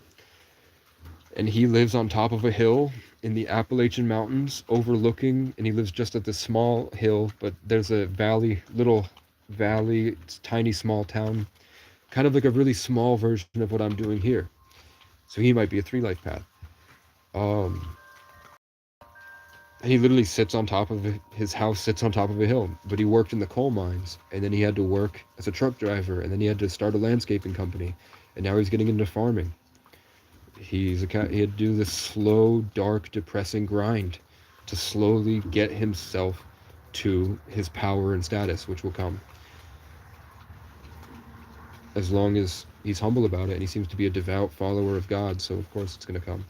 It's just making sure that the family doesn't get, when you get that highlight, you're going to get attacked. So making sure that the family is also playing their role and working together, living in harmony and love, and not overbearing on each other with these powerful energies that their family has, because they have a lot of powerful signs. Capricorns are slow ascent.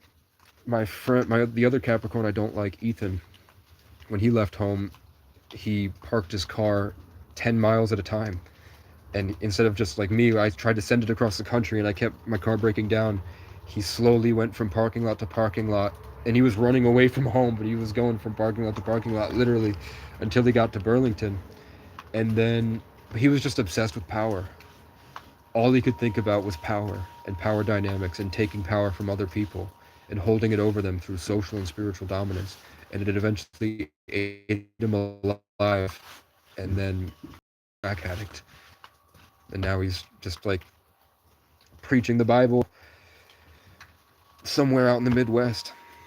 And he looks kind of strung out of his mind.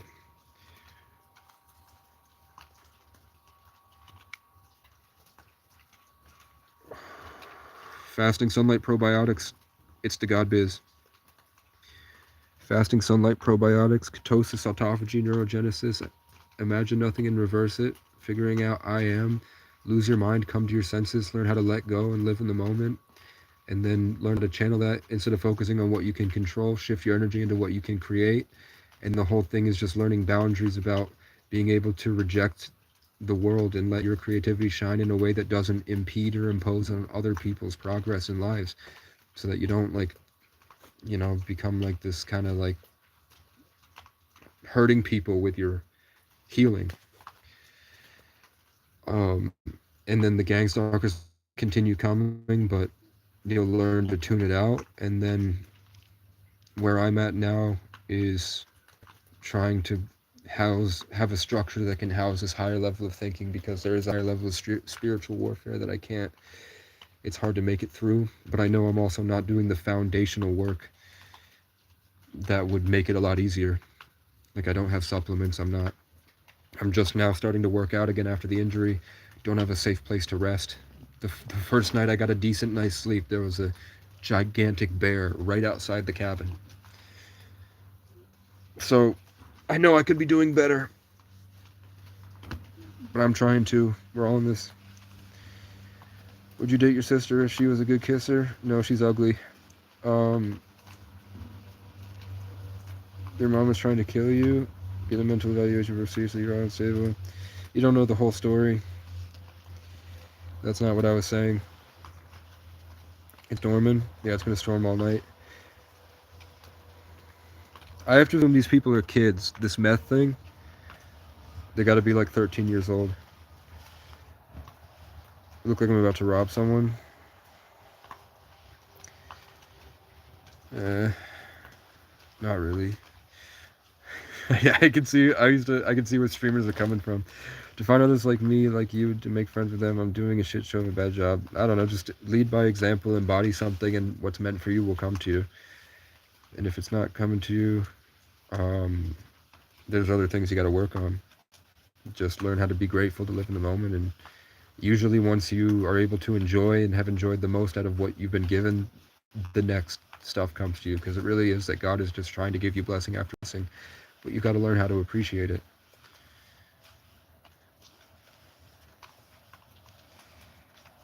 And there is the satanic sex trafficking stuff going on too.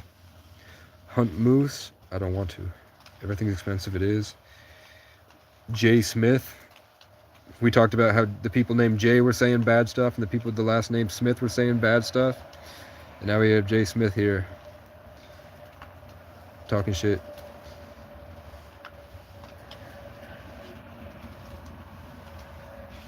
Unless he wasn't, but it sounded like it. Dude, I got pics of my posse of raccoons. I love raccoons. Why are your feet turning green? I didn't have socks, and there was no opportunities, because where I lived, homeless people were deemed as like pests, and I was traumatized, and I didn't have identification to get a job, and they wouldn't hire me anyway because I was homeless, which they have a prejudice and a stigma towards, regardless of who you are as a person. If you don't, it's just a weird place. If you're homeless, you're not welcome. But to not be homeless, you need a job. So they're just like, get everyone out. They're just retarded inbred losers that live in a yokel state. And the people that are rich are so crazy from isolation, they have no idea how to live a normal life. And inside of that, there are a bunch of really cool people in Vermont. You have to fact check my story. Good luck. Scroll back. I've been doing this for 5 years, man. Homeless bird that eats from dumpster.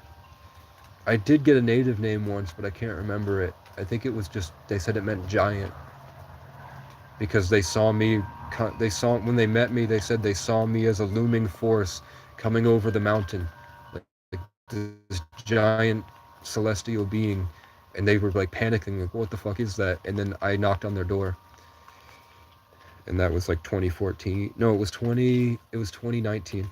That was before I knew anything about indigenous whatever. IRL, I'm quiet when I fart. Shout out my Asian BFFs. Stop Asian hate.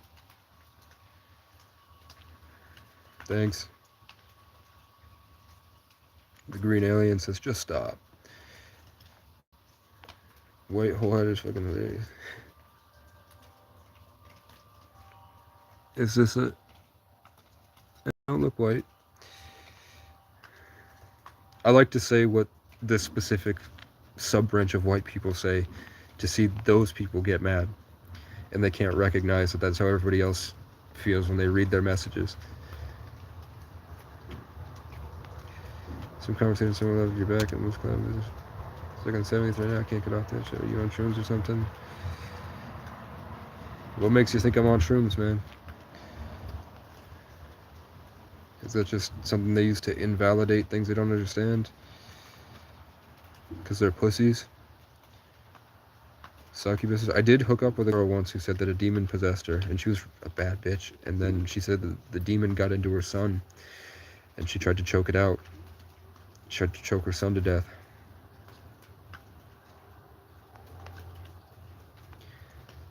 I'm starting to learn that these guys are people that live in Facebook comment sections, and they move to YouTube, and they don't end up getting the heroin stimulation that emojis give them. Joe Black, Joe Mama. I'm blocking everyone right now. Planetary gods are satanic, Jewish Kabbalah, Moloch worship, grow up. No. Part of that is the case, but part of it is also a higher level of your individual creation. As long as you don't lose sight of source, you can start to see that your life was set up and orchestrated in a way for you that helps you become your best version. But when you try to do it for the wrong reasons and you get to different bad stuff with it, it's like how you use what you were given. You were given this life, and that's why, if everybody had the same life, there wouldn't really be much reason to do anything but have sex on the beach.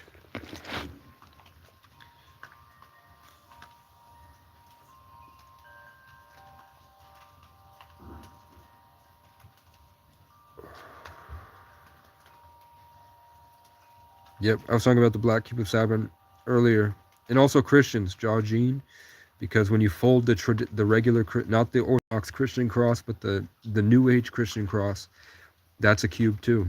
Fold the sides up and fold the top over it. That's a cube. That's the secret. They're all the same thing. They're all worshiping Saturn. Am I gay? No. Georgine, come on, man. With the same paperclip from the last guy that was talking shit. Did I do 10, 5, 78 already? No, I can do it right now. 1, 2, 7, 14. 14 and 8. 14 and 8 is 22. You're a master number life path. Born in the 6th. You're a harmonizer. Home and family. Born in the 6th means that you naturally are supposed to embody something that heals other people. You tend to care about people a lot more. Um, you're a Libra,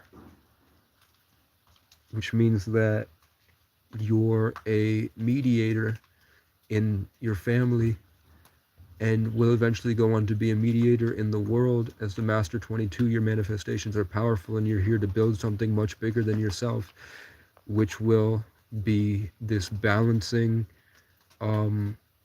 harmonizing thing. So I would say, in this day and age, Aiden Ross is a Libra 11, so you would be, where Aiden Ross is a podcaster, you would be more like George Washington was a 22. It's something physical. You're going to be building something. If you do what you're supposed to, that's kind of what you're meant for. You don't have to do it.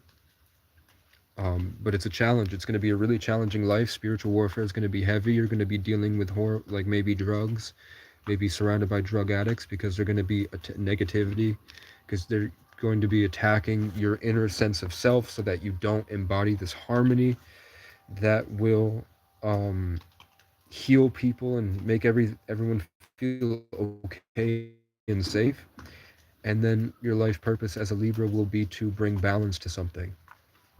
It will be in the chaotic world of like bad things happening, you will be sort of this karmic justice. You might be a First Amendment auditor. You might be restructuring something with the Constitution. You might be, at a very small level,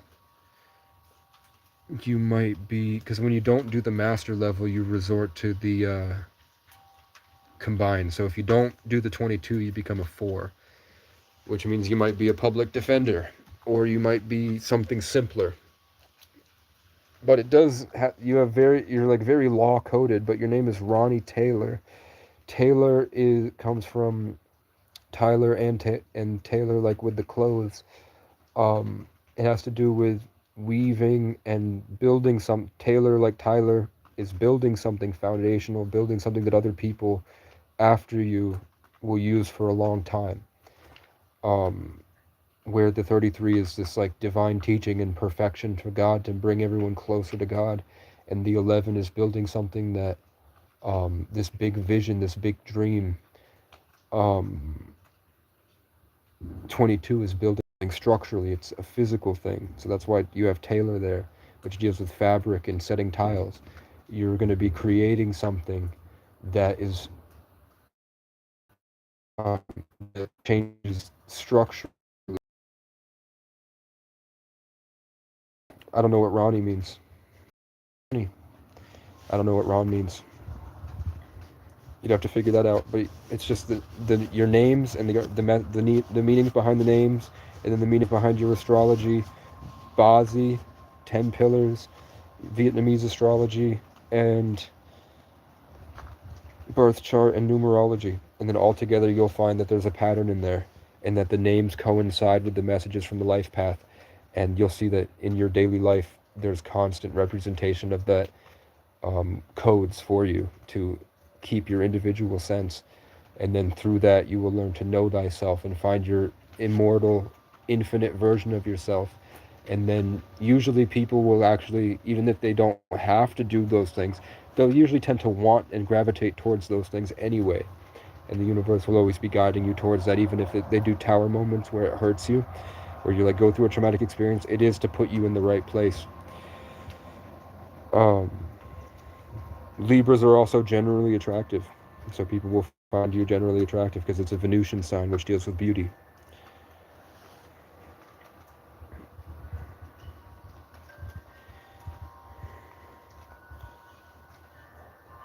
You're here to build something, Ronnie.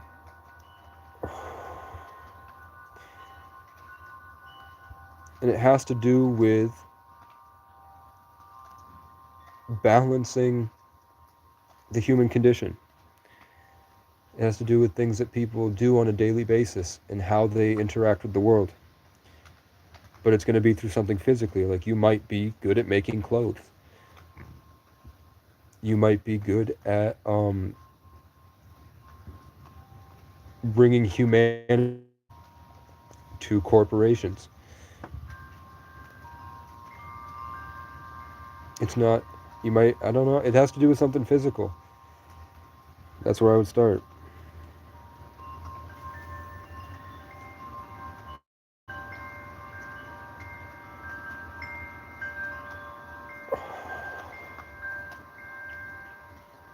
It's the God biz. I forgot what your astrology was. The symbolism of being plunged into the darkness and being overwhelmed by something controlling you. To have that feeling that of helplessness at a young age. That loss of control is going to be big for whatever your thing is. It's and it's trying to stop your sense of power. Not like your power over people, but your inner stability.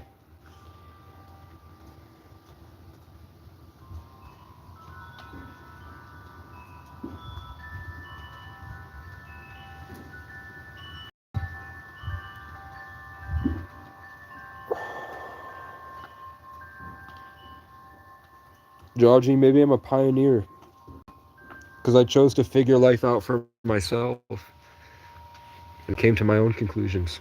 And I found something that's way better than these things. I found the real pattern there.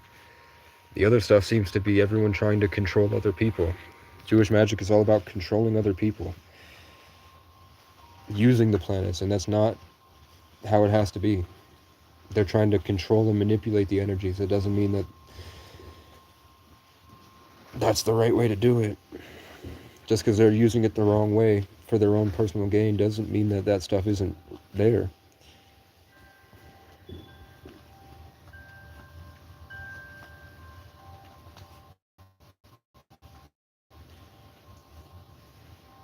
Permaculture and natural farming methods are lit. I love nature.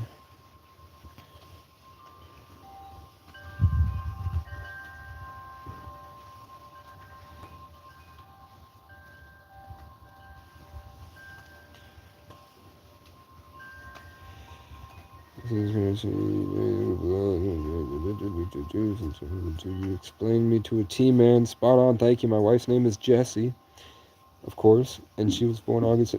So with the two J's in your name, Jason and Jesse, that means that you have this sort of kind of set in stone leader thing.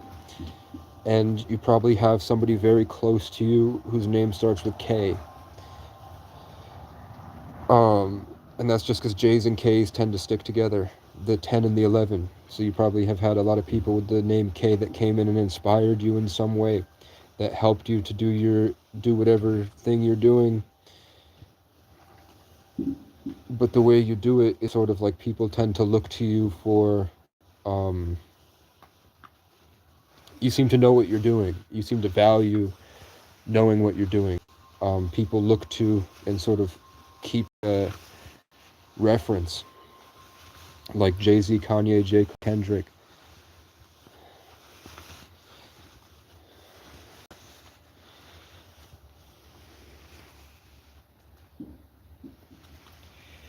Christopher Cooper, I blocked you for some reason. It's mean, and now you're asking about your life path.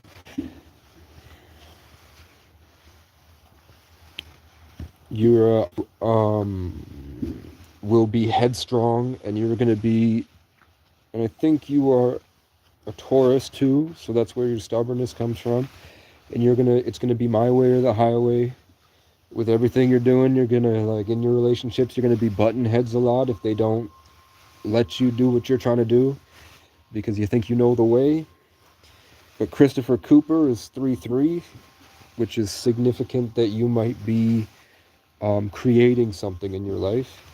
1989, so that's 1 plus 5 is 6, 7, 16, 22, 31, 4, so that's Law and Order. So there's that stubborn discipline again, and you probably gravitate towards wanting a society that's very set in stone, full of rules. You like to have rules in your place. You like to, you talk, the word principles might be very important to you, and implementing those. Your life will be centered around maintaining that order. But the Christopher Cooper part of you thinks that there's something better, you're going to have this greater childish nature that's sort of you can only implement through this like on the ground bootstraps by yourself trudging forward way.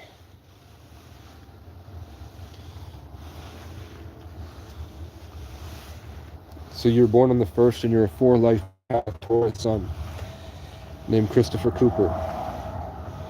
And Christopher Cooper, your first name is Christ, so there's already the 33 symbolism in your name. But it doesn't mean you're a 33 life path. It just means that's like a little added flavoring onto the intricacies of your individual creation. Do I like kittens? Yeah.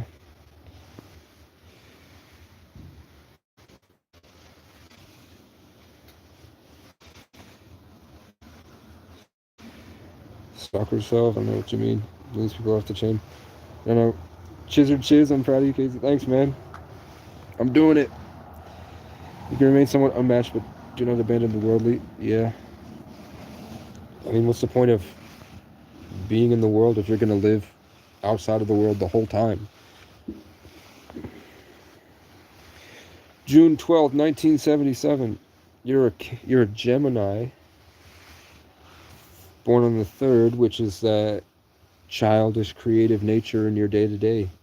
It won't be over-encompassing your life. Well, let's do your whole thing. So 6, 7, 9, 10, 19, 26, 33, right? So 6 is June, 7, 9, 10, 19, 19 and 7 is 26, 27 plus 4 is 30, plus 3 is 33. You're a 33 life path, Rob Mac 22, which means that if you do everything you're supposed to do and you live up to your immense challenge in life and you are brave with it, you take your lessons and you're going to suffer your whole life.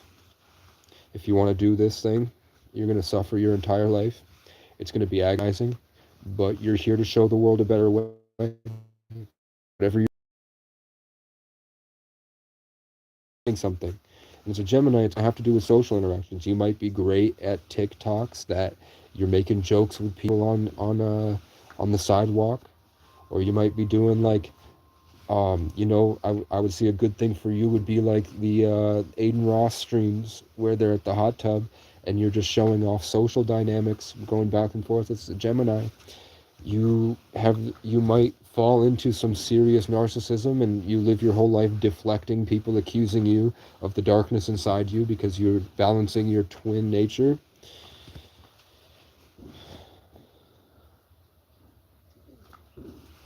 If I accidentally fucked up with another person that was June and they're actually a Gemini, this is for the other Gemini. If I accidentally said they were a Cancer. I don't think I did, though. I think I did do Gemini. Gemini is the twins. The river of truth flows through them. So just like Sagittarius, they are sociopaths. But they're sociopaths that like to have fun. Their whole thing is about, you might, like, depending on how old you are, man, you might really be yearning towards Snapchat. You might be really yearning towards Tinder profiles.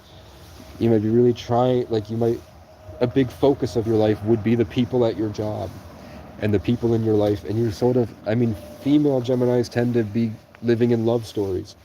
And they have this dark nature about them, and they tend to get manipulative and deflective and hiding their true self. But because they don't have an inner balance between the light side, the river of truth, and the dark side of the twins,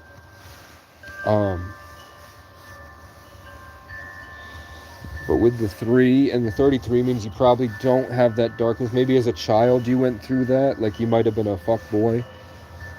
But as you grow, you'll start to be, people are going to start to revolve around you because when you walk into the room, people will be able to breathe. You're going to be this comforting force. And really, you're just here to have fun. That's really all. You're going to have these immense suffering and these horrible challenges that teach you that's going to embed you with this highest level of spiritual wisdom. And it's going to be like a Truman Show. It's going to be terrifying. But all that is just giving you the right codes and the right teachings and wisdom to bring your 33 self back into the world, because you're supposed to share it with the entire world. And usually you die afterwards. You're sacrificed. Like XXX was killed by Drake or the dragon. Just like Jesus died on the cross because of the satanic whatever. Because of the dragon, Satan. Drake, which means dragon, killed XXX, who's the 33 life path. Which you saw it change the whole world. That's what it is. I'm going to be sacrificed. It's going to happen at some point in my life. But people are going to look back at this, and they're going to see this. And Rob, if you don't live up to the 33, because there are levels to it, like usually it comes in cycles. So you have chances to do that for the world over and over again. And if you don't, you live as a 6. And you just become a guy who, in your community, makes everybody feel better. Just by existing, by making jokes, being creative. You don't have to save the world if you don't want to. You don't have to take that call to action because it's terrifying. But if you do, you know, Rob Mac 22, Mac Miller died. Robert Baratheon, the Rebel. Rob Stark was killed as the King of the North. You never know if these guys are real, you know, but you can tell that there's the symbolism to my story when they're coming into my story. Shaved my ball for today. It's cold. I need it.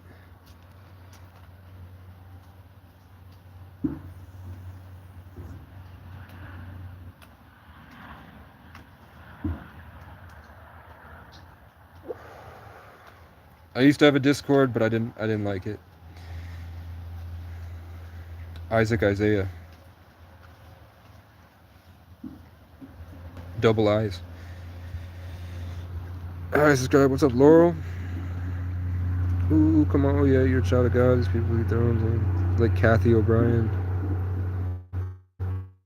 And the consultants are the same thing. They never stop fucking with you, sadly. I hate hearing that O'Briens are not living up to their name. I hate seeing Irish people that fall into the wrong way.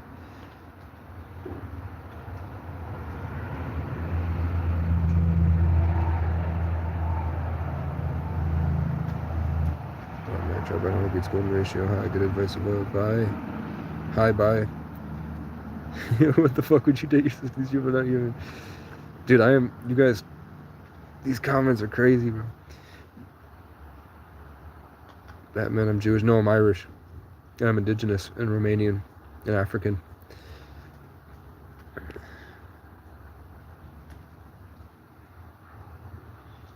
Dude, should I just catch up?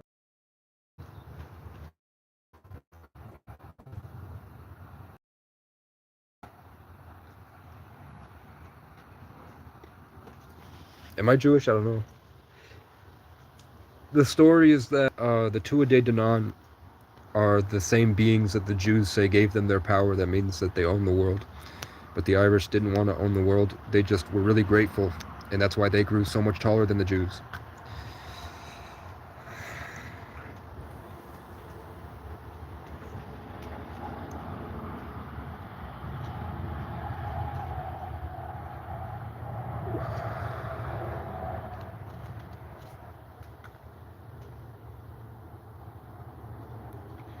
Ronnie Taylor, I'm disappointed. 6'7".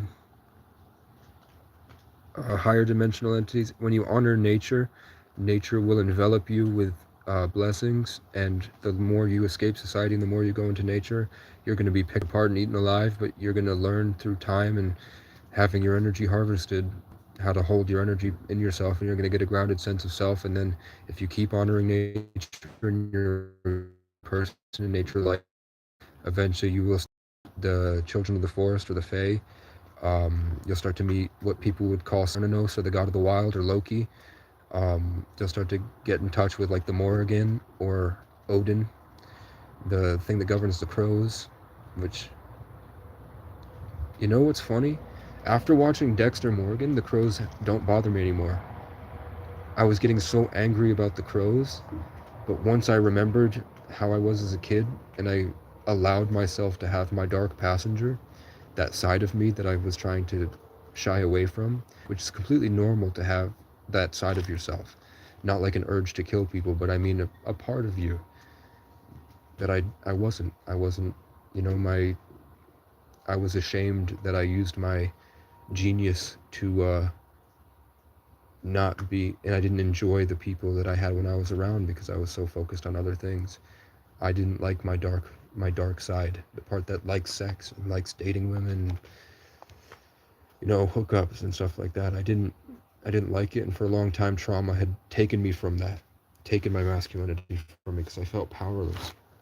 But watching Dexter revive that part of me as a child, and then the crows don't bother me at all anymore. And I realized, okay, Morrigan was trying to get me to remember, and now the crows don't bother me at all. But it was also because I was fighting off that side of me so much, it was also triggering the crows, because I was fighting them. So they were fighting me. So I learned balance.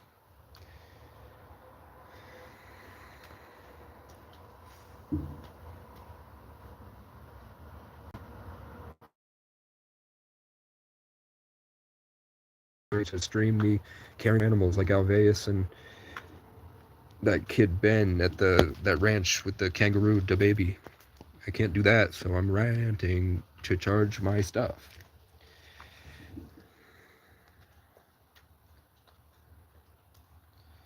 This is just nicotine.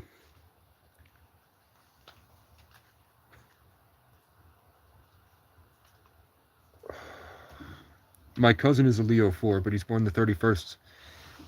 Like Harry Potter, July 31st. August 4th, Harry Potter is a Leo 4. If you want to look at in the books, J.K. Rowling took great care to kind of put that in there. It means you have a sort of order about how you do things. You're meant to embody something, or she is. I think I already talked about August 4th, did I? With 1987. Um, 8, 12, 13, 22, 30, 37. So she's an 11. That's a K I was talking about. K is the 11th letter. So you have the K in your wife. So the K is, that 11 energy is there. And I said the 10 is indicative that the 11 will be present somewhere heavily. She's an 11. To make sure I'm right. 8, 4 is 12, 13, 22, 30, 37. No, it's 10. Holy shit. 8, 4 is 12. 12 and 1 is 13. 13 and 9 is 22. 22 and 8 is 30. 30 and 7 is 37, which is 10. Sorry. So she's a one life path. August 4th. So they're sorry. But there's the 10 with the JJ. So that is still there. It's still on brand. Um, a 10 life path, but the one energy is the same messages I had for you. The leadership with the 10, but the 4 with the 1 means that there's an orderly structure and a stubbornness to her, an argumentative nature. But her name's Jessica, which is the 33 stuff, Jesus, whatever. That indicative of being that peaceful divine child, Christ consciousness. It's not the overarching nature, it's not the special 33 energy, but it's a part of it. It's in there. And that's as a Leo named it's funny that my cousin Jesse is also I was saying is the only other Leo 4 that I know is my cousin Jesse. And Jesse lives in section 8, but he was sort of always the voice of reason in the family, and he does have friend groups that revolve around him. when he wants to, but he chooses to keep himself isolated. His last name is Clody, you know. It's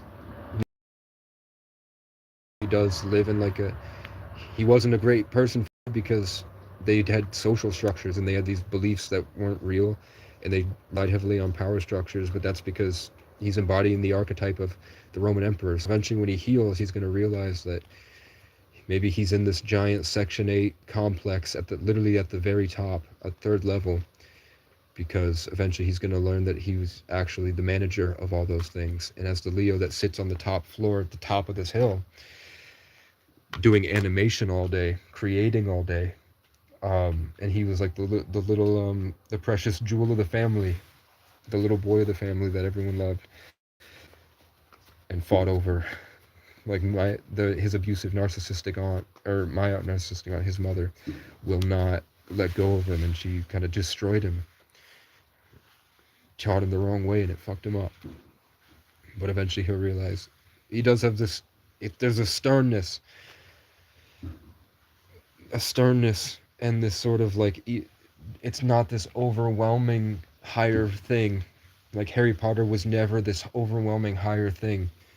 He was this humble guy, but he embodied something very big and special. That's the type of energy she's going to be carrying with her as she goes through life as a one, which means that she's going to be that headstrong, boots on the ground, one foot after the other, trudging forward life. But it will be bringing people with them. They're going to be you guys are going to be pioneering something your own way, like a mobile mechanic that comes home to like a ranch. And that ranch might have a bunch of, might be in an eco village that you guys are managing. Or you might be like, it's going to be something with the community. It's going to be community oriented, but you're not going to be governing over it as much as you're going to be sort of like this grounding, stable force that keeps it orderly and keeps it going. Sort of front lines people. Right? There goes back and forth with positive and unpositive. I keep muting him and unmuting him. Glad my dog's okay. I don't have a dog. Unless she was talking about a dog. I do have a Cash App. It's in my channel bio. Oh, it is on my... I think it's on the description of this video. The title.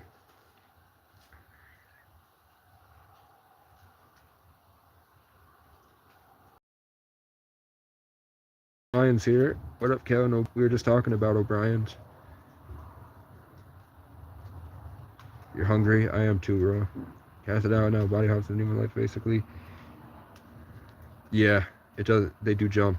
And it's really... Society's designed to make it impossible to fight back against it.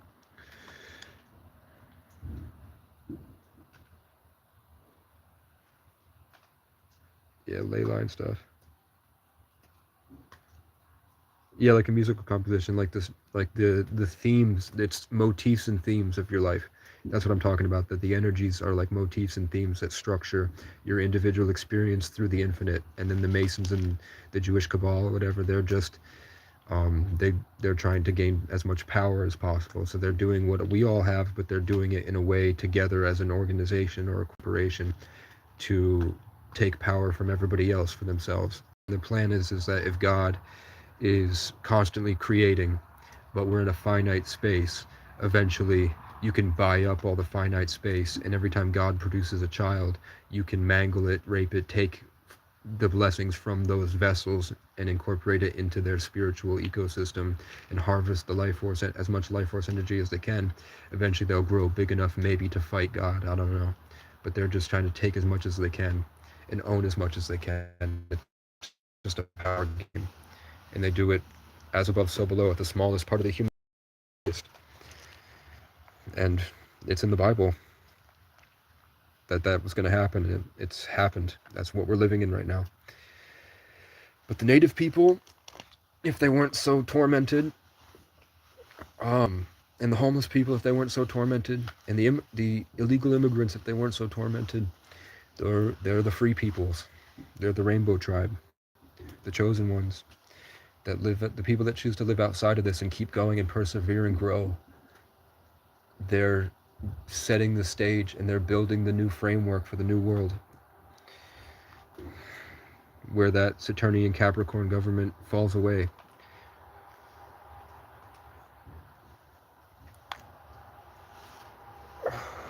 Which is why I think that somewhere along the way that organization destroyed our telomeres so that we can only age to 100.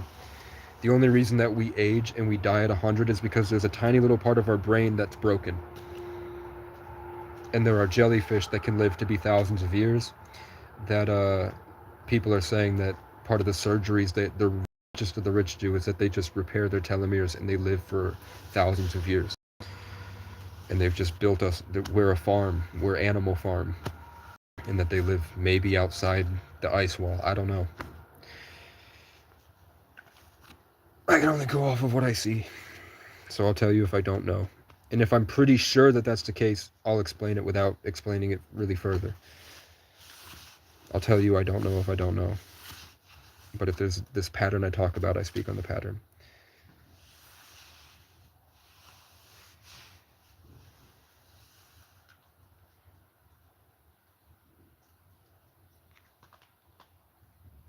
Jessica Wolf Ramsey, what's Jessica? We were just talking about you.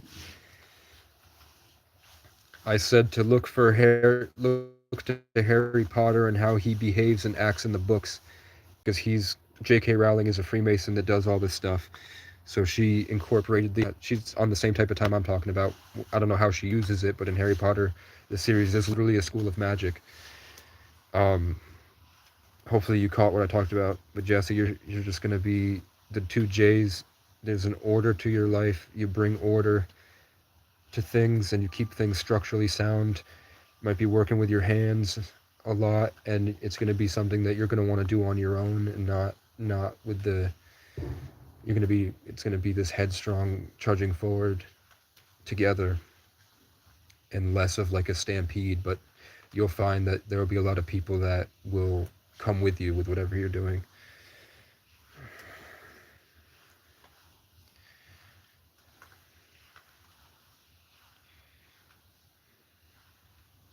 What up, James?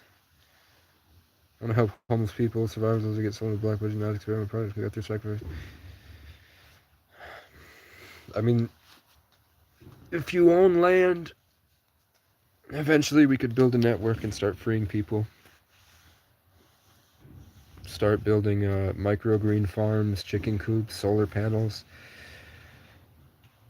Start making clothes made of fibers that are better than this. Start promoting greater levels of energy in the human body. Start reversing the stuff that they did biologically to us with spell work, and promoting a better way of life and getting involved in the greater community of people that are already doing that, and then just slowly growing to make a name for ourselves as an army or something. I see my big green heart. I see my big green heart logo, but the wings are spread and there's a golden light behind it. And I see it has to do with Ireland. Am I on DMT? Some doctors said that because I was born dying with the umbilical cord and the circumstances of being transferred to a different hospital at midday with the sun over me and my Leo's in the north, my north node's in Leo. They didn't say that, but they said the circumstances of that might mean that part of my brain that produces DMT was altered, and because I grew up in isolation where I didn't have challenges to like my consciousness other than parents that were mentally ill, that years of maladaptive daydreaming, isolation, plus being able to sleep as long as I wanted, that like REM cycle stuff and the daydreams probably kept me in a state of producing more DMT that went on to become foundational in my life. So I naturally live in sort of a half DMT experience, which is probably why I have all these this spiritual inclination in all these experiences, but that's also just the 11 and the 33 and the Sagittarius in the 8th house, and my name being Casey. It's all, they're all woven together. It's not just one thing, it's all these different factors. But yeah, it's come up a lot in my life that I probably produce more DMT than a normal person, which is why I have to smoke. I have to smoke cigarettes and cut myself off from my daydreams, because I get to some place where my people start to attack me violently, and I'm just sitting here daydreaming about songs. It draws the enemy in because I'm naturally breaking through and finding perfection and embodying it. Not like I'm perfect, but like my spirit always is looking for the perfect song and the perfect way to live. And as eventually I start to ride that and start to make changes and live differently and strive towards perfection, that really tends to set people off the edge, and they would go psychotic, including my parents, who would try to kill me as a child. Like my dad tried to kill me with a hammer when I was 14 because he thought I didn't love him.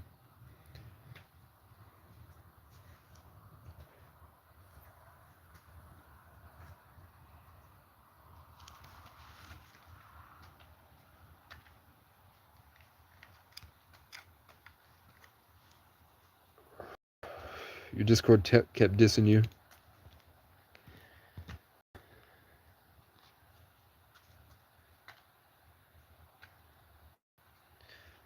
Are you talking? It's the guy. Are you the one that works at the hotel? Are you talking about it's based on those Hyatt or Hilton big round hotels that have waterfalls and palm trees in the middle? That seems like a really cool place to work. Maybe I should go there for the winter. There are more aeroplanes in the sky than submarines in the sky. That's true. Unless you think that up there is a bunch of water. Do I ever ask yourself, did I agree to this?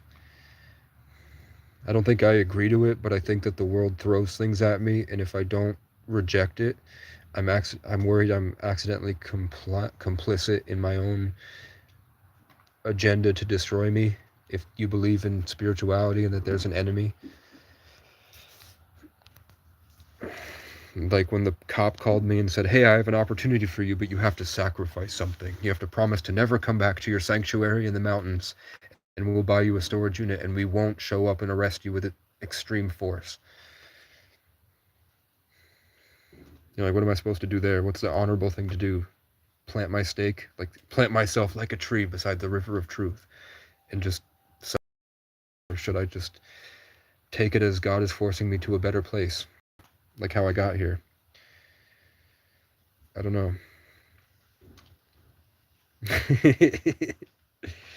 You're pretty tall. I'm the most stable, unstable person you'll ever meet.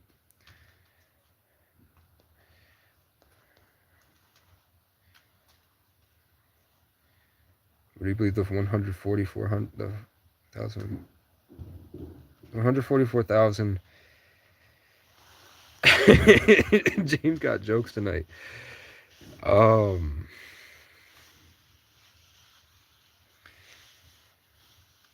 think humanity's going through a huge change, and I think that the burden of suffering isn't, you know, like a bare minimum of people that need to be hurt, but as above, so below. So 144,000 is also a frequency. There's more to it. It's more complex than that. The Bible's way more coded than anybody knows, because it has to do with the future and the past. My eyes started burning for some reason. I don't think the chosen ones are necessarily the people that are like, we're going to rule the world. We're here to rule over everybody. We're special. It's probably more like the way you think that the firefighter that runs into the burning building and it collapses on him and he has to dig his way out, and then he saves a dog, you know? He was chosen to do that, but it sucked. That's what I think it is. Just people with a higher level of responsibility that are here to make some change, and that change is not, it might be glorious at the end of your life, but it's not necessarily an amazing life in a sense that it's pampered and spoiled. But I don't know for sure. I haven't read the Bible, and I'm choosing to read the Bible last. I didn't study philosophers. I did it brick by brick based off my own life experience.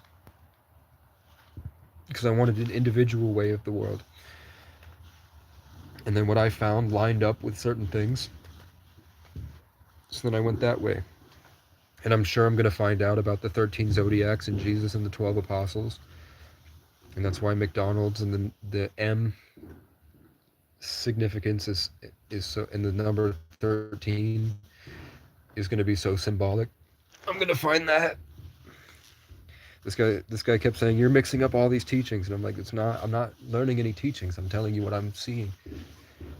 And it's lining up with a bunch of shit you seem to have spent a lot of your time learning about. So there must be some truth there.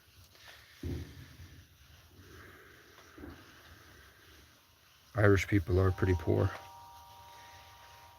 Every time my life gets fucked over in a total destruction manner where I lose my car, home, and everything, I own, basically live home with the clothes on my back. Giant black-horned owls show up. Large fuckers doing those. It's a god biz. Do you feel like when those things happen to you, you end up in a place where you're a little bit happier? Like it sort of brings you to even though they're called tower moments, you go through circumstances. Do you feel like it pushed you to a greater place eventually? Or you learned a greater sense of self because of it?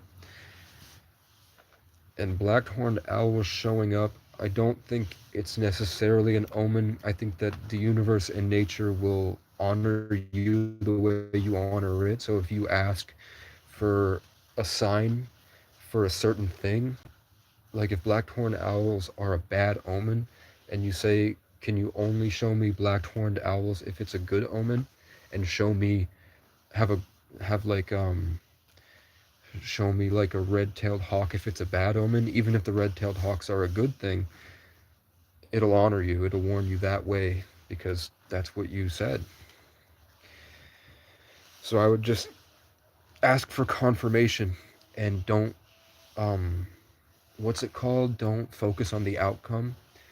Don't focus too hard on the external, and just be present. And you'll start to learn. Because it might not be a bad thing. A black-horned owl to me it seems like it might be demonic at face value, but it also seems like a wise, powerful creature. It could just be telling you to embody strength, because your strength will be challenged. So remember to be wise, and remember to be, but if you saw like cars kept pulling up in front of you that have demon stuff on them, that would be concerning. Like that's really obvious, but a black-horned owl isn't just bad. But I know about Moloch and that stuff too. When was the last time you used? Never.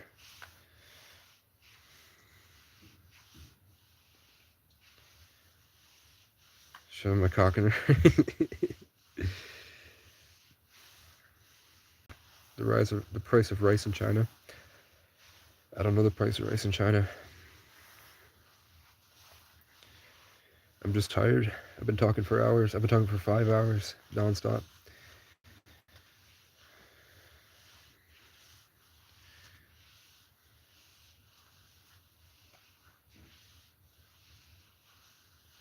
I think they're dopamine addicts that hate themselves.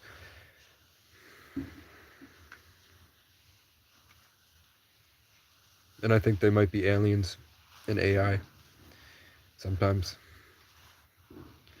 Jason Fisher, I appreciate that.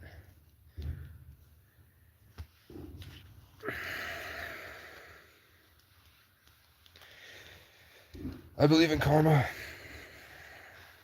Infinite power through drinking blood. I mean, the Jewish people do talk, like rich Jews talk about that they still do the same children eating sacrifices that they were doing 2,000 years ago. It never stopped. They just got better at it, and they got more of them. And now we have robots that harvest biological material from battlefields, and the amount of cows that are being killed in the world does not mathematically line up with the amount of burgers being sold. And then we had The Walking Dead telling us we eat people, and all this stuff, all the symbolism from mainstream movies back in the day telling us that the meat we're eating at the supermarkets are people, and that the amount of graves being dug and cremations are not lining up with the amount of people dying. So there's like millions of missing bodies every year. We don't know what's happening, but the fast food industry is growing, but the farming industry is tanking. So we don't know where these things are coming from, or where they're getting them, or what's happening. But I know that that's Jewish people say that they've been eating people for thousands of years, and that they run the sex trafficking organization, and it's all one government. I know that that's happening. I don't know why.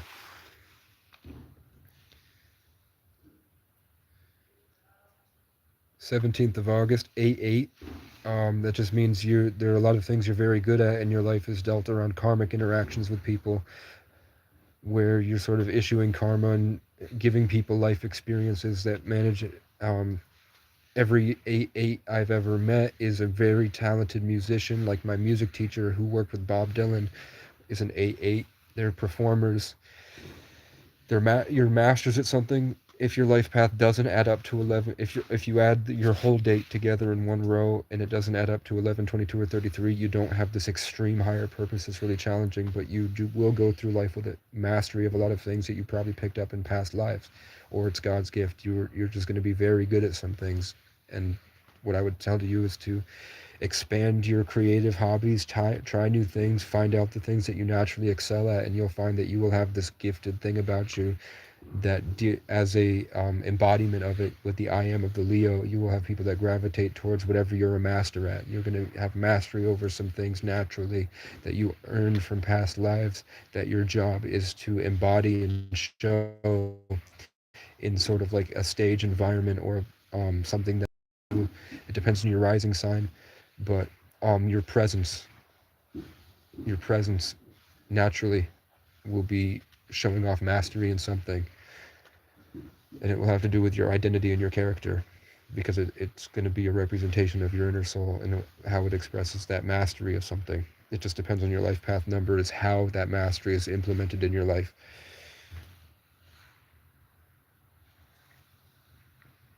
He's a retired troll. Try to be more educated in the future. Uneducated freaking, I'm in New Zealand. I get a lot, like 20% of my subscribers are from New Zealand. I've been trying to go there. Definitely the key to the situation. Church surgery. I see now you made James cry. Jesus is here. Hello. What up, Jesus? To my stepmother when I was 6 that the earth was just a big experiment, like an ant farm, and God was an alien. I'll never forget it. Yep. Earth round or flat, it's a holographic simulation imagined by a greater intelligence. Doesn't matter whether it's round or flat, because everything is made of the Higgs boson, which is the ones and zeros, 0110110, just over and over again in string theory, and every single thing is made of that thing, the God particle in the Higgs field, which means that even if it is round or flat, like a video game where you can just change the skin on your Fortnite character, if you gain enough knowledge and ability to control the will of the Higgs field and the Higgs boson, God could just change the shape of the earth in an instant, and it wouldn't cause catastrophic consequences if he were to make it flat or round, because he would be in control of everything. So the wind and the gravity and the pressure would change. It's just a video game. It's a holographic simulation at a fundamental level, and your thoughts are connected to literally everything. You're enmeshed. You are the literal universe. All of the cells in your body, all the things your cells are made of, all the things that those things are made of, is the Higgs God particle, and that's in your thought. Your thoughts are made of the same material as this wood right here. So in a way, you can shoot your thoughts through this in spirit when you understand the God particle. So imagine nothing at all, and then imagine the smallest thing in the universe, that one little dot, and then grow from that. Imagine nothing, and then reverse it.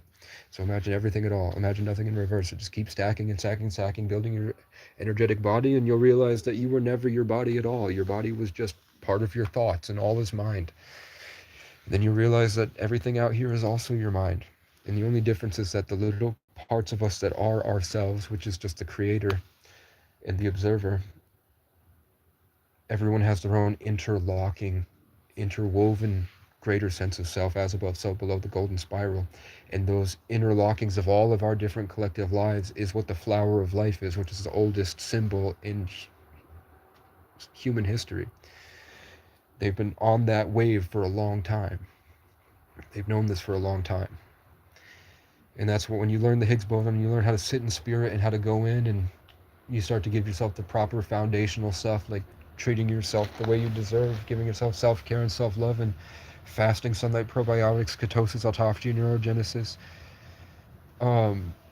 building yourself back up with a more spiritual way of doing it. You'll realize what everyone realizes when they do drugs is that we're just channels of energy, and the way that you channel that energy and express it is you. You are your actions. That's why Bruce Lee said, be like water, be flowing all the time, because you're constantly changing. What I'm talking about is that these parameters set with your astrology birth chart is a deliberate choice made by your consciousness to give yourself a fact, which is a permanent hit to your individual character, which aligns you with certain aspects of the infinite in this big grown creation from the Higgs boson, or from the Big Bang, or from God.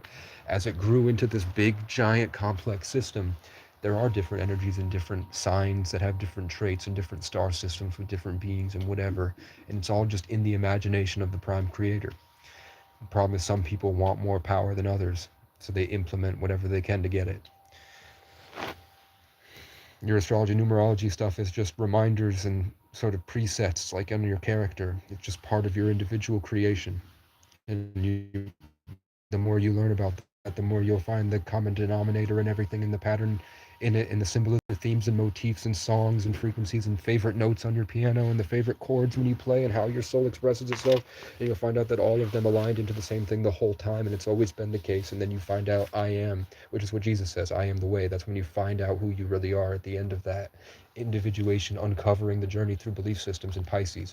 And the age of Aquarius is just when the dark waters evaporate, only the truth will remain. So we all have these different belief systems and all these conflicting, hateful comments because people believe different things. And eventually, the age of Pisces will be over, and the truth will be here. So in Revelations, when the high note, the trumpets, or that high frequency, sheds through the Higgs field and changes everything, completely restructures when Jesus comes back, the God, Christ consciousness, the divinity, the perfection, when the highest truth comes back and changes everything, we won't be separated by dark waters. We'll be one. And we'll look back at these as we were all actors in a play. And that's why they say the world is a stage. Because we were supposed to be individual and separate through Pisces. But our greater selves are waiting. We just gave ourselves these individual stuff, and I'm telling you that your soul gave you hints to help you find yourself. And to just, the only teaching I really have other than that is just growth over consistency. Start at the bottom, foundational thing, and just slowly work towards things and grow from your experiences and try new things and be brave and have fun while you have it, because it's short and everything's changing very soon. Am I homeless? Yeah. Yeah, I'm homeless. I choose not to pay rent, and I'm grateful that I went through these experiences, because it made me real. And now I think everyone else is a bunch of pussies that are delusional, which is what they say about me, which is pretty ironic. Because they don't know what I'm talking about. They've never been through what I've been through. But I could go through what they go through tomorrow. I could get a job tomorrow and work. But they don't know what it's like to live for years out in the woods and wake up to a tent like a 5-foot, 600-pound black bear a foot from you. Or have to be alone outside in the cold with nothing and starving, and say, God, if you're there, please give me a shooting star. And then they get it one. And I'm like, was that you? And then I get another one. And it's like, am I in the right path? And then have that happen for years. And then when it doesn't, I'm like, I don't know if I should see my dad. I have a horrible relationship with my dad, but I love him and I want to make life, I want to save my family. Do I go see my dad on his birthday? And I see 15, but I'm like, I don't know, man. And I see 15 more just over and over again. And then I'm like, are you sure? And then my dad messages me, and he hadn't messaged me in years. And he says, I saw a shooting star and I thought of you. As I'm driving to see him, I check my phone to say him I'm coming, and the first thing he said is, "I saw a shooting star and thought of you." That's true. My dick is 8 inches and it doesn't fit in a toilet paper roll, but I don't let it define me. You know, someone. I saw 3 comments, so I was like, fuck it. Who gives a fuck? I'm not gonna meet you guys.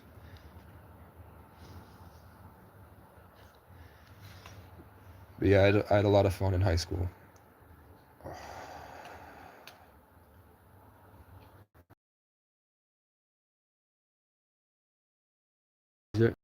Satanian Matrix. They don't need us to be unhoused. It's just that there's a better way of life, and it has to be under certain circumstances to embody certain energies. You're not going to find freedom when you're trapped in a lease and employed. You're going to find freedom on the ground with nothing when you're separate from the world.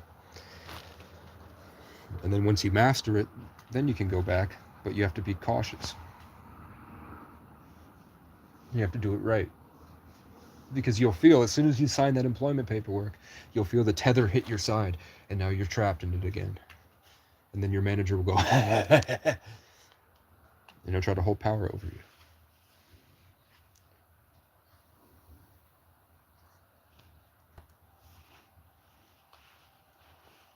With the Let's Build a Society part, when they get to this level, maybe not at my level of subscribers, but I used to have a group fasting where there would be 50 people, there would be 50 to 100 people watching at any moment. So I was getting thousands of views, sometimes like 2,000-3,000 views, and all of us would be doing group fasting where we would all be fasting, getting sunlight, taking probiotics, and then somebody from the government approached me and said, "Are you the guy that's doing the hunger strike?" And I was like, "No, but I think he's over in Barrie. I could message him if you want. I know him on Facebook."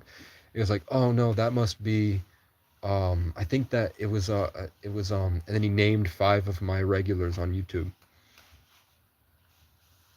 trying to figure out what the guy's name was that was doing a hunger strike.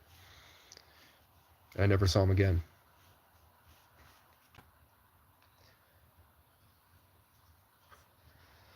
And that was last August. Not this August, 2029 or 2025, 2024. That happened. True story. I'm just tired.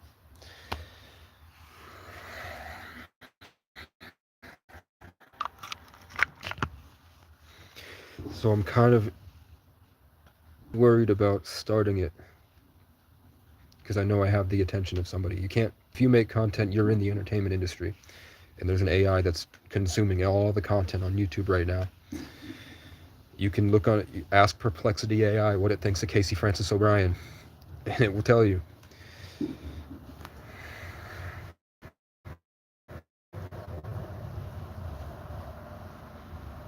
Sent you 33.1 to your Cash App. I haven't got the notification for it yet. I want to make sure, hopefully you got the right one. Let me go for 1 second just to make sure I have the right Cash App. Okay. To the guy that said he sent me 3311, make sure it's Casey the letter O 9989 and not Casey 09989. Because that's happened before. Somebody sent Casey O 9989 $100. I didn't get it.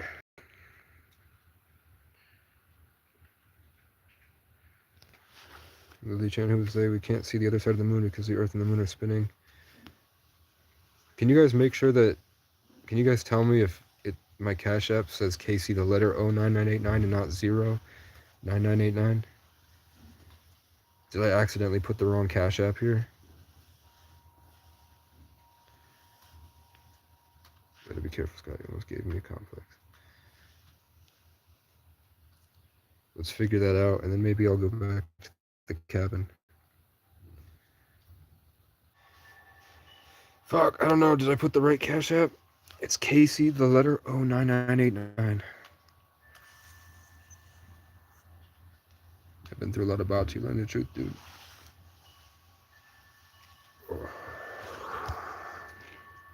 Okay. I gotta go because people are coming to work. I'm gonna keep the live going because I have to walk back to the cabin.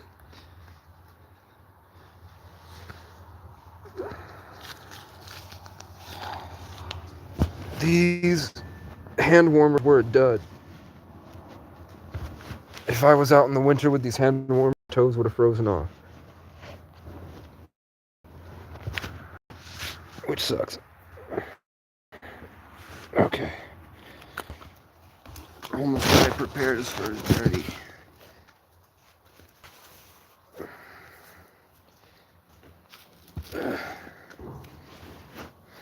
Let's tie my boots in case I need to run from any bears.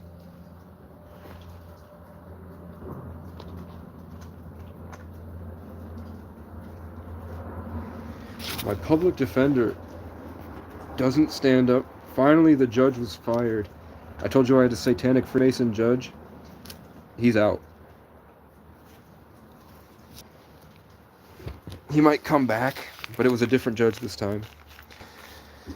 And my public defender, it's so obvious to just go in court and say Casey's neighbor was filing fake noise complaints against him, which are crimes. Over 15 times he committed serious crimes against Casey, got him evicted, and then he postured in the hallway to bump into Casey, and Casey just moved his shoulder to bump him. And he got a simple assault. He already apologized to the guy. Call him and say, did Casey already apologize? That's all they would ever want. It's just an apology for that. It's already happened. That can go. Casey took a piece of paper off his neighbor's door as he left. That was Casey's piece of paper. No petty larceny for a piece of paper worth 10 cents. I'll give him a nickel. Fuck him. It's his life. Casey's mom lied to the police because she was having a psychotic episode. And she's called prosecution and said that she lied, yet the police arrested him without evidence. And they didn't say anything, so he was confused and lifted his arms up and asked what was happening. That wasn't resisting arrest, that was asking them to de-escalate. Which they should have de-escalated. It's pretty obvious. Casey's mother filed an abuse prevention order that she violated every day and only used against him maliciously. They had a relationship for years, regardless of the abuse prevention order. And then when she would have her psychosis, her bipolar, whatever, she would use it as a weapon to hurt him for no reason. And she lied to the police to do it. And she called the prosecution after and said she lied under oath. Drop it. Casey's dad tried to kill him. He tried to choke him to death, and Casey bent his finger back to get him off him. That's not an assault by mutual affray. That's self-defense against someone that assaulted him. That's not, why haven't they dropped those charges in 3 years? Doesn't it seem like common sense? But when I go to speak, the old judge would start yelling at me. He would literally start yelling at me, talking shit about how I looked, the same hateful comments that I hear here. And then they would kick me from the WebEx. And those are true. And imagine all the suffering I talked about in homelessness, the shit that I went through. And then having that court thing held over me and then just randomly arrested because I would reach out to my mom who was saying, I love you, I miss you. Let me send you money. And I go, how are you doing? And then 6 months later, my mom calls and says, did you say, how were you doing? We have the messages from 6 months ago. And then they arrest me on a Friday. They rip me out of my car. They have my car towed and I'm in jail for the weekend. And my mom doesn't see anything wrong with that.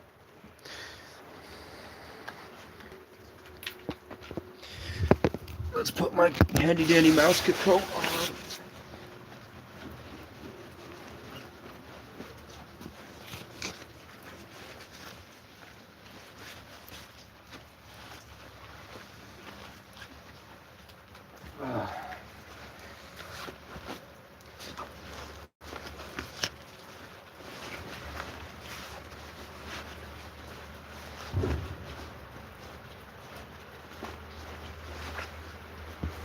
Yeah.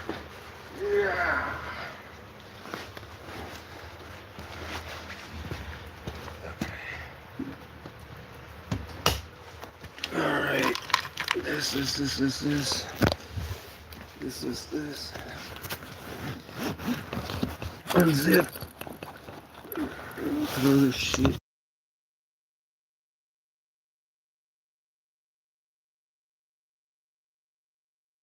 Oh, motherfucker. You don't know me. You don't know Mickey Mouse. Like I know him. I've been hunting Mickey Mouse for centuries. He eludes me with the cat and mouse game. And he steals more children's foreskin. Mickey Mouse has been terrorizing white neighborhoods for thousands of years, stealing their foreskins in satanic rituals and feeding it to Ellen DeGeneres, who is a vampire. And I can't stand it. So I've been hunting Mickey for as long as I can remember.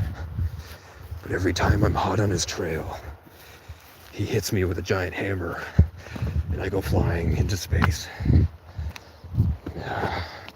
And then he sits there twerking on his train, doing his toot, and I can't stand it. He's an abomination. And cats eat poop, and where does it go?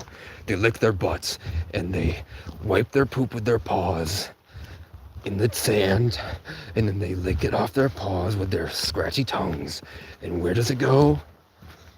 No one knows. It's a mystery. Where does the cat's poop go after it licks his butt? And why does it think it's better than me? Why does it show off that it can lick its own butt, and then it rubs it in our faces, literally rubs its face in my face. It's trying to rub in my face that it can lick its own butt. I don't have a job, but somebody said he sent me $33 and I did not get it, so I'm concerned.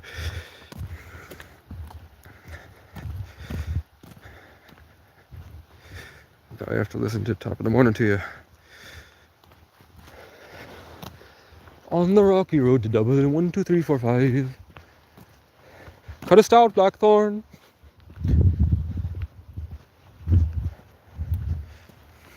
To banish ghouls and goblins. Brand new pair of clogs. Rattling over the bogs. On the rocky road to Dublin, 1, 2, 3. 1, 2, 3, 4, 5. Oh fuck, I almost fell. Peace out, brother. Casey's mama's gotten it all wrong. That's true. Top of the morning to you, ladies. My name is Jacksepticeye. Hello, everybody. My name is Markiplier, and I'm here on top of a mountain far away. And we're gonna go find ghouls and goblins in the bogs. Brand new pair of clogs. Rattle over the bogs. And frighten all the dogs on the rocky road to Dublin. 1, 2, 3, 4, 5. On the rocky way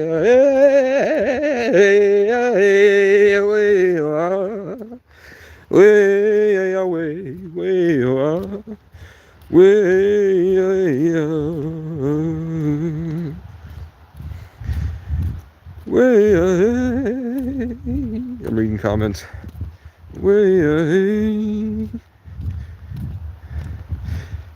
No, I need money. No, a napper media. Do what I do. Rant at a camera for years and have a higher purpose. And just fight for your higher purpose. And the money will come. It sucks. I don't know how I did it. It was tough. I have $12. I can't send you anything. I can't do it, man. I'm tired, man. He's helped this man get his food. He's clearly starving, and he's asking us for money. I'm starving, man.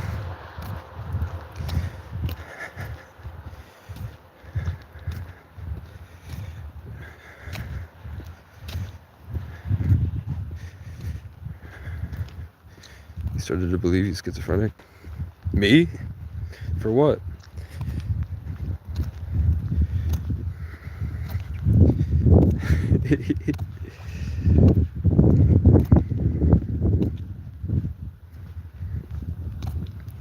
What am I paranoid about, man?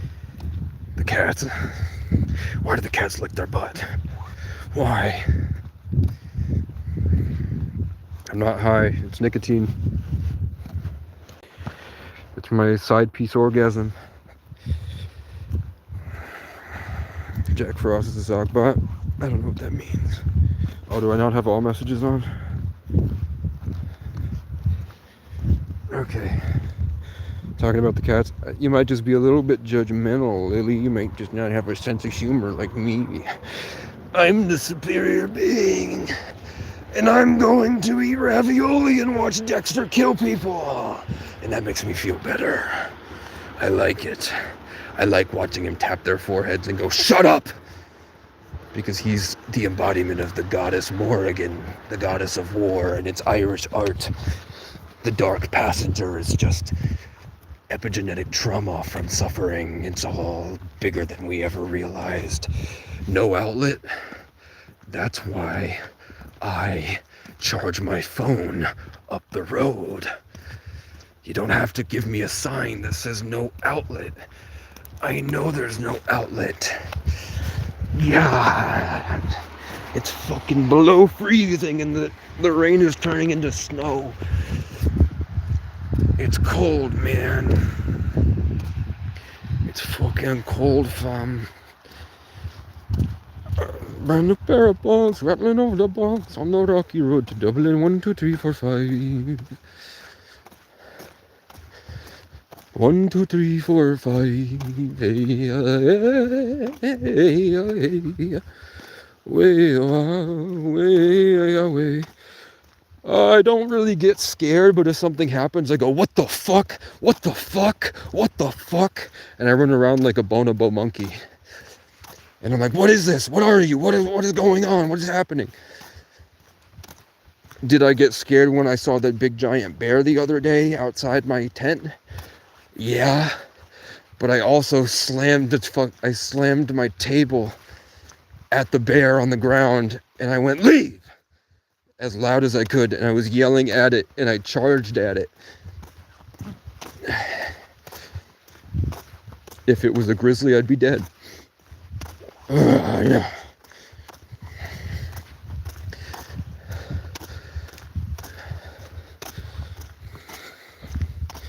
No more questions. I'm going to stop trying because of you, Justin. Thank you, Jane. Coming for you, you know. Meow, meow, meow, meow. Riding that train high on cocaine. I've never done cocaine, but I heard that it's like bouncing on a trampoline. And you can never bounce as high as you did the first time. And in the rest of your life, you'll never bounce high ever again. So when you don't do cocaine, you naturally can bounce as high as you want. Off of life, you don't need drugs to get high. All drugs do is give you a boost that you can never get back to. But with the natural way, you can use quantum mechanics to get yourself as high as you want.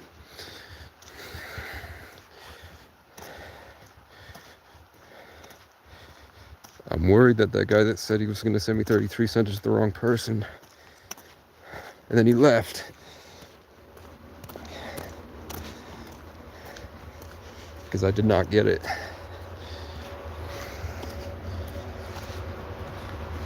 It does say my name. It's the $CASEY, the letter O9989.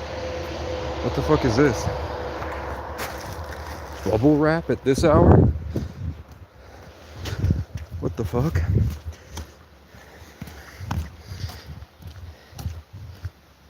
Okay. Now we never know what's gonna be out here.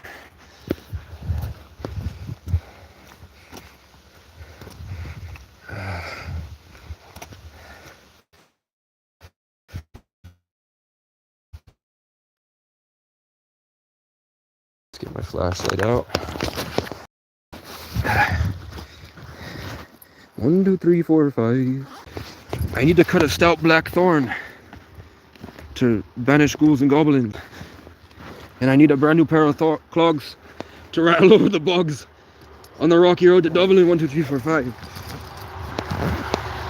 And one day we're gonna find Mickey Mouse and we're gonna uncover why. Where does the poop go when the cats lick it?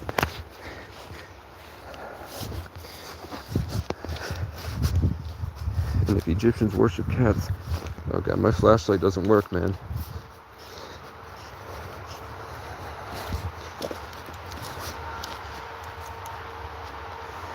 Okay. Where am I? There's ghosts and goblins. 1, 2, 3, 4, 5. That's kind of, oh, what the fuck? Okay. Something about spirituality. If you like to meditate, check out what's going on in your peripheral vision while you're meditating. You'll see some shit you don't want to.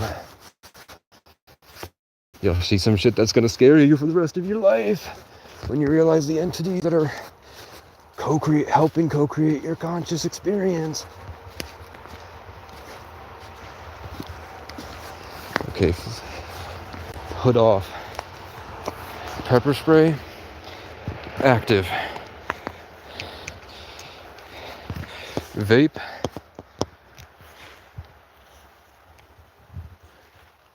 Hit.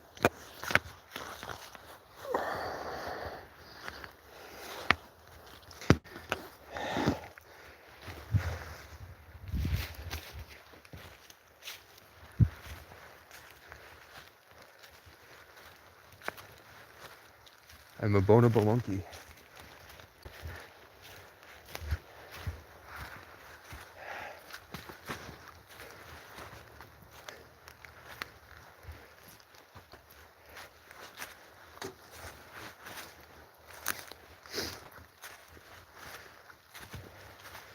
Okay, I felt the presence to my left.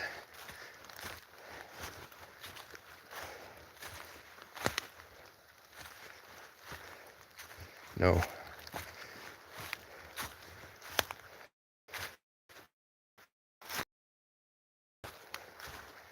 And I'm walking and things are fun and it's fun and it's rocky road to Dublin 1, 2, 3, 4, 5. And everything's okay. And I'm walking up a hill and I'm thinking about, so okay, flash a light on my left, you saw it? That's the same thing earlier today. I'm not sure what it is, but this is the second time we've seen it in 24 hours. And I think I saw one the other day too, I talked about. It was right above the same area of trees that it happened last time. Okay. Yeah, the energy's weird here. Definitely. Okay. Running.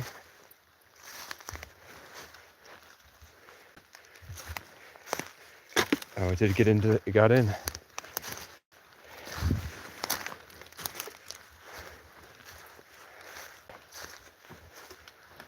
Okay.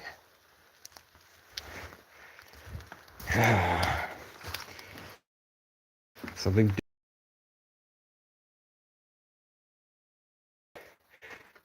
Tried. It knocked over a bag to get in my tent.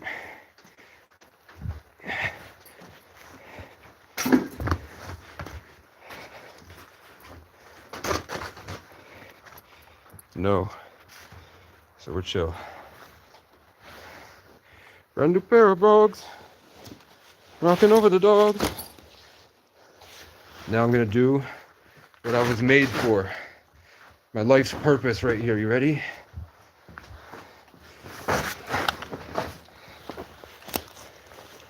This is why God made me, everybody.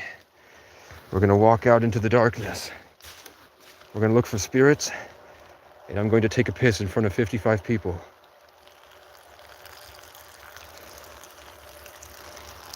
I used to poop on live streams in front of 100 people outside the Capitol building in Vermont. Every time the police were mean to me and they treated me like shit, I would poop on their trail. And then one time a veteran homeless man pooped on the trail because they didn't have an outhouse and they blamed me for it, and the guy had a freak out. And then he met the guy that did it, and it was a veteran. So the cop was instantly humbled. There we go. How can I be schizophrenic? I piss. Schizophrenic order of the piss dawn. Okay? Do I feel any pull from the mycelial network? Not really, but I've been talking so long, I'm kind of drained.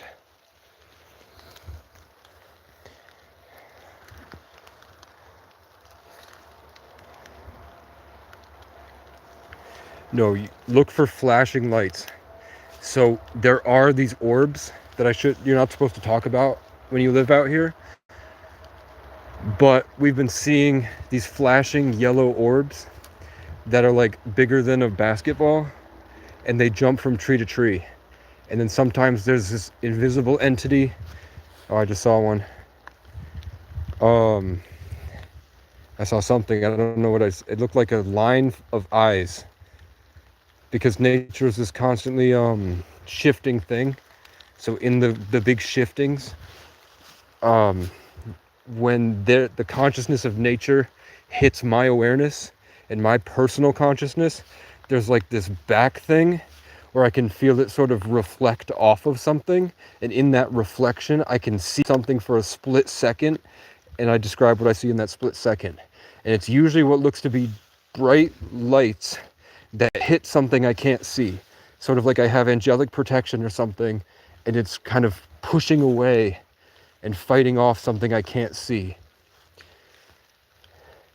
A couple times something has revealed itself, which is like this light being that sticks its head out from behind a tree. I caught that on camera last night, and I've talked about it a few times. And one time I was recording a live stream. You can see there's nothing here. See that second window right there? There's nothing there. But one night I went live, and right here, there's no bears. There's no way for a bear to get across. It wasn't a raccoon or anything. There was a humanoid thing with two eyes. I had the live stream going on the tripod right here, pointed this way, and I shined a flashlight, and something was standing right there staring at us the whole time. That's true.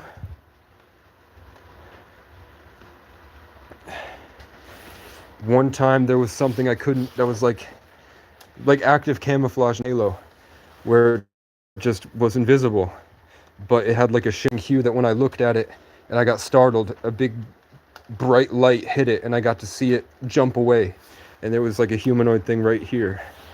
That happened once. On a full moon, I looked out of the tent and there was a black shadow person, and then behind it a giant praying mantis, trying to talk to the praying mantis, and hitting my conscience and shutting me down and telling, when I look at it and I throw my thoughts at it, like, what the fuck are you? It threw it back at me, like, that's how it feels. Just sit there and you can start, like, not necessarily let go, but just stop. And then I could become aware of the energies it was trying to share. And it showed me that that ghost was someone that died here a long time ago. And he was telling me that he wished that he had spent more time with his family in his life. And I was like, well, that sucks because I don't have a family. But good on you, man. I'll keep it sacred. NPC. I live deep in the mountains in Appalachia, and I've been going live and seeing what we can get. Sometimes we get bears, sometimes we get these weird orbs. Pretty much every night there's eyes glowing, and I don't have to shine a flashlight on it. I'll start to feel this stimulation on my third eye. Like I'll feel how kind of messed up smoking cigarettes and eating like shit is like really, I haven't been doing any meditations to open my third eye. So I'll feel like something's digging at my third eye, and I'll look up and I'll see glowing eyes out in the woods. And if you want to look that up, those are called the moon-eyed people. And the people that live here have been seeing them for thousands of years. It's not made up. It's not a schizophrenic delusion. But I'm also kind of a bitch about it because I know that I can probably communicate with these things, and I choose to just shut myself off from it completely. So I'll tell you that I see glowing eyes, but I'm not going to like reach out there with my consciousness and be like, what is it? I'm just going to tell you I see it and move on. What the fuck was that? That was weird.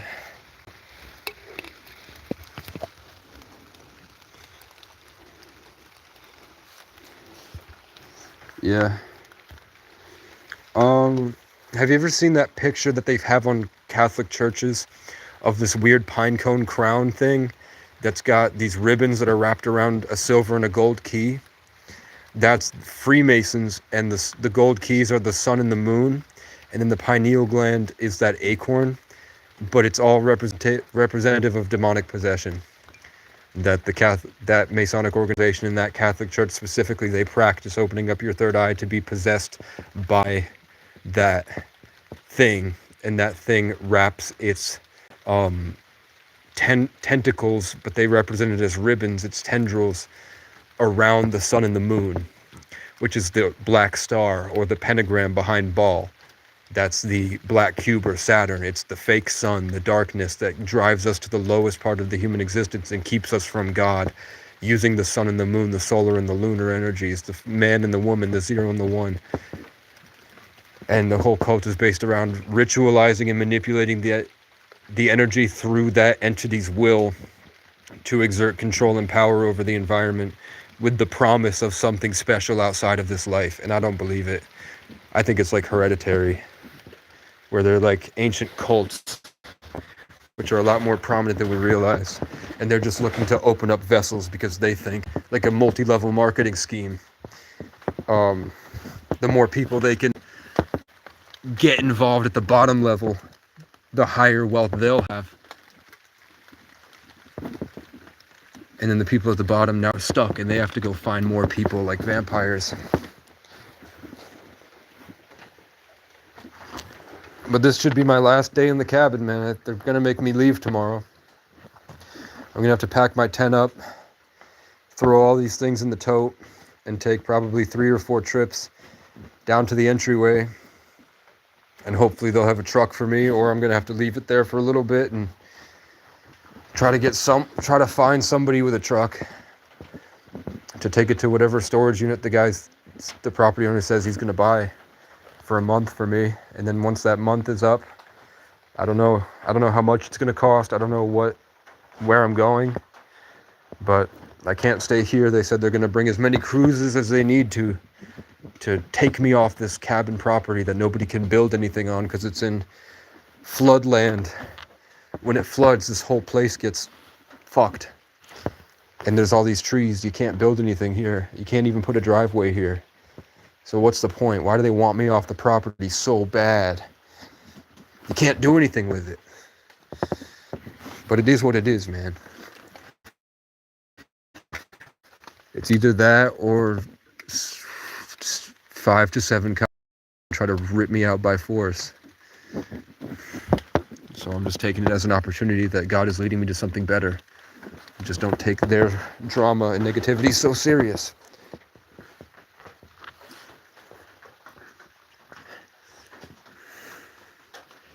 Texas Yeehaw. Yeah, they left a note that said if I'm not gone in 24 hours, they're going to rip me off the property. Then I stayed for 2 weeks, and then the police showed up, and they said that the owner is being nice, and he's giving me a week. And then I spent a month off the property, and I just couldn't find a place for my stuff. So I got all my stuff out of the woods, organized it in a sense that I just threw it all here on this side, all right there. Got my other campsite with my big tent, cleaned that up, made everything nicer than when I left it. And then I got sick with the flu, so I laid for a week trying to heal, and I couldn't do it out there, and it was scary at night. And I didn't know why. Like, I kept getting this, like, constantly saying, don't do it, don't stay here, don't go back, please go back. And I was like, why do I keep thinking that? Am I schizo? So then I came back here, and then I rested, and then I kept panicking, like, I have to get the stuff off the property. They're going to throw it in the dumpster. They're going to get rid of all my cool, nice stuff that I worked hard for. And then the voice said, it's not necessary. You don't need to do it. It's not necessary. It's not necessary. You can keep it here. Don't worry about it. And then I was like, okay. And then finally, at the very end of this onslaught of police coming up here to threaten me with violence, they finally said, the property owner, we realize it's not a big deal. The property owner said he'll pay, instead of paying to bulldoze the property like he said he was going to do, he said if I didn't leave, he was going to take a bulldozer somehow up here and have a crew show up that he was going to pay a lot of money to just rip all the cabin down and take all my stuff and dump it. And then finally they were like, it'd probably be cheaper just to buy a storage unit for you and help you get your stuff off the property like you asked. You weren't fighting us. You were just saying, if you want me to leave, help me get my stuff. The stuff is only here because I don't have a ride and I don't have a place to put it. Nobody will help me. So they finally said that the property owner is willing to pay to get your stuff off rather than bulldoze this thing that's been here for 100 years. So I don't know what's going to happen next.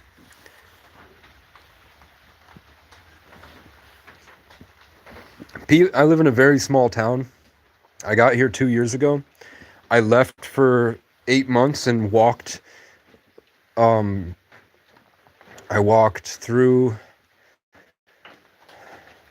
like 4 different mountain ranges, and I made it to 1, 2, 3, 4, 5, 6, 7, 8, 9. I made it to 9, 10 different towns looking for a place better than this because the people kept trying to kill me here. They were really violent and they wouldn't hire me or anything. They made life really hell for me trying to get me out. So I was like, I'll leave. Maybe there's something better out there.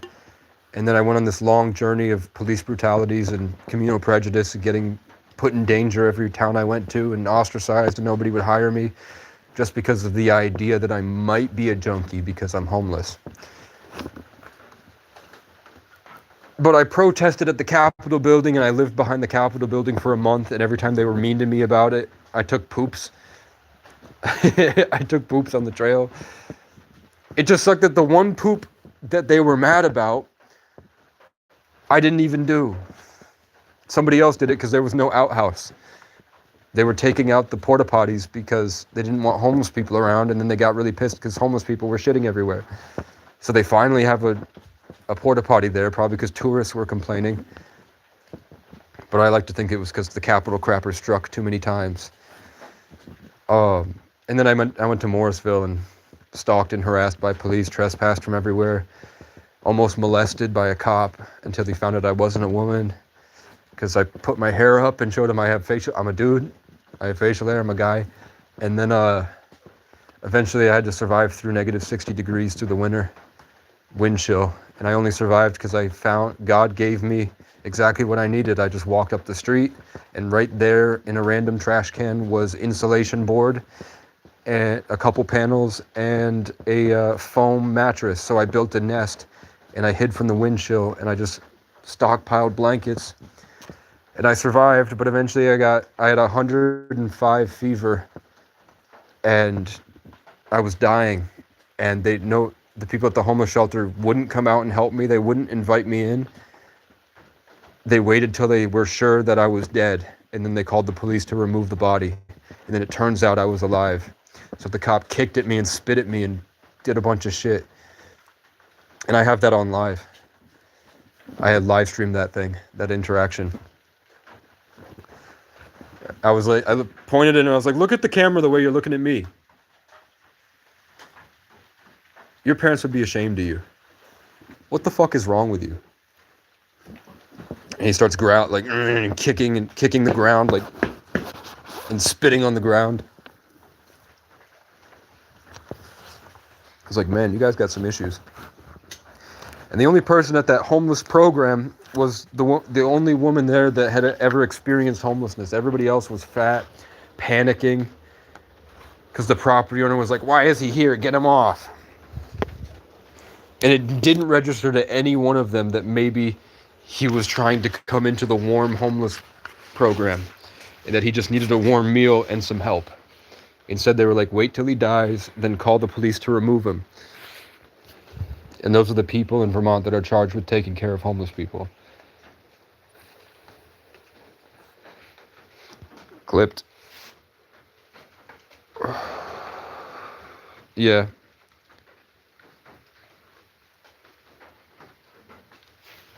I don't got any food for you. I do have a bag of chips, actually. But I binge ate for a week straight. I hope these aren't moldy, man. I've been trying to cook these peppers, but it rained this weekend. So my outlet that I would cook things at, and this is probably all full of mold because it came here frozen. But I have a bunch of peppers. I've got tortillas and cheese. I've got eggs and chicken. But I wound up just binge eating bags of chips because there was a deal that these were only $2, and usually in Vermont they're $7. So I bought 10 bags of them and I went through 9 bags here and I feel like shit. But it is what it is, man. Okay, let's go do one more. I mean, I'm telling you that I'm literally seeing these orbs. So there's not much, like, I can't be like, I didn't see anything. My flashlight died.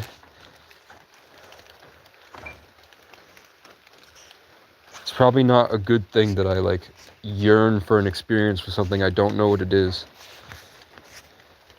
It's probably not a good intention to set, because I probably won't like what happens.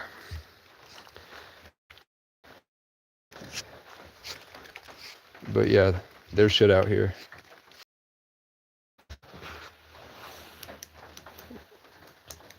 My flashlight's dead. I have this uneasy feeling. I'm worried. Some guy said he sent me $30, but it didn't get to my Cash App. And that's happened multiple times. That people said that they were going to send me a lot of money and it didn't come through. So I'm worried that it's not the right Cash App. And then the people always disappear after they say it. Who eats just strawberries for breakfast? Who eats breakfast?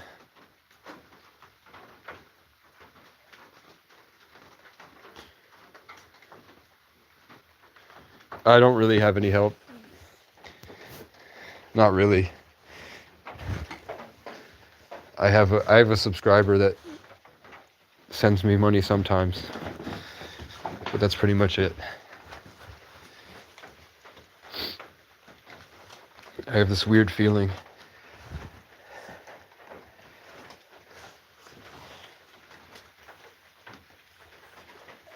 I have this weird feeling that there's an animal that's looking at the light and is concerned about what it is. I wish I had a camera. I wish I had 2 cameras going, one behind me, so that I can see what's going on behind me when I look this way. But it's just, you know, when the energy gets stale, like, it's really vivid when you walk through the forest, but then when you get to here, it's just giving you Blair Witch vibes, this really uneasy feeling like something's about to be revealed that's scary.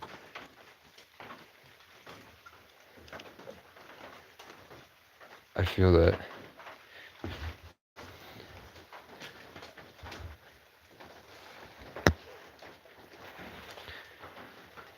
What's my charge at? 40? That's not great because I didn't get a lot of charge on the portable battery.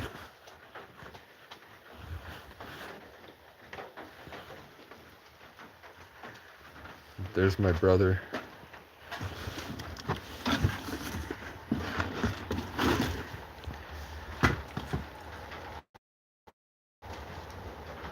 This world is crazy, yeah, I know.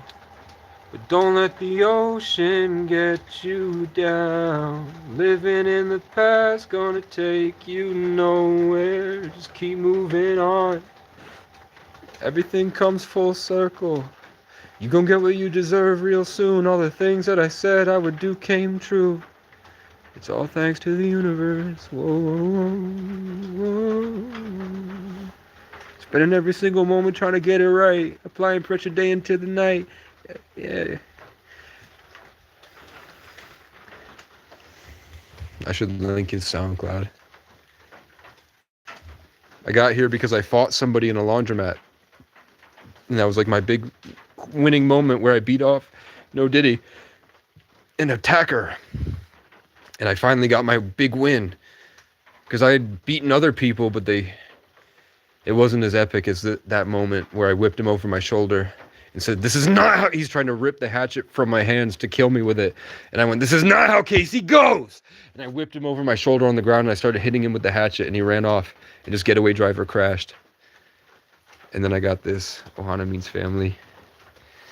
And this is Bucky Barnes. I'm sorry they did this to you. There's my cool crown.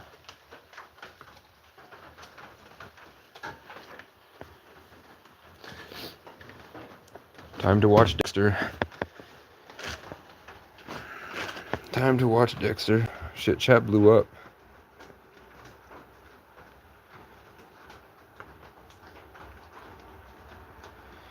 He's in there, man. Life stuff for people that don't want to be government slaves. That's true. Not the ones that dump are soft. I am at Vermont. Got to attend some camping supplies.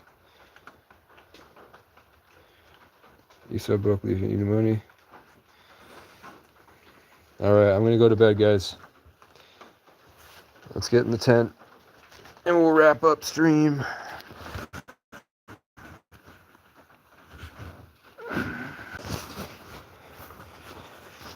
And I'm going to watch Dexter Morgan kill people. Yes, queen. Kill those people, Dexter. Kill them. Kill them. Ooh, kill them.